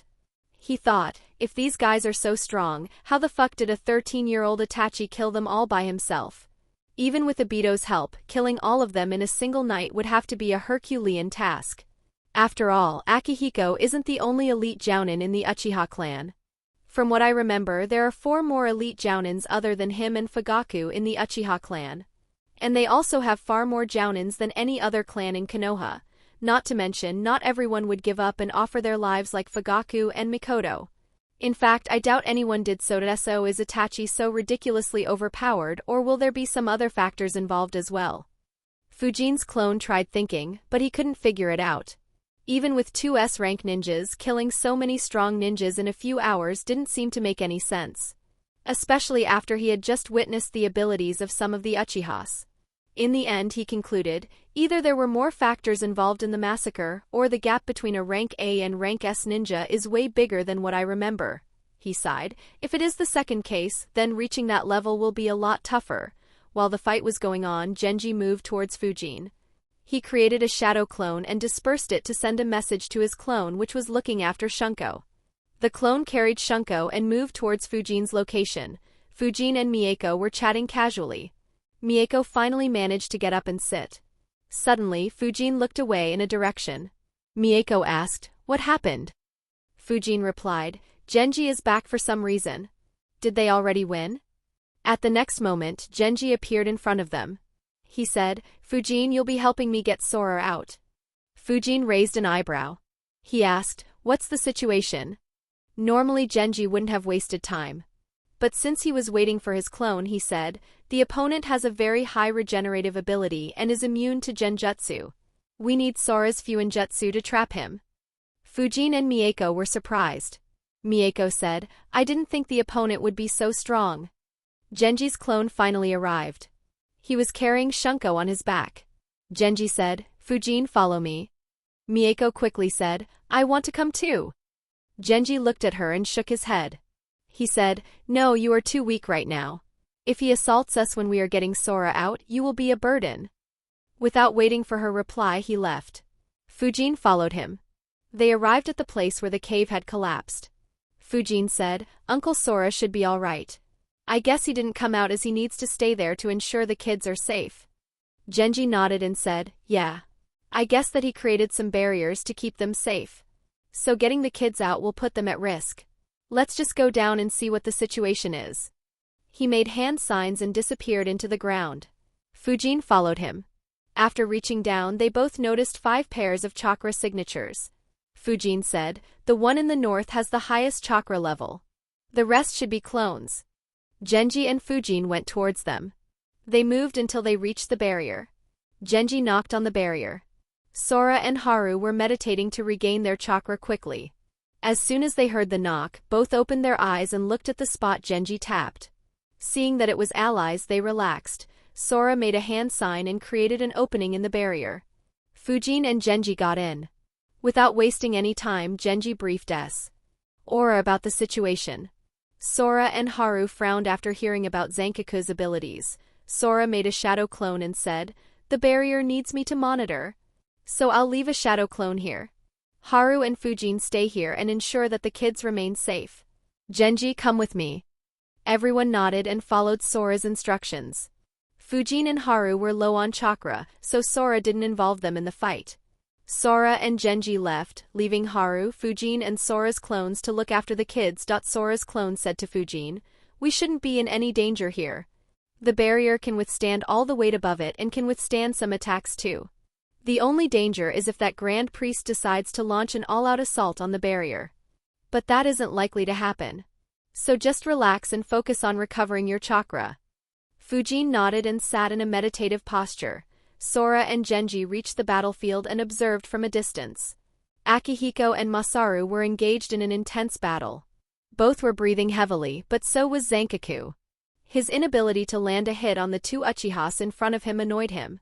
Sora observed Zankaku's fighting style and jutsus carefully and began analyzing and calculating how he should trap Zankaku. Chapter 187 The Result. After observing for a minute, Sora said, "He is very strong. I'm surprised that someone so strong has managed to keep his identity and ability hidden for so long." Genji asked, "Can you trap him with Fuinjutsu jutsu?" Sora replied, "It'll be tough. Hopefully, Akihiko and Masaru will keep him occupied. Keep an eye on the battle. If he suspects something and tries looking for me, you'll expose yourself and attack him." Genji nodded. Inscribing seals around the battlefield would need time. And anything could happen in battle. His job would be to ensure that Sora's presence stays hidden. Sora began inscribing seals around the place where the fighting was happening. Genji followed him closely. Luckily, Zankaku's entire attention was on Akihiko and Masaru. Since Sora didn't leak any killing intent or take any actions that would directly threaten him, Zankaku stayed oblivious to his actions. Akihiko and Masaru were oblivious to Sora's actions too and fought intensely. Multiple fires were burning in the area due to their fire jutsus. A lot of the ground was dyed in blood. Akihiko and Masaru stayed away from such areas. Zankaku's blood manipulation had raised their alertness to the maximum. Fujin's clone, who was secretly observing, had to change his locations a few times due to Zankaku's wide area attacks accidentally targeting his locations. After a few minutes, Zankaku stopped attacking. He looked at Akihiko and Masaru. They were breathing heavily. Though there weren't any critical injuries on them, Zankaku knew that they wouldn't last for much longer. He said, "You won't last much longer." Masaru was looking for opportunities to waste time. He said while breathing heavily, "We can still go on for hours. You haven't seen anything yet." Zankaku laughed and replied, "And how would you do that without any chakra? It's only a matter of time before you drop dead. But I have an offer for you too." Akihiko squinted his eyes and asked, "What offer?" Zankaku answered, "Serve Lord Jashin. I'll accept you as my priests and teach you the ways of Lord Jashin. When I complete the ritual, I will become the strongest person in the world. Then you can rule the world alongside me." Both Akihiko and Masaru were speechless by his confidence. However, neither showed it on their face. Akihiko stayed quiet for some time before saying, "I need a few minutes to think." However, Zankaku said, "No, tell me your answer right now. Either you agree or you die." Akihiko put on a thoughtful face. He looked at Masaru and asked, "What are your thoughts?" Masaru thought and answered after a few seconds, "His proposal is tempting. But what about our families? We can't abandon them." Zankaku heard his answer and said, "When you serve Lord Jashin, all your fellow believers are your family. If you want to, you can convert your current family too." Masaru replied, "That sounds good. But what if my wife or son doesn't want to follow Lord Jashin? You know the new generation doesn't believe in God." His question stumped Zankaku. However, Zankaku soon realized that something was amiss. He looked at them. 2 spears made of blood appeared in his arms as he threatened, "Enough wasting time. Give me your answer now." Masaru said, "Akihiko, I will trust your decision." Anger formed on Akihiko's face. He looked at Masaru and shouted, "Why the fuck do you always leave tough decisions to me? For one fucking time think with your own brain." Masaru barked back, "What the fuck do you mean? Didn't you go around saying that you are the leader since you were a kid? So make a fucking decision."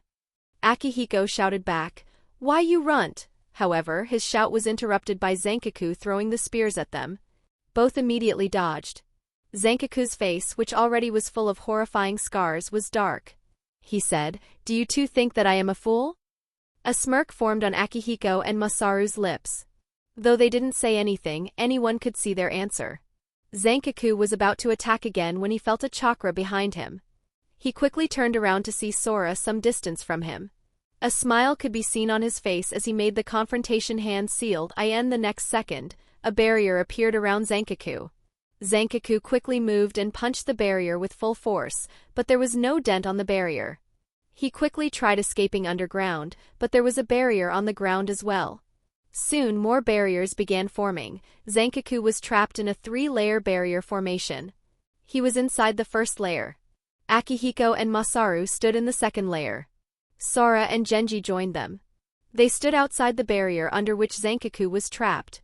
Realizing the danger, Zankaku attacked the barrier with full power in order to break free. His attacks made the barrier shake, but it didn't break. Masaru smirked and taunted him.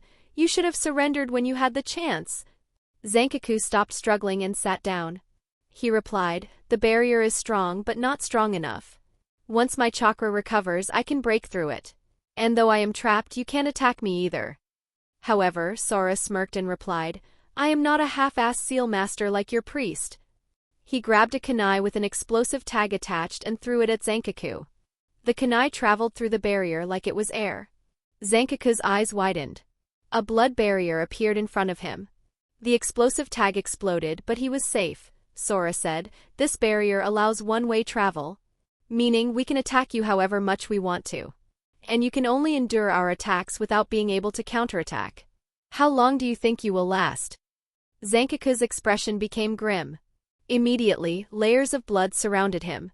A multi-layered cocoon formation of blood protected him. Moss. Aru taunted, "Our chakra might have hit rock bottom, but we still have thousands of explosive tags. How long do you think you will last?" Without another word, the Uchihas encircled the barrier. Everyone began throwing explosive tags into the barrier. Huge explosions took place in the barrier.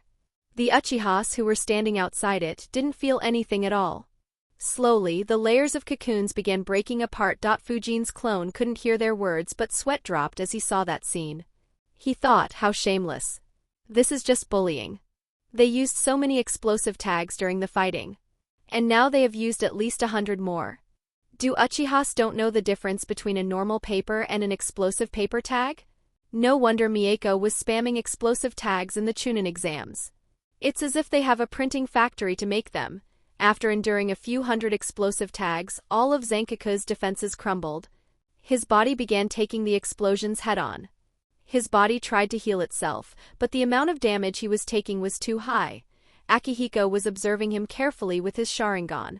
He kept observing until his chakra reserves ran out. He instructed, "Stop." Immediately all Uchihas stopped. Akihiko grabbed his tanto. Chakra flowed through it. He threw it inside the barrier. Zankaku had no energy to move. The tanto sliced through his neck and beheaded him. The 4 Uchihas observed him to see if he could still heal up. So did Fujin's shadow clone. He wondered, will he be alive like Haiden? Or does he not have the same sort of immortality that Haiden will have in the future? Zankaku's body didn't move. He was dead. Akihiko looked at Genji and said, "Make a shadow clone and check him." Genji nodded and made a shadow clone. The clone entered the barrier and checked. Zankaku's body was in terrible shape. The explosions had destroyed a lot of his flesh. Whatever flesh he had was completely burnt. Both his eyes were destroyed. His nose, ears and lips were destroyed too. Even his bones were cracked in many places. After inspecting, Genji's clone said, "He is completely dead." Akihiko and Masaru sighed in relief. They had fought him the most and knew what frightening vitality he had. Akihiko said, "Sora, seal his body properly. We will study him thoroughly." Sora nodded and began sealing Zankaku's body. Akihiko said, "In the mission report, we will mention his abilities and say that his body was thoroughly destroyed by our explosive tags. Nothing was left behind. Don't tell Haru or the kids about this either. You can tell Haru later, but no word to the kids." On hearing that, the 3 Uchihas became serious and nodded. Sora asked, "Is it due to?" Akihiko interrupted, "Yes. The relationship between the village and the clan is deteriorating. Though Fugaka-sama is against the coup right now, it is probably unavoidable unless the village elders stop mistreating us. If the coup does happen, then the abilities of this guy would help us immensely if we can learn them." Everyone nodded. They had seen what fearsome ability Zankaku had. If multiple Jounin-level Uchihas could control their blood in a similar manner or even get just the self-healing ability, then defeating them would become very difficult. Only an S-rank ninja could defeat them quickly. Fujin's clone didn't hear their words. After seeing Sora seal Zankaku's body, he dispersed himself. The Uchihas were unaware that the fight and the result had been witnessed by him. Chapter 188, The Dangerous Uchiha Clan. Fujin received the memories of his clone. He opened his eyes but closed them again. He thought, damn. I never thought they'd be so strong. That said, that Grand Priest turned out to be the real surprise. I never imagined he'd be able to face off against an elite Jounin and two Jounins at the same time and still have an upper hand. I can understand the healing ability, but why was he immune to genjutsu? Fujin tried analyzing but didn't reach any conclusion. He sighed, I hope Hiruzen is able to get the Yamanaka clan to read all his memories. Autonomous healing and genjutsu immunity are skills that would be immensely helpful. Though considering that I never saw anyone use this in Naruto, it's likely that these abilities can't be gained without worshipping Jashin. I hope that isn't the case. Sora sealed Zankaku's body parts. He also collected as much blood as he could that was scattered on the ground. After he was done, Masaru asked, what next? Akihiko looked at Sora and asked, are the kids safe? Sora nodded. Haru delayed the collapse of the cave until I could raise the barriers. He also put them to sleep. With all enemies dead, they will stay safe. Akihiko said, great. We will pick up Mieko and Shunko and rest in the barrier. In a few hours, the pills should bring our chakra back to full. We will return the kids and head back to Konoha before the effects of the soldier pill ends and exhaustion hits us. Everyone nodded. The group moved towards Mieko and Shunko. Both were resting. Genji's clone noticed them coming. After confirming that they weren't enemies in disguise, he dispersed himself. Mieko saw Akihiko and asked, did we win, uncle? Akihiko nodded. Yes, all enemies are dead. Mieko asked, where is Fujin? A worry could be seen on her face. Masaru chuckled and said, don't worry, he is with the kids along with Haru.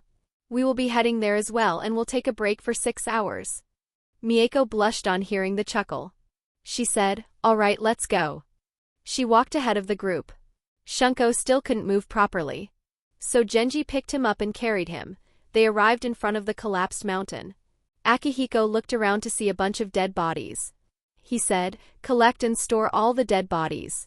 We will hand them to the authorities of this country. Everyone nodded and began sealing the dead bodies.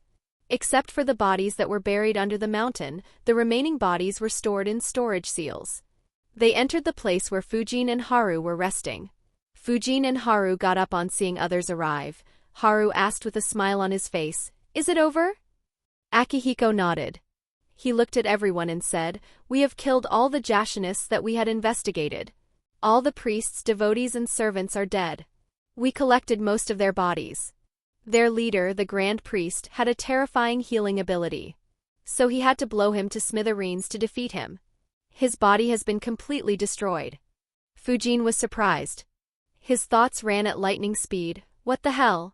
Shit, these guys have the same idea as me. But they want to keep it with their clan instead of passing it to the village. Fucking hell. Their coup should be very close. So it's understandable that they want to build up some trump cards.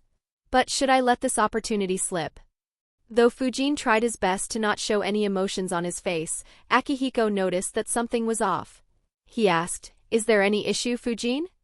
Fujin okayed back while thinking. Shit, he sensed that something was off. He quickly said, no, I just have one doubt, but I wasn't sure if it would be appropriate to ask. Akihiko said, don't worry, just ask. If it is inappropriate, I won't answer. Fujin nodded and said, I was wondering how you could place so many ninjas under genjutsu and control their actions. After all, I heard that it is difficult to control more than one at a time. Masaru smirked and commented, that would have been inappropriate if it wasn't already known to every veteran ninja in Konoha. Sora explained, the genjutsu that we cast on them jumbles up their memories. We implant some false memories in their mind and make them surface at the right moment. So we don't control them, rather they just make a move due to their false memories. For instance, the ones who killed the Seal Master all thought that he killed one of their loved ones. Fujin's face became serious. He said, wow, that is a very strong method. No wonder we won so easily. However, Sora shook his head and said, though this technique might seem very strong, it isn't that effective. In war, most enemy ninjas will frequently disrupt their chakra to ensure that they aren't placed under a genjutsu by us. So, unfortunately, it isn't that effective anymore. Fujin instinctively wanted to disrupt his chakra but controlled himself. He thought for a bit and nodded, that makes sense. Though if it did work as well as this time, Konoha might win all the wars without any problem. Akihiko nodded, yeah. Unfortunately, it won't happen again unless we create a more advanced genjutsu. Anyways, we can discuss this later. For now, let's rest.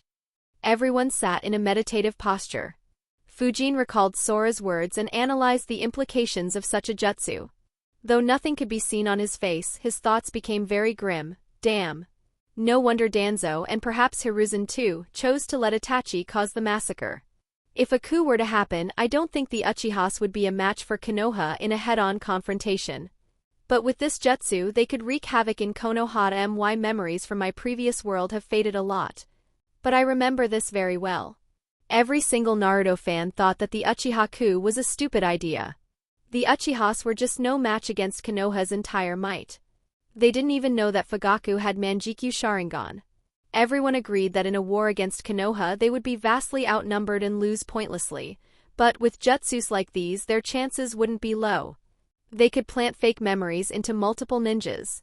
When they launch a coup, they would trigger these memories and cause chaos within every clan and prevent or delay them from joining the war. After all, we aren't at a war. Normal ninjas won't go around disrupting their chakra for no reason. And since Uchiha control the police force, coming in contact with many ninjas isn't an issue for them. More importantly, the way Sora spoke implied that they don't have a better way to control multiple enemies. But he didn't speak about controlling just one. Assuming that they have stronger genjutsus which can't be broken off normally, the Uchiha's chances of winning a coup would rise even more. If they could cast a genjutsu on some clan patriarchs, then they could even get allies in the coup, especially Fugaku with his Manjikyu. Obito was able to control a perfect Jinchuriki despite not having any genjutsu-based Manjikyu ability. So Fugaku placing some clan leaders under his control isn't very far-fetched. In addition, if they were to plant some fake memories into Umbu or Root members, they could launch sneak attacks on Danzo and Hiruzen too. So the coup would definitely not be a one-sided affair. Instead, it would be a bloody war. A war that would shake the foundations of Konoha and likely trigger the Fourth Great Ninja War. A war that would likely wipe Konoha off the map, Fujin sighed in his mind. He had never taken the Uchiha coup seriously. Even though the information he gained wouldn't have any impact on how the events progress, he realized how deep the waters in this world ran. A clan that was isolated and schemed against for years still possessed the power to shake the entire ninja world. He concluded, I never thought I'd say this, but Itachi's actions make more sense now. With the Konoha leadership staying stubborn with their restrictions on the Uchiha clan, and the Uchiha clan wanting to revolt, the end result would be the complete destruction of the village. His choices were to either see the village and his clan be destroyed, or just see his clan's destruction. That said, I wonder why Itachi and Shursui didn't compel the elders to drop the discrimination against the Uchiha. Wouldn't that have dropped all the plans of a coup? Fujin analyzed for some time before stopping. Leave it. I can't think of a reason that I can be sure of. Perhaps there were more factors involved, or the village elders convinced them that the Uchihas needed to be monitored and kept on the outskirts of the Konoha. Either way, this issue is way beyond my power to even consider interfering. For now, my main concern is, how the heck should I take that Grand Priest's body from them? Asking shamelessly is out of the question. I'll end up buried along with the Jashinists. Could I try to steal? No, they will keep it in the Uchiha clan compound. Not only do the Uchihas monitor it, even the Umbu and Root monitor that area. Should I try to tell Hiruzen? I could approach him innocently and tell him that the Uchihas lied. But does he have the power to take the body back from the Uchihas in that case? Fujin analyzed this method carefully. After a lot of analysis, he concluded, it is too risky. For starters, the Uchiha clan and Hiruzen are at odds. Hiruzen might not even ask them for it. If he does, he will most likely mention that I reported it to him, and the Uchihas might get very upset with me. Though they aren't going to live for long, I don't want to antagonize them when rewards aren't a certainty. Worst case scenario, what if Akihiko and the rest deny that and demand Hiruzen to verify my information? I'd be fucked if Hiruzen asks a Yamanaka to inspect my memories to get proof. Shit. There is no good way. Fujin thought more until an idea struck him. That might be possible. But it is still very risky, but at least my life won't be threatened directly. More importantly, there is no guarantee of success. And even if I succeed, I might not get what I actually want. He tried to think of more options before giving up. I can't think of any other way. Leave it, I'll just have to prepare better in order to ensure that my identity doesn't get leaked. Chapter 189 Concluding the mission, the Konoha ninjas rested for 6 hours. Everyone recovered most of their chakra. During this period, Mieko and Shunko's wounds were healed twice more. The wounds that could be seen were all healed. Only the internal wounds remain. As no one had the expertise to deal with them. When everyone was well rested, Akihiko said, "Work with Sora to get all the children out. I will contact Hiroshi." He left the underground barrier and opened a scroll and let it on the ground and made a hand seal. The next moment, a man was summoned. He opened his eyes and looked at Akihiko and asked, "Are the children safe?" The man was a clone of Hiroshi, the leader of Kyuzugakure. Akihiko nodded. "They are. But we are very far away from any village. You'll have to call your forces here to escort them safely." Hiroshi nodded and handed Akihiko 6 scrolls and said, "You can summon them. They will make the arrangements." Akihiko took the scrolls. He was about to summon them when Hiroshi's clone bowed deeply and clasped his hands together in front of him as he expressed his thanks. "Akihiko-san," he said, his voice full of emotion, "I cannot express how grateful I and the entire Kyuzugakure are for what you have done. We will never forget it." He stayed bowed for a few moments longer, his head lowered as a sign of respect and gratitude, before straightening up and looking at Akihiko with a deep sense of appreciation. Akihiko nodded and said, "It's fine. We too don't want to see young children having to suffer. I am glad that they are safe." Hiroshi's clone smiled. Akihiko opened the 6 scrolls and activated them. 6 jounins of Kyuzugakure appeared. Hiroshi's clone instructed them to follow Akihiko's instructions and asked them to arrange for the children to be sent back. All 6 jounins used whatever means they had to send messages to the villages from where the children went missing. When the villages got the messages, they immediately sent their forces out to bring the children back. Meanwhile, Akihiko informed Hiroshi's clone about the Jashinists that kidnapped the children. Hiroshi's face grew grim after hearing how strong and numerous the enemies were. He upgraded the mission rank to S. Akihiko passed a few scrolls to Hiroshi's clone and said, "These contain dead bodies of kidnappers. You can use them to placate any anger towards you." Hiroshi accepted the scrolls and thanked him again. In the barrier, the Konoha ninjas made a tunnel to exit underground. Haru cancelled his genjutsu. The kids began waking up. The Konoha ninjas brought them out of the underground. They left the kids in the care of the 6 jounins and just stayed around to ensure that nothing unexpected happened. One of the 6 jounins had brought a lot of food materials. They cooked a delicious lunch for the kids to calm them down. The jounins also checked every child and verified whether every child was present. They sighed in relief after verifying that all children were safe and present. After a few hours, Kyuzugakure ninjas sent by the villages began arriving in groups. They took the children from their villages and left after thanking Konoha ninjas. After the last group left, Hiroshi's clone handed Akihiko the mission rewards for the upgraded rank. He thanked Akihiko once again and handed a scroll to one of his jounins with all the details of his talks with Akihiko before dispersing into a rock. The Konoha ninjas left.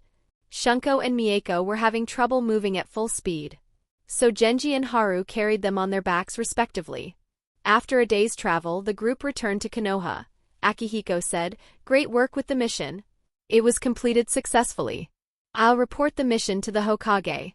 Sora, take the kids to the hospital. Masaru, inform their parents about it. Others can leave." Akihiko looked at Fujin and said, "Fujin, I was a bit skeptical when Mieko suggested your name.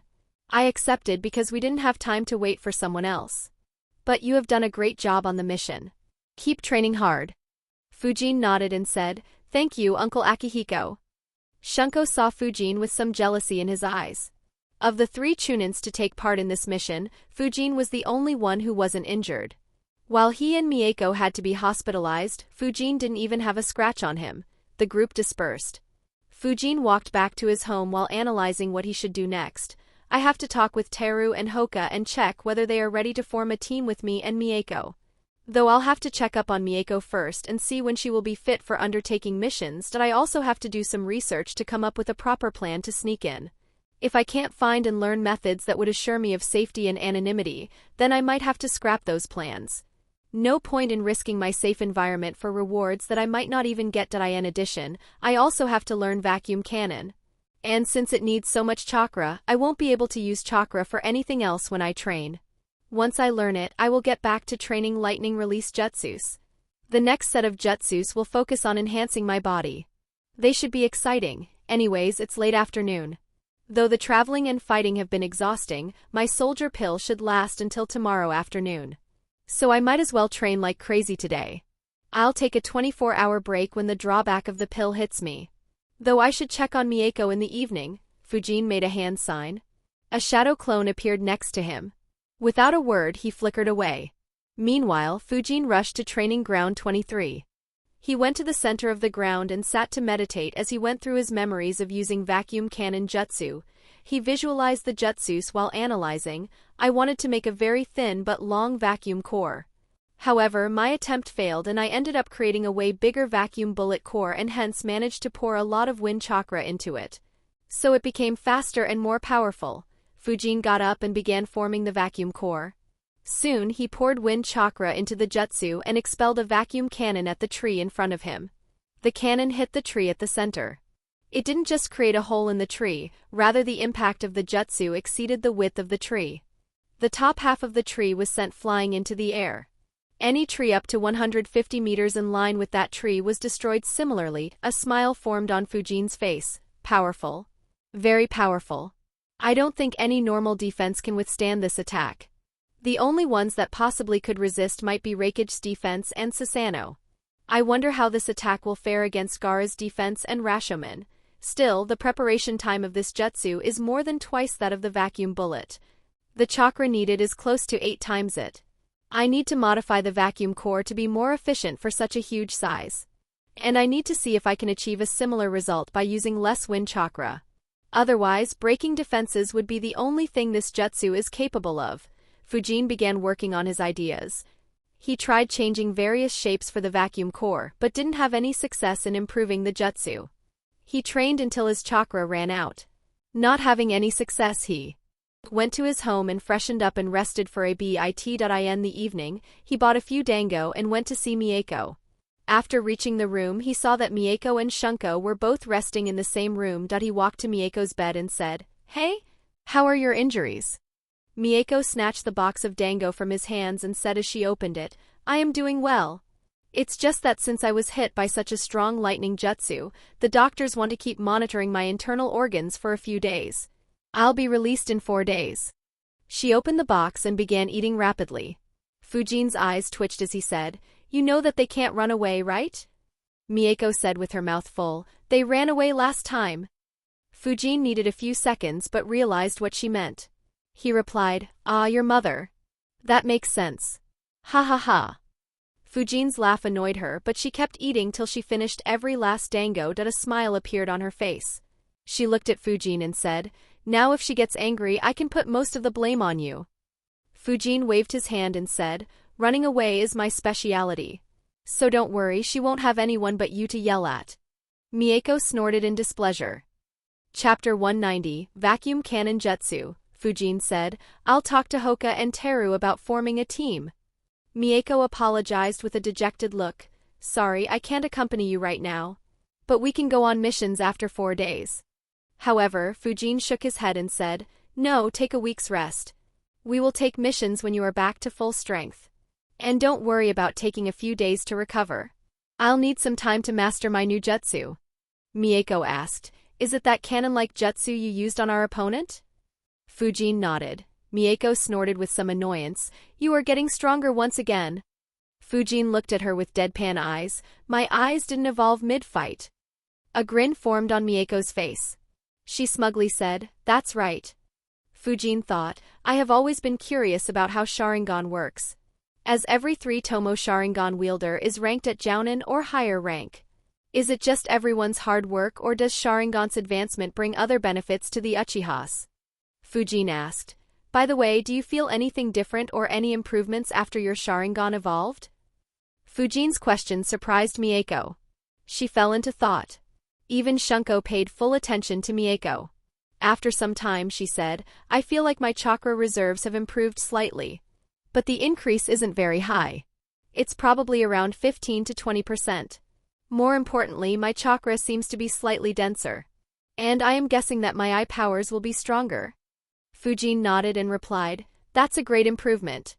He analyzed. Not too overpowered but still very good nonetheless. Assuming that the improvements are higher when advancing to 3 Tomo Sharingan, it would make sense why every Uchiha with 3 Tomo Sharingan would be a Jounin. Especially considering that any advancement in Sharingan needs them to suffer emotional trauma or something similar.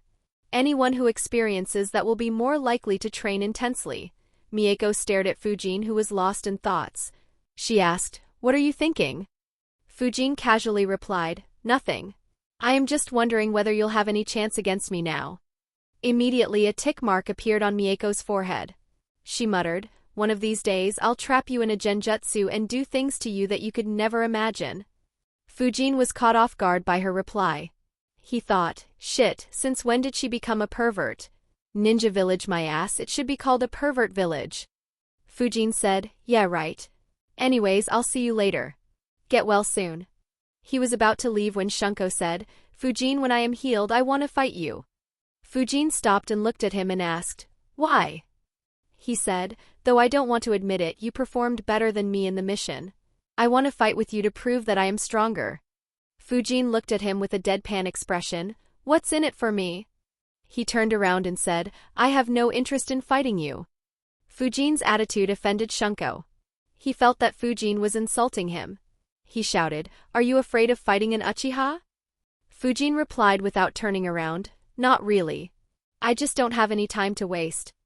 After speaking, he disappeared from the room. Shunko was very annoyed. He asked Mieko, "Is he always this arrogant?" Mieko was thinking, a fight between these two? It would be fun to see Shunko go crazy in rage in a few minutes. As annoying as Fujin normally is, he reaches the highest level of annoyance while fighting. Shunko asked again, "Mieko?" Mieko looked at him and said, "You are just weak, Shunko." Mieko's reply annoyed him even more. He said, "Do you think that a civilian orphan is stronger than all Uchiha?" Mieko replied, "Not all Uchiha, just you." If it was Itachi who asked, I am sure that Fujin would have accepted. Shunko immediately complained, "Hey, it's not fair to compare me with Itachi." However, Mieko crushed every bit of his pride when she replied, "Why? Aren't you the same age as him?" Shunko was left without any words. He just turned his head away from Mieko and sulked alone. Comparing him with Itachi was indeed very unfair. After all, Itachi was an Umbu captain, a rank that signified that he was strong enough to be considered as Jounin and even go against elite Jounins. After leaving the hospital, Fujin treated himself to a huge meal and returned to training. After experimenting with all shapes, he reached the conclusion that staying with the same shape as the vacuum bullet core would be ideal. He used the jutsu again but frowned. "No, though this shape is ideal, something doesn't feel right." He sat in meditation to analyze where the problem was while he recovered his chakra. After running multiple calculations, it finally hit him. Right. I am maintaining the exact ratios I use in the vacuum bullet core. I don't need to maintain the same ratios. I only need the deepest layer of the vacuum core to be huge. Shit, this is so basic. Why did I miss such a simple thing? He thought for a bit before sighing, "I got too excited. I need to keep myself calm and not lose myself in celebrating little achievements." He formed a vacuum core in his mouth. It had the shape of a cone in the front while its body was cylindrical. A very thin chakra film surrounded it. It was encased by another layer of vacuum which was divided into 6 parts. However, compared to what Fujin was doing earlier, this layer was very thin. Its thickness was the same as it would be when Fujin used the vacuum bullet jutsu. Thin threads of chakra flowed through this layer of vacuum. Soon it was covered by another thin chakra film and winds began flowing around it. Fujin opened his mouth and launched the jutsu at the tree in front of him. A smile formed on Fujin's face as it ripped through all the trees in front of Fujin. He thought, good. I only needed 5 times the chakra this time. I saved 37.5% chakra. Without sacrificing the speed or power of the jutsu. With some practice, I should be able to perform it at the same speed as vacuum bullet jutsu. And if I have enough time, I could make it more deadly by forming a much larger central vacuum core. With the form perfected, Fujin spent the rest of the night alternating between practicing vacuum cannon, meditation, and physical workout. He finally stopped at 8 a.m. He left the training ground while breathing heavily. Good. I only needed 20% more time as vacuum bullet. With time it will improve even more, but there won't be any point in wasting more time to try to reduce the time needed forcefully. Satisfied with his progress for the day, Fujin went to Ichiraku. He sat on the stool and rested his arms and head on the table and said, "Bring me 1 bowl of every ramen." Since it was early morning, Tucci was preparing the essentials. He was surprised to have a customer so early in the day. Ayame came out to see Fujin. She and Fujin interacted often as Fujin visited Ichiraku rather often and they were of the same age. She was about to say hi excitedly when she saw his state. She asked in a worried tone, "Fujin, why do you look so bad?" Fujin looked at her and replied without lifting his head, "Nothing much. Just ended up training a bit too much." Ayame puffed her cheeks and said, "I told you to not train so much but you always keep training." Fujin sighed and replied, "Will you continue lecturing or get me something to eat?" Ayame sighed at the unenthusiastic reply and left to help her father prepare the noodles more quickly. Fujin ended up eating 8 bowls of ramen before leaving for his home. He made his way to the bathroom and turned on the faucet, letting the cold water fill the tub. He grabbed all the ice he could find in his home and poured them into the tub and jumped in to rest. With a deep breath, he lowered himself into the frigid water, feeling the cold seep into his bones. Despite the sudden cold, he felt a sense of relief wash over him, the cold water soothing his tired muscles and calming his mind. After resting for some time, he made a shadow clone and dispersed it. The clone that he had made earlier received his message. After a few minutes, he dispersed himself and sent all the memories back to Fujin. Fujin felt a slight headache but soon relaxed in the icy water. He spent an hour in the bathtub before heading to his bedroom and fell asleep. He ended up sleeping for 18 hours straight to compensate for exhaustion and the drawback of the soldier pill. Chapter 191, Unexpected Guest. Fujin woke at 4 a.m. and stretched his hands. He looked out of the window to see that it was still dark outside. He thought, "Damn, it feels like I have been sleeping for days."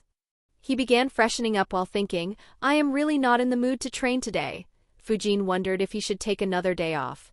In the end, he sighed and left for the training ground thinking, "I won't get strong enough if I train only when I feel like it. I need to continue grinding.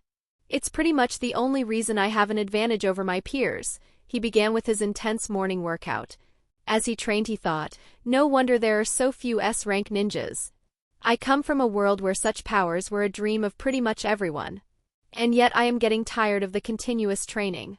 For those who are born in this world, to keep training like this is very unrealistic.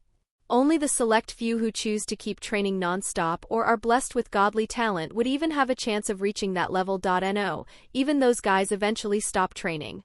Though Hiruzen is as strong as he is, I doubt that he has trained seriously in years.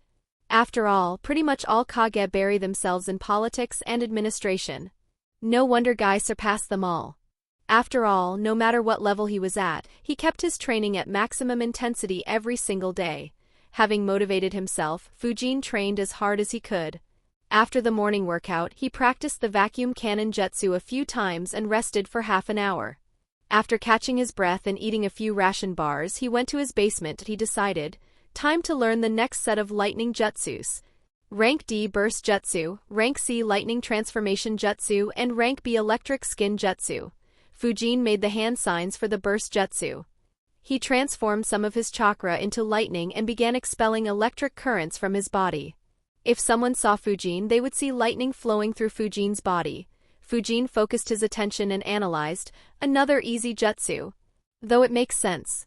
After all, the only purpose of this jutsu is to teach new genins how to control lightning chakra properly. Its only battle use is that if someone is stupid enough to touch me while I am releasing such electricity, then they would be electrocuted. However, Fujin tried taking a step forward but had a lot of difficulty in doing so. He sighed and released the jutsu, however while using this jutsu the user can't move. The electric currents hinder my movements instead of assisting them. So anyone who uses this in battle is pretty much a sitting duck. Still, this jutsu should be quite useful to get my body used to electric shocks and allow me to understand how to release lightning from any part of my body. Fujin repeated the jutsu 4 more times. He didn't have any difficulty using it. He tried making the jutsu more usable by releasing lightning from just one part of his body but failed to do so. He concluded, looks like this jutsu won't be helpful for that. I guess that the way to do this would be to first manage to do this jutsu without any hand signs. Once releasing lightning becomes second nature to me, doing that will become very easy. But I should learn the other two jutsus first as they are quite similar but better. Fujin decided to learn the lightning transformation jutsu next. He weaved the hand signs for the jutsu. Soon lightning appeared on his body. His entire body was covered with lightning. He tried to take a step forward but suddenly stopped. That fucking hurts! The lightning around his body dispersed. Fujin shook his left leg while thinking, so embarrassing. The lighting around my body zapped my left leg. I guess it makes sense as the lighting I released was much stronger than with the burst jutsu. Fujin waited until his left leg felt normal. Though it stung him, it was only for a few seconds, so he wasn't injured. He analyzed, I am not ready to use this jutsu yet. I should treat my body with the burst jutsu continuously and slowly increase its power output. That way my body will slowly get used to electricity. Once I develop a sufficient degree of endurance, I can try the lightning transformation jutsu. A shame really, I was kinda excited to try this and the electric skin jutsu. Lightning transformation will allow me to move at tremendous speeds. Though I can't change directions, I can bounce of other objects till I reach my target. Electric skin jutsu also works on similar principles. It conducts electricity on the skin and boosts the power of any lightning jutsus used. And the lightning could electrocute someone who'd try to touch me just like the other two jutsus. After I master these two jutsus, I will be able to move at speeds comparable to body flicker and zap my enemies on touch. Though it isn't comparable to Raikage's lightning chakra mode, it will still be very handy and should help me dominate weaker ninjas. This speed will be the basis of my lightning combat system. Fujin began training his body to endure lightning with the help of the burst jutsu. He increased the power of the jutsu gradually such that he would be able to endure but his body would feel pain. The jutsu used very little chakra, so Fujin kept at it for hours until he realized something. Shit. While it ached initially, now this pain feels good. He was left speechless by the development and a bit worried as he muttered in a sigh, I hope I don't develop any weird fetishes. I have no interest in becoming another perverted ninja. Fujin kept training until he was interrupted when he heard his bell ringing. Fujin wondered, who'd come to see me at this time? He stopped training and spread his chakra field. Outside Fujin's door, a man was standing. He had a very peculiar expression on his face. He muttered, when did this brat learn Fuinjutsu? And why the hell is his house covered in hundreds of seals? Even I can't be sure that I have identified all the seals. Fujin was surprised by who he sensed. He muttered, he is back? I wonder where he was for so long. Fujin left the basement and made a hand sign. The entrance to the basement was sealed and disguised. Fujin walked to the door wondering, will he be able to sense the basement? Fujin opened the door and said very respectfully, hello sensei. Welcome to my humble house. Renjiro's eyes twitched once again. He thought, your home is anything but humble. Knowing his student's antics, he sighed and said, I see that you haven't changed one bit. Fujin tilted his head and asked, why would I change sensei? Renjiro ignored his question and entered the house. He said, I have a lot of questions to ask you. Let me start with this. He looked into Fujin's eyes and asked, why did you get such a huge house and that too so far away from the center of the village? Fujin replied, houses are expensive. And since I had the money, I decided to spend a lot just one time instead of worrying about switching houses later. Also, there isn't really anything else that I would like to spend my money on. I would have liked to buy the elemental stones, but I don't know where to buy them. Renjiro replied, makes sense. You wouldn't be able to buy the elemental stones in the market. Lord Hokage has some facilities that allow Umbu to use elemental stones. So if you get an offer to join Umbu in the future, take it. Fujin thought, Umbu. Unless the level of a rank B mission gets elevated to rank A, almost all rank B missions are quite boring and not so useful. Looks like joining Umbu would be the way to get exposure to better fights. Though I would prefer to join after the route is disbanded. Fujin asked, Sensei, how can I join the Umbu? Renjiro answered, it isn't in your hands. If Lord Hokage thinks that you are worthy of being included in Umbu, he will call you and ask you. Fujin said, oh. Alright, I'll wait then. Renjiro chuckled on hearing his reply. Fujin's words showed that he had no doubts about his capabilities. Renjiro asked, so, when did you become an expert with Fuinjutsu? Fujin looked at Renjiro thinking, as expected he discovered them. Fujin replied. I learnt it sometime after our squad was disbanded. Renjiro stared at Fujin, but Fujin didn't say anything. Renjiro asked, Fuinjutsu is extremely complicated. I have seen extremely talented ninjas slam their foreheads on failing to learn Fuinjutsu. You want to tell me that you learnt Fuinjutsu in slightly more than half a year? Fujin replied, complicated? I found it pretty fun and easy to learn. Though it has a lot of theory and symbols, I sped up the learning process with shadow clones. Renjiro was surprised. He asked, you spammed shadow clones to learn Fuinjutsu faster? You do know that it can be dangerous, right? Fujin nodded. Yeah, it gives headaches. So I was careful with the number of clones and what they were learning. While speaking, he looked up at Renjiro. Renjiro identified the look in Fujin's eyes. He had seen it numerous times. Fujin continued, but my biggest headache was to use the shadow clone jutsu a dozen times every single time. Sensei, could you teach me the multi-shadow clone jutsu? Renjiro was left speechless. He thought, I have just returned from a 3-month-long mission. And this brat doesn't even take 3 minutes to ask me for a jutsu. And he does it so naturally too. Chapter 192, Another Get-Together, Renjiro replied, sure. Right after you show me what you are hiding under your home. Fujin wasn't surprised. He nodded and replied casually, sure. That sounds like a fair deal. He walked to the staircase and made a hand seal. Renjiro followed thinking, meaning that it's not a fair deal. The stairways to the basement appeared. Fujin and Renjiro entered the basement. Fujin showed him the meditation room, gravity room and dodging practice room. Renjiro was impressed with his student. He said, you have done a great job with the seals. These are among the best training rooms I have seen. That said, no one puts so much effort into training rooms either. Fujin said, to be honest, the advantages they provide aren't very significant. I just had a lot of time on my hands and needed to practice inscribing seals. Renjiro replied, though the benefits provided by the rooms are very small, they will add up over time. Fujin nodded, yeah. Renjiro asked, why are the other rooms empty? Fujin replied, I don't have any ideas regarding any more training rooms. If I get my hands on some elemental stones, I can make a few elemental training rooms like in the tower in the Forest of Death. But that doesn't seem like an option for now. I'll just set up what I want in those rooms if I have any good ideas. Renjiro nodded. He realized that Fujin had left a lot of space for any future use he might have. Both headed down to the lowest level. A weird expression formed on Renjiro's face once again. He asked in a confused voice, why is this entire floor empty? Fujin had already cleared all the mannequins. He said, I designed this place to try new jutsus and have some space to move around freely. Renjiro looked at Fujin and asked, is this all you were hiding? Fujin looked back at him and asked, what were you expecting, sensei? An elemental stone mine?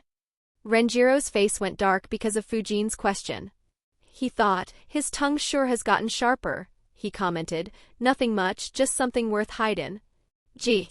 Fujin smirked in his mind while thinking, who'd hide something worth hiding in their home?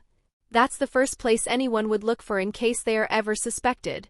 Fujin ignored his comment and asked, anyway, sensei, you promised to teach me the multi-shadow clone jutsu. Renjiro replied, I am tired. I'll just show you the hand signs and how it is done. You can practice by yourself. Renjiro made the hand signs. Soon, 5 shadow clones appeared around him. Renjiro explained to Fujin how the shadow clone and multi-shadow clone jutsus were different. Fujin followed his instructions and weaved the hand signs. Multi-shadow clone jutsu immediately, 5 shadow clones appeared around him. Fujin smiled, another jutsu down. This one will be very helpful, Renjiro said. That's good. Just practice until you have it down. Also, this is a forbidden jutsu as it can lower your chakra to dangerous levels. So be careful of how many shadow clones you try to make. Having taught Fujin for almost a year, Renjiro wasn't concerned about him messing up as long as he knew how cautious Fujin was. Fujin nodded, all right, sensei. He dispersed his clones. The two began leaving the basement. Fujin asked, by the way, sensei, where were you for so long? Renjiro replied, I was assigned a rather long and difficult mission. I returned yesterday. What about you? How many missions did you go on and anything interesting? Fujin and Renjiro began chatting. Fujin filled him in on his missions. Fujin's mission experience was as he expected. He was surprised just twice. The first time was when Fujin told him about the 13 million Ryo bounty he claimed. The second time was when he talked about the Jashinists. During the conversation, Fujin asked, "Are you aware of them, sensei?" Renjiro nodded and answered, "Yeah, I had encountered one of their factions before the Third Great Ninja War. But they weren't very strong. I remember them because they had sacrificed all the young children from a village to their god and slaughtered all the adults. Unfortunately, they didn't have any information on where other Jashinists would be. Otherwise, we would have wiped all of their branches." Fujin said, "Now that I think about it, even these guys never mentioned any other Jashinists. I wonder if their grand priest had any details though." Renjiro replied, "No point in thinking about him. It's been a long time since we ate together. Let's go to yakiniku. My treat." Fujin and Renjiro had food before leaving their separate ways. Fujin decided, "Since I am here, I might as well see if Hoka and Teru are free." He made a few hand signs. Multi-shadow clone jutsu 2 shadow clones appeared next to him. Both flickered away. Fujin analyzed, "My chakra was divided equally. I'll have to learn how to control the amount of chakra I allot to this jutsu and distribute it among the clones. Though from my experience with the shadow clone jutsu, it'll be better to do so after I use this jutsu a few hundred times." Fujin's clones moved towards Teru and Hoka's houses. Unfortunately, Hoka wasn't home. Fujin's clone talked with Hoka's father and asked him to tell Hoka to come to visit him when he is back. Fujin's other shadow clone met with Teru. Teru was intrigued by the idea, but he asked for a few days to answer. Fujin's clone replied, "All right. Let's meet up at my home 5 days from now at 1 p.m. Mieko should be completely healed by then." Teru quickly replied, "All right. We will have food at your home again in that case." Fujin's clone nodded and said, "Sure." He dispersed into smoke. Teru looked at the smoke and muttered, "Will he ever come to visit in person?" Fujin received his clone's memories. He made a shadow clone and sent him to inform Mieko about the meeting. Fujin created another shadow clone which flickered towards the library. With all the tasks completed, Fujin returned to training his body with the burst jutsu. For the next 5 days, Fujin focused on physical training and conditioning his body with the burst jutsu. His physique improved at a very rapid speed. He practiced vacuum cannon and multi-shadow clone jutsu a few times daily. In addition, one of his shadow clones stayed in the library for over 12 hours daily. During this time, he was visited by Hoka once. He too liked the idea and gave the same reply as Teru. Finally, the day arrived. Fujin was training with his chakra field spread. He opened his eyes when he sensed Teru. He stopped training and left the basement and sealed it up in a few seconds. A minute later, Teru rang the doorbell. Fujin opened the door. His eyes immediately focused on the bag in Teru's hands. Teru noticed Fujin's gaze and said, "My mom felt bad that you cooked everything last time, so she sent some ready-to-fry prawns with me." Fujin took the bag and said, "She is wiser than you." Teru smirked and said, "Oh, I am so glad that you like that." Fujin furrowed his eyebrows, wondering what Teru was up to. Teru continued, "She has invited you to have dinner at our home tonight." Teru thought, "I know he doesn't like socializing a lot, so I was worried I'd have to hear my mother nagging. Luckily, he dug the pit himself." At the same time, Fujin thought, "I was kept hanging for 2 to 3 months due to not having any connections, so it's better to accept the invitation. If I am lucky, I might get a mission invitation similar to how Mieko got me on a rank-a mission." Fujin replied, "All right, I'll show up." Teru smiled, but suddenly his smile froze. He suddenly had a weird expression as he asked, "Just to confirm, you are going to come yourself instead of sending a clone, right?" Fujin looked at him with a deadpan expression. He asked, "Did you and Yuri swap your brains?" Teru chuckled awkwardly and said, "It's just that I only see your clones making a visit." Fujin replied, "That's just for sending messages. Why would I send a clone to eat?" As they were chatting, Mieko and Hoka showed up. Fujin invited them all in. Mieko asked, "What's in that bag?" Fujin replied, "Teru's mom sent some prawns." He made a shadow clone who grabbed the bag and said, "You guys continue discussing. I'll bring chicken and prawns in a few minutes." Hoka replied, "Great." Mieko teased, "Fujin, your clones are much better at cooking than you." Suddenly, all three looked at Mieko without speaking a word. Realizing how stupid her sentence was, she immediately became embarrassed and quickly went into the circular room while saying, "Why are you three standing at the door? Let's go in and discuss what we will do quickly." The boys followed her. Teru commented softly, "She is very quick to change subjects." Fujin and Hoka nodded in agreement. Chapter 193, A Heated Debate. Fujin, Teru, Hoka and Mieko took their seats around the round table. Mieko asked Fujin, "Did you tell them about the dialogue we had?" Fujin nodded, "Yup." Mieko looked at Hoka and Teru and asked, "So what do you think, guys?" Teru answered, "It is a good idea. My current squad takes a lot of breaks between missions. If we form a team, then we can take missions continuously and reach the required number of missions for elite Chunin promotion quickly. But even if we reach the required number of missions, we won't get promoted anytime soon. And taking missions with our current squads ensures that we may be able to handle the mission even if it goes wrong." Hoka nodded in agreement. Fujin said, "That's true. But the current rank B missions are very boring and don't challenge us much. My idea is that we should take rank B missions that have a low chance of going wrong and do them rapidly.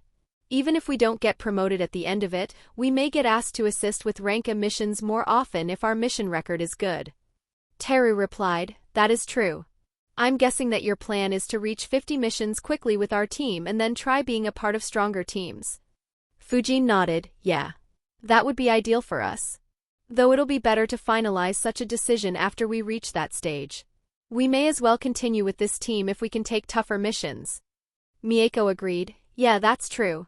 So is everyone on board?" Hoka nodded, "Yeah, I talked with my parents and teammates. I am in." Teru nodded, "Same here. But why didn't you invite anyone else?" Fujin answered, "Well, the only other two I could think of were Hana and Yori. And their skills would be very similar to Hoka and Mieko respectively. Not to mention that Hana is still in her Genin squad. So I figured that it'd be better to go with just us four. All four of us are good at taijutsu. We cover all elements except lightning. We will have 2 dijutsus and 1 sensor in the squad. So pretty much all aspects get covered." Teru thought for a bit and said, "All right." Since no one asked anything else, Mieko said, "So now the main question is," she looked at all three and said, "Who will be the team leader?" Hoka and Teru too looked at everyone. Meanwhile, Fujin thought, "I never considered this. Makes sense though, as every team needs to have a leader." Hoka, Mieko and Teru prepared themselves for an intense debate. Hoka asked Mieko, "What do you suggest?" Mieko replied, "Of course it should be me." Hoka saw her with a deadpan expression as he thought, "Why am I not surprised?" He asked why. Mieko answered, "Because I am the only one who is an expert at ninjutsu, taijutsu and genjutsu. You guys don't have any skills in genjutsu." Hoka argued back, "What does genjutsu have to do with leading? My ability to see up to a kilometer is more important. This way I can pass orders quickly and get us more time to react." Mieko said, "You can do that even when you aren't a leader." Teru entered the debate saying, "Yes, and you can use genjutsu even if you aren't the leader. The most important aspect of a leader is experience. And I have been a ninja for a year longer than you three." The three entered into a heated debate. At some point, the Sharingan and the Byakugan got activated. Chakras began flaring. Fujin didn't speak and just watched with amusement. He thought, "Wow, this looks awfully like those pre-interview debates for placements in my previous world." The trio continued arguing for 15 minutes when Hoka's eyes fell on Fujin. He saw that Fujin was eating the fried chicken alone and realized that Fujin never spoke a word. He asked, "Why are you eating chicken and not talking? Aren't you interested in becoming the team leader?" Fujin answered in his mind, "Unfortunately, I don't have popcorn," he said. "It's more amusing to see you three arguing. Don't worry, I won't let the food go cold." Mieko suddenly realized. She complained, "Hey, don't eat all the food." Fujin shrugged and continued eating. The change in the subject made the trio calm down. Teru realized that arguing was pointless and said, "It doesn't look like we will reach any conclusion." Fujin replied, "You sure? Maybe another 15 minutes of debate might provide a result." Mieko, Teru and Hoka's faces went dark.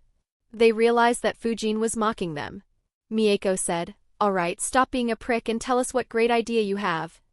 Fujin put up a sad face and sighed, But I want to see you guys debating. All three stared at him. Having teased them enough, Fujin said, I don't recall where I read or heard this quote, but it went something like this: a great team is where no one knows who the leader is.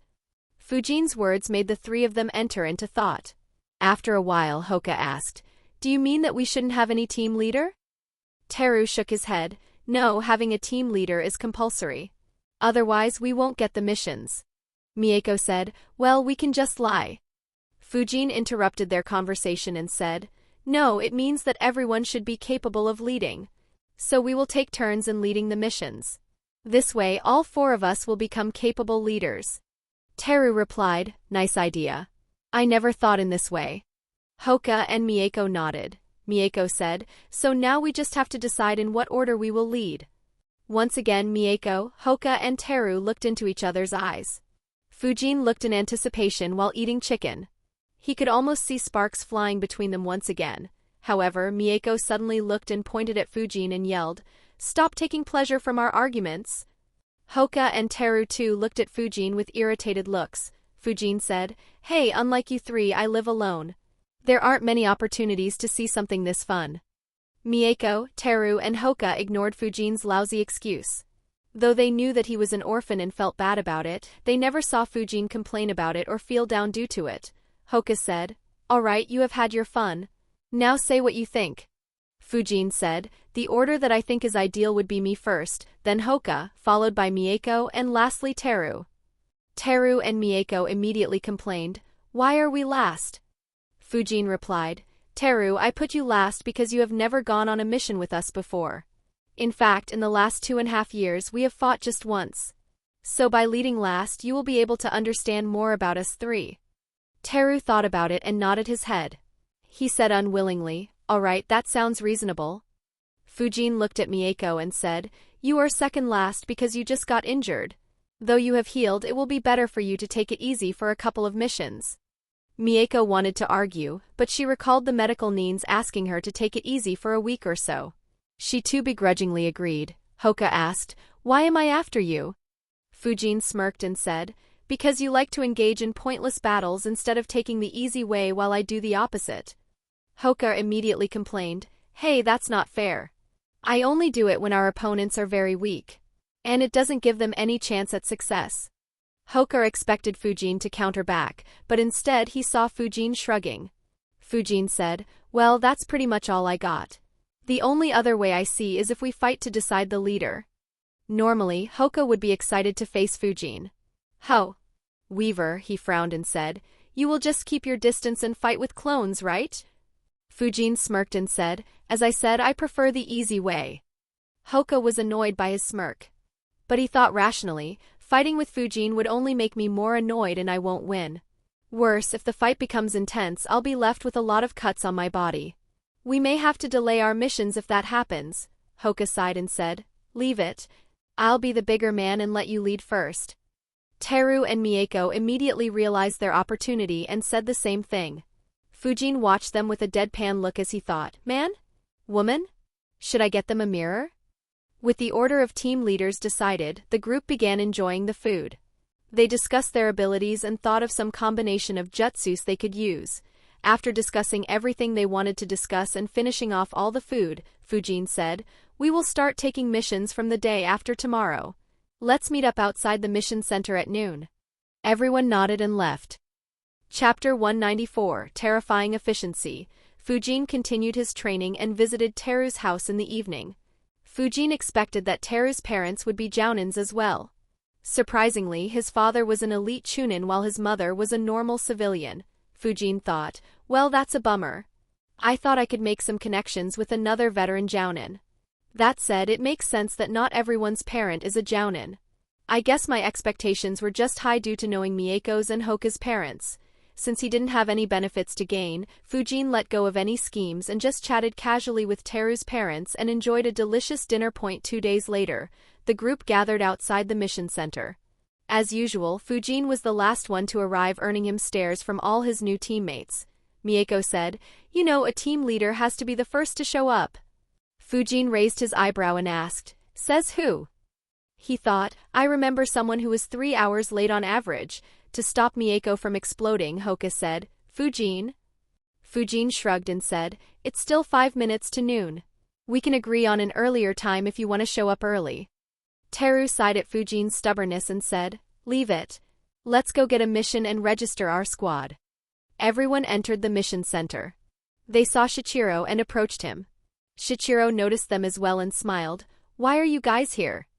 Fujin said, I want to register a new squad and accept a mission as well. Shichiro observed the 4 youngsters.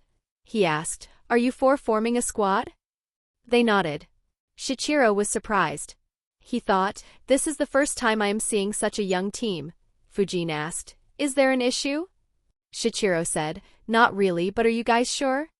Mieko said, we wouldn't be here otherwise. Shichiro said, all right. Let me get the paperwork. Shichiro got busy. The group waited and watched him doing all the work. Mieko suddenly had an idea. She looked at Teru and asked softly, Teru, will we have to do more paperwork while changing the leader? Teru thought for a bit and nodded, yes, but we can avoid it by not doing it officially. A grin formed on Mieko's face. She said, let's keep changing our leader officially for every mission. It's about time that we got some revenge for those insane number of bandit hunting missions. Fujin and Hoka immediately nodded. Hoka said, that sounds great. Fujin added, I agree. Teru looked at the 3 of them in surprise and asked, how many bandit missions were you guys assigned? Fujin replied, too many. Mieko followed up, I did 75. Fujin was surprised. He looked at Mieko and asked, 75? Why so many? Mieko said, he kept giving me bandit hunting missions till I joined an Uchiha squad. I was so mad at him back then. Hoka said, me too.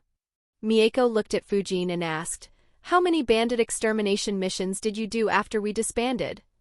Fujin replied, just 1. Mieko and Hoka looked at him with surprise. Hoka asked, why just 1 for you? Fujin replied, I remember threatening him that I'll plant evidence stating that he is the boss of those bandits if he gave me another mission like that. Mieko and Hoka were surprised. Mieko grumbled, I threatened him with violence and genjutsu, but they never worked. Also, my parents asked me to take those rank C missions. Teru watched their conversation. He finally asked, why did you do so many bandit hunting missions? Fujin said, our sensei took us to do a lot of them and we kinda gained a reputation. Leave it, it's embarrassing. Anyways, I like your idea, Mieko. Let's do that. Shichiro was finally done. He handed Fujin a paper and said, these are the details of your team. Fujin read the paper. It had some basic details about those 4 and Fujin was mentioned as the team leader. While Fujin was reading the paper, Shichiro asked, which missions are you interested in taking? I have a bunch of bandit extermination missions lined you. He suddenly stopped talking and involuntarily stepped back. 3 pairs of eyes stared at him. 1 pair was as black as the abyss itself. Another pair of eyes were red and spinning. The last pair of eyes were as white as they could be. He quickly said, I'm just kidding, no need to look at me like this. He picked up a file and handed it to Fujin and said, you can select a rank B mission from this file. Suddenly, his voice became serious as he warned, don't bite off more than you can chew. Fujin nodded. He looked through the missions. Most of the rank B missions were escort missions for merchants or important officials. Fujin wasn't interested in taking missions that would be slow to complete. He began looking for target elimination missions. After looking through all of them, he thought, as I thought, none of them is in the land of fire. He removed 3 mission papers from the file and handed them to Shichiro and said, we will take these 3 missions. Shichiro was surprised once again. He accepted the mission papers and asked, 3 at the same time? Fujin nodded, yeah, they are close to each other. Shichiro read the papers, All are missions to eliminate rogue forces in the land of river. Given the data, it's unlikely that either of these would be tougher. He looked at the youngsters in front of him and said, all right. Good luck and ensure that you stay safe. Fujin nodded and accepted the papers and left along with his team. Fujin shared the mission papers with his squad and said, I have selected 3 missions in the land of river. They are very close to each other and not very far away from the land of fire border. So if anything goes wrong, we can retreat to safer places quickly. Everyone nodded. After they were done reading, Fujin said in a serious tone, I am the leader of these missions, and my policy is always safety first. I am fine if our mission fails, but none of us must die or be crippled. So always emphasize more on our safety rather than the mission. Is this clear? Hoka, Mieko, and Teru were surprised by the seriousness in Fujin's voice. Mieko teased, Wow, Fujin, you sound exactly like Sensei. Hoka agreed, That's true. Fujin sighed at their antics and asked again, Is it clear? All three nodded and said, Yup. Since everyone agreed, Fujin asked, Is everyone prepared to go? Everyone nodded. The squad immediately left Konoha. The group traveled the whole day at top speed and took a break at a patrol camp close to the border at night. They got up early the next morning and continued their journey. At around 8 a.m., they finally arrived close to their destination. They stopped around 2 kilometers away from their destination. Fujin looked at the map and said, They should be around 3 kilometers to the west from here. Keep an eye for traps. Hoka activated his Byakugan and Mieko activated her Sharingan. The squad moved forward. Finally, Hoka said, I can see them. They have built a small camp ahead. Fujin asked, What sort of camp? Hoka replied, Mostly bamboo huts next to a river. There are 35 people in the camp. Only 12 have chakra with 3 at Chunin level and 1 at elite Chunin level. Fujin said, Alright, that should be manageable. Let's get close and stick to the plan. The group immediately flickered through the forest and stopped at the outskirts of the camp. Fujin asked softly, Are there any who aren't in the camp? Hoka checked the surroundings and answered, I can see 4 people in a 1-kilometer radius. But they don't have chakra. Fujin thought for a bit and replied, Alright, let's ignore them. We will destroy this camp directly. Prepare your jutsus. Everyone quickly made hand signs. Wind release, infinite breakthrough jutsu fire release, majestic destroyer flame jutsu instantly, a massive fire approached the camp. Since they didn't detect anyone, everyone was caught off guard. Only their leader acted quickly and weaved hand signs. Water release, water wall jutsu. The water from the river suddenly flowed out and formed a wall between the camp and the incoming fire. The fire-wind combo jutsu hit the water wall and went straight through it. Their leader shouted, Everyone escape underground. The few ninjas who knew earth release quickly escaped underground. The fire engulfed the entire camp and burned everything down. Over 30 died by being burnt alive. Their screams were all that could be heard in the vicinity. However, the attack wasn't over. Hoka saw the 4 rogue ninjas escaping underground and said, Now! Both he and Teru slammed their hands on the ground. Earth release, stone spear jutsu. Immediately, spears formed around everyone who had escaped underground. The rogue ninjas had just relaxed slightly on escaping death. Not a single one was prepared to defend. A dozen spears pierced into the body of all 4 of them. Hoka watched and said, They are all dead. Fujin spread his chakra field to recheck. He said, Yeah, none of those 35 survived. And there is no one in a 1-kilometer radius who can use chakra. Mieko sighed and said, That doesn't feel like a rank B mission at all. Fujin replied, It is a rank B mission. Just that they feel too easy. This was the reason for forming this team, remember? Teru said, Yeah.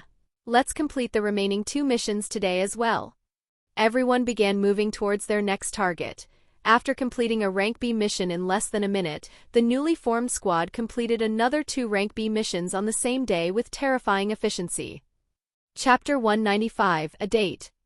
Having completed the 3 missions, the group returned to Konoha on the evening of the following day. Mieko asked, Will we be going on a mission tomorrow? Teru said, I think it'll be better if we take a day's break. Otherwise, the constant travel might wear us down. Fujin agreed, Yeah. Let's have a day's break between missions. We can have a longer break if the mission is tiring or if someone gets injured. Hoka agreed with Fujin. Mieko said, Alright. Let's meet at noon. As she spoke, her eyes landed on Fujin. She corrected herself, No. Let's meet 30 minutes before noon on the day after tomorrow outside the mission center. Fujin's left eye twitched on seeing how she changed the time after looking at him. He thought, Well, it doesn't really make a difference to me. It'll be the same if you show up 15 to 20 minutes before the decided time. The group left. Fujin was flickering to his home when he noticed, Someone's following me. He immediately began sensing and saw who was following. Why is she chasing after me? He stopped moving. A few seconds later Mieko appeared. Fujin asked, "What's up?" Mieko asked while breathing slightly heavily, "Do you have to run at this speed to your home?" Fujin replied, "Not really. Just save some time. Anyways, why did you follow me?" Mieko began a bit fidgety. She said, "Well, I never thanked you properly for saving my life. I thought about how I should thank you properly but couldn't think of anything. So Fujin interrupted her saying, "I already said that you don't need to thank me. We are teammates. I got your back and you got mine." Mieko was about to nod in agreement but suddenly stopped as she realized, "Wait, did I ever have to save him? No, I have never seen his life ever be at stake." She said, "That's all good, but I still want to thank you.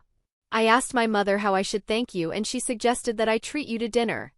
Fujin was surprised. He asked, "What did she say?" Mieko replied, "That I treat you for dinner." Fujin's left eye twitched once again. He thought, is her mother trying to set us up? Did she find out about Dango and wanted to get revenge on me or something? Seeing that Fujin wasn't speaking, Mieko got upset and asked, "What's the issue? I'm treating you to a free dinner. Just come." Fujin was about to say no, but hearing what Mieko said he thought, well, if she puts it that way then how do I logically say no? Fujin said, "I am not a fan of eating dango for dinner." Mieko complained, "Hey, who said I eat dango for dinner? I wanted to go to that sushi restaurant." Fujin sighed in his mind, "Leave it, I'll agree. It will be annoying if she tries to find more ways to thank me if I keep refusing," he said. "All right, let's go." Mieko cheered upon hearing him agree. She said, "Great, follow me." She walked in front of Fujin. Though Fujin couldn't see, a blush appeared on her face. Fujin followed thinking, "Never thought I'd go on a date at 11 in this world. Though to be honest, I never thought I'd go on any date at all. Oh well, since I am on one, I might as well enjoy it." En route, Mieko tried making small talk with Fujin. Fujin replied, but there wasn't much to talk about. After all, Fujin's life in this world was very monotonous. He didn't have a life outside of being a ninja. After many failed attempts of finding a common topic to talk about, the duo reached the restaurant. While ordering, they finally found a common topic to talk about. The topic was food. While eating, the two talk about all the delicious foods they came across outside Konoha when they were on rank B missions. Fujin mainly talked about the noodles from the land of noodles while Mieko talked about an array of sweets. The two chatted for over an hour while enjoying sushi. By the time they left, it was very dark. Fujin said, "I'll drop you home." Mieko asked, "All right." The two walked to the Uchiha clan compound. Fujin walked with her to the entrance before saying goodbyes. As he watched her leave, Fujin sighed, "She has a crush on me. I guess it happened when I saved her life." Fujin turned around and began walking home. He sighed again, "Why does life have to keep getting complicated?" Over the next month, their team completed 19 rank B missions. They chose every mission very carefully. As a result, all the missions were completed with extreme ease. Fujin, Mieko, and Hoka already had very strong teamwork. Teru blended in with ease, resulting in even more combination jutsus. Due to completing missions together, their bond also got stronger. On one of the rest days, while Fujin was training his body to get used to stronger electric shocks, he heard the bell ring. He stopped training and sensed who rang the bell. Fujin thought, "Oof, so much stuff happened that I completely forgot about them." He sweat dropped a bit thinking, "For some reason I'm a bit worried about my future subordinates now." He created a shadow clone and continued training. The clone went out and greeted the visitors. He opened the door and saw Daisuke and the other 4 orphans standing with him. Daisuke immediately greeted Fujin. "Hey Fujin, how have you been?" Fujin's clone replied, "Good. It's good to see you guys again." Daisuke replied, "We tried visiting you 2 days ago, but it looks like you were on a mission." Fujin's clone nodded. "Yeah, I returned last night. Anyways, have you completed the leaf training exercise?" Daisuke replied, "Yup. That's why we wanted to visit you." Fujin's clone thought for a bit. "It's just over a month and a half since I asked them to do it. Isn't it a bit too fast?" However, he soon realized, no, they have been using chakra for a lot longer than we were back in first and second years in the academy. So their speed makes sense. Fujin's clone exited the home while asking, "All 5 of you can keep the leaf on for over an hour?" Suddenly, he noticed them getting a bit nervous. Daisuke said, "Well, 4 of us can." Buncho is still a bit short. He can stick the leaf for 48 minutes. But exams are coming close. We only have around 3 months left. So we couldn't wait any longer. Fujin's clone said, it's fine. 48 is decent as well. Your next task is to learn how to climb trees with only your feet. His words confused them. Tatsuya asked, what do you mean by just our feet? Fujin's clone walked towards a tree and said, like this. He began walking on the tree. All 5 students were surprised at his action and got excited to do it themselves. After all, this was infinitely more fun than meditating with a leaf stuck on your head. Fujin's clone said. To be able to do this, you have to concentrate chakra on your feet. And your chakra has to be the right amount. If it's low, then your foot won't stick to the tree. If it is high, then you will damage the tree and be pushed away. Fujin's clone got off the tree and said, now you guys try it. Immediately, all 5 tried climbing the tree. 2 seconds later, all 5 fell down. Fujin's clone chuckled at that sight. He said, this isn't as easy as it looks. So keep practicing until you can climb properly. Once you do, you won't have any issues in mastering those 3 jutsus needed for the graduation exam. Fujin's words surprised them again. Bunjiro asked, will we be able to do all 3 jutsus easily? Fujin's clone replied, well, you will still need to train. But learning it will become very easy. Daisuke excitedly said, all right. Thank you, Fujin. Fujin's clone replied, no worries. You guys can continue training in the tree climbing exercise. Once you can do it flawlessly, you can come back to me. Also, unlike the leaf concentration exercise, you can't leave this one halfway. Everyone said, don't worry, we will climb to the top of the tree. Fujin's clone nodded and said, good. See you guys later. They said their goodbyes and left. Fujin continued his training, feeling better about his capabilities to teach his future subordinates. Fujin's squad continued missions as usual for another week. When they returned from their last mission, Mieko received shocking news after she went home. She went home in a cheerful mood. However, on entering her home, she saw that her parents were dejected and serious. She asked, Mom, why are you sad? Her mother looked at her. She wondered how she should deliver the news. After a minute of silence, she sighed and said, Shursui is dead. He committed suicide. Mieko was shocked. Chapter 196, Dilemma: Emotional or Rational Choice. Fujin had completed his morning workout and was about to enter the basement when he heard the doorbell. He checked and opened the door and said, Hey Mieko. Come in. Mieko entered his house. Fujin noticed, she is uncharacteristically silent. And her mood seems down, he asked. What's up? Mieko said, I won't be able to come for missions for some time. Fujin could feel the sadness in her voice. He wondered, what's up with her? I haven't seen her so down until now, he asked. Why? Did something happen? As he asked her, he could see tears forming in her eyes. Fujin sighed in his mind and helped her take a seat. He also grabbed some water for her to drink. Mieko drank the water and said, Shursui died. Mother said that he committed suicide. Fujin's eyes widened. He thought, so it's time? Fujin knew that Shursui had mentored Mieko at some point in the past. She had stated about learning the body flicker jutsu from him. Fujin said, that is sad news. Were the two of you close? Mieko nodded. We didn't hang out much for the last couple of years, but he used to mentor me a lot before it. He taught me fire dragon jutsu and body flicker jutsu.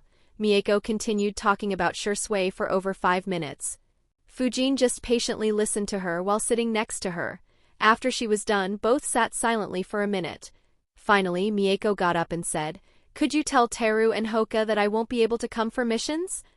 Fujin nodded and said, Don't worry. I'll tell them. Mieko thanked him and left. Fujin saw her leaving his home and involuntarily said, Mieko. Mieko turned around and asked, Yes? Fujin sighed and asked, Would you like to go on missions to take your mind off this? Mieko was happy that Fujin asked her this. However, she said, No.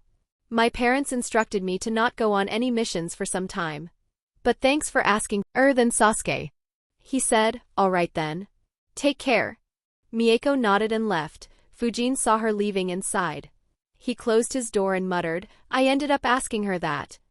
He sat down as he thought. When I realized that I was in the Naruto world, I decided that I won't form any relationships or be emotionally attached to anyone. I decided that I won't even make a lot of friends and won't be emotionally attached to any that I make. After all, this is the dangerous world of deadly ninjas. And I know for a fact that at least 80% of all ninjas would die in the Fourth Great Ninja War. This means that any friend I have will have an 80% chance to die before I reach 22 years of age.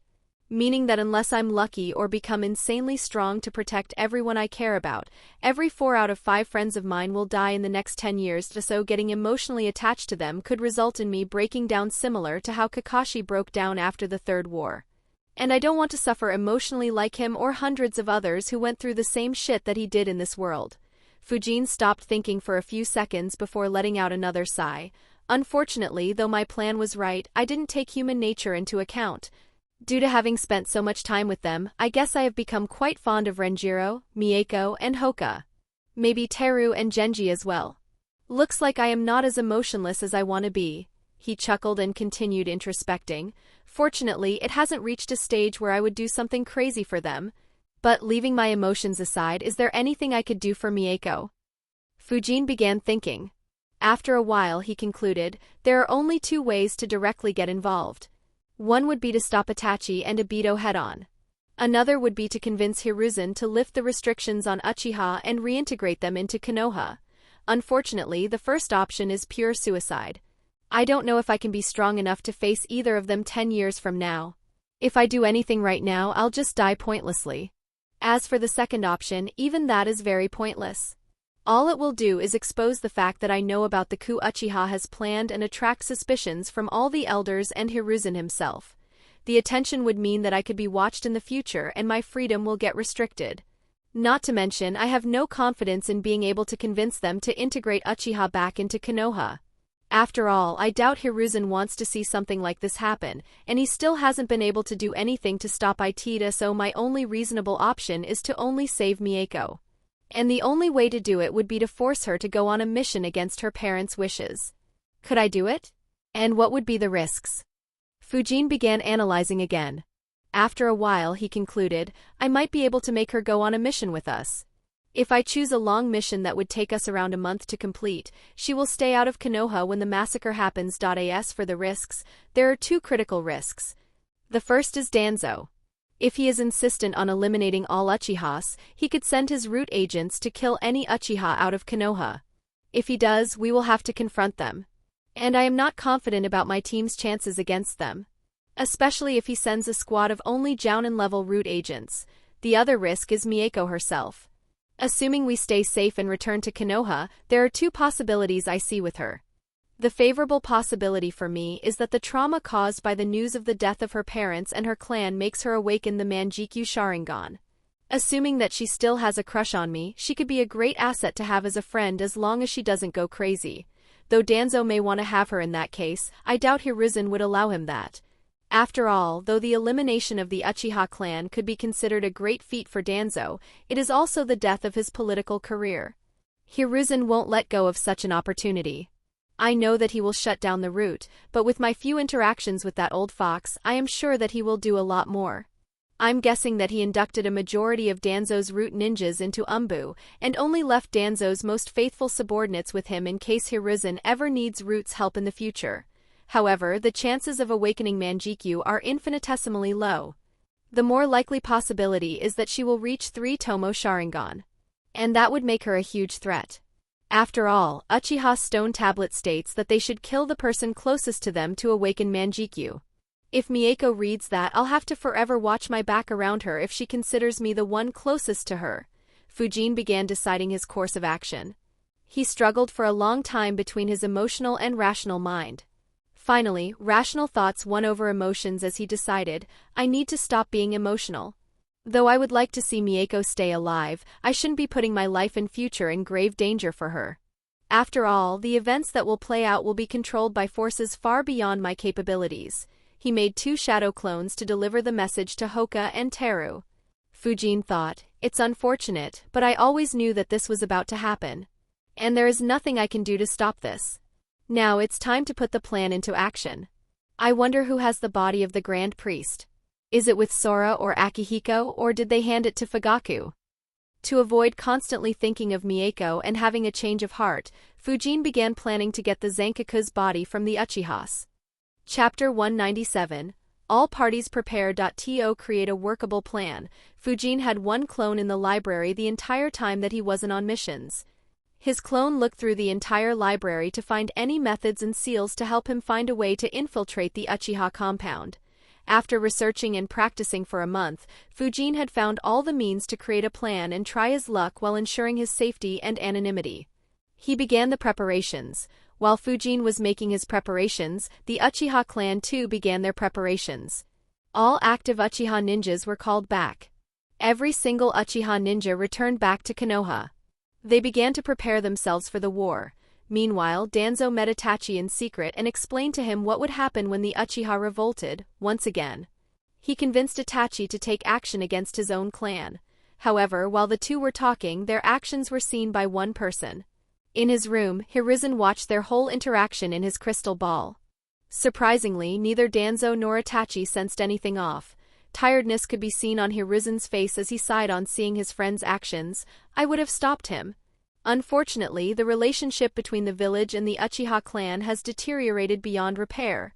His expression became firm as he decided not to interfere. While it's true that Hei were relocated to the outskirts of the village and monitored by Umbu, no Uchiha was ever mistreated by us. I can understand that they would be dissatisfied with such a treatment. However, this is no excuse for launching a coup that would destroy the village. On deciding the fate of the Uchiha, Hiruzen's eyes fell on Danzo. My old friend, it looks like you have completely fallen into darkness.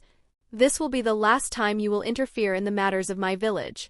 While the undercurrents were flowing in Konoha, Fujin was busy in his basement making a lot of complicated seals. A day after Mieko told him the news, Fujin completed the first step of his plan. He took a deep breath. Finally, it's done. He made a hand sign. A shadow clone appeared next to him. The clone made multiple hand signs. Fujin observed the clone by concentrating chakra in his eyes. He could see that the chakra signature of the clone was slowly changing. Soon it was very different from Fujin's chakra signature. His scent also changed. Fujin thought, good, now it will be difficult to link the clone to me. After the clone completed the process, Fujin applied another scent to the clone to make it look like he was hiding his real scent. Next, the clone used the transformation jutsu to transform into a honey badger. Fujin thought, normally seeing this animal in the streets of Konoha would raise suspicions.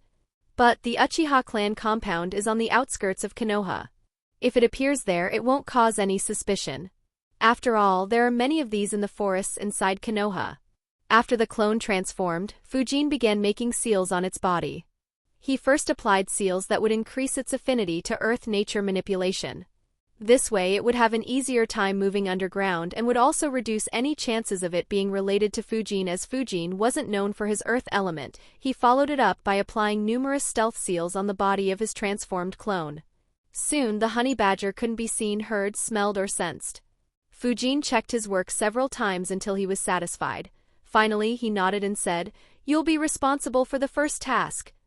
The honey badger didn't reply. Fujin made a hand sign and sealed him in a special storage scroll that he created a wind clone who took the storage scroll with him and flickered multiple times in the forests next to his house. After coming to a very secluded place far away from his house, the wind clone opened the scroll and let the honey badger clone out. The honey badger clone checked his surroundings and moved stealthily towards the Uchiha clan. He moved under the ground so as to not leave any trails. The wind clone also left. After going away sufficient distance, he destroyed the storage scroll and dispersed himself. The honey badger quickly moved towards the Uchiha clan compound, but did not enter it. He had no intention of testing his seals against the Sharingan. Instead, he went to the route that Uchiha kids would take while going to and coming from the academy and stayed there. The honey badger clone thought, the first task consists of 2 missions. The first is to keep an eye on Uchiha Sasuke. The day Sasuke returns very late from the academy will most likely be the day the massacre happens. And the second task is to see if anyone notices me. If someone does, I will drop all plans of stealing that dead body. While this clone kept an eye, Fujin created 5 more honey badger clones. They would roam through the forests and training grounds in Konoha to see if anyone notices anything suspicious in them. Fujin had calculated, honey badgers are rather common in Konoha. so a few more of them shouldn't raise any eyebrows.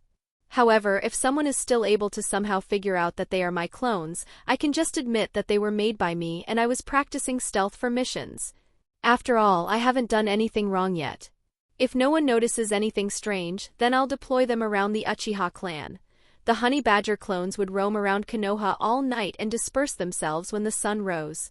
Fujin experimented for 2 days before deciding that they were safe to be used. From the 3rd day, all 6 of his honey badger clones used to stay around the Uchiha clan compound. In addition, Fujin would maintain 2 wind clones at one secluded spot a few kilometers from the Uchiha clan compound. With the preparations done, Fujin just waited for the right moment and a few days later, in an underground base under Konoha, Danzo stood with a subordinate. The subordinate respectfully asked, "What job do you have for me, Danzo-sama?" Danzo looked at him and said, "Your triatomony bugs can induce sluggishness, right?" The root ninja was from the Aburame clan. He replied, "Yes, Danzo-sama. They can cause slight sluggishness with their poison. And since it poses no direct threat and doesn't have any color or smell, it is almost impossible to detect." Danzo said, "Good. Your mission is to poison the drinking water that reaches the Uchiha clan with this poison. Use very small quantities. Your main priority is that this poison isn't noticed. Once you are done, go to Training Ground 49 and wait for me." The root ninja was surprised by the mission. However, it wasn't his place to question Danzo. He nodded and left. Danzo watched him leave as he thought, he was a good subordinate. A shame that he has to die.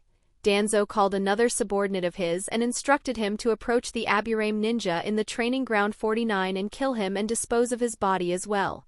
Though Danzo's subordinates had his curse seal, no seal was perfect. Considering the importance and severity of this matter, Danzo decided to take this step. This way no one other than him and the elders would know about the truth of the Uchiha massacre. The root ninja from the Aburame clan did his job exceptionally well. Since it only caused a slight sluggishness, no Uchiha ninja realized that they had been drugged. After all, they didn't have to move at full speed in their normal lives. Danzo made a few more moves that day. He ensured that no Hyuga, Inuzuka, or Sensor ninja was in the vicinity of the Uchiha clan compound to prevent any interference. In fact, he had ensured that most of their active ninjas were on duty outside Konoha. Finally, on that evening, Uchiha Itachi and Uchiha Obito appeared in the Uchiha clan compound. Almost everyone in the village was oblivious to the massacre that was about to unfold. Only 3 were aware of it and waited patiently. Danzo was busy with his root ninjas to ensure that Itachi wasn't interrupted. Meanwhile, he also had to ensure that his root ninjas weren't close to the Uchiha clan compound and get caught in the fighting. Hiruzen had recalled all Umbu ninjas that were keeping an eye on the Uchiha clan. While Fujin was waiting in his basement for his clones to send him a message.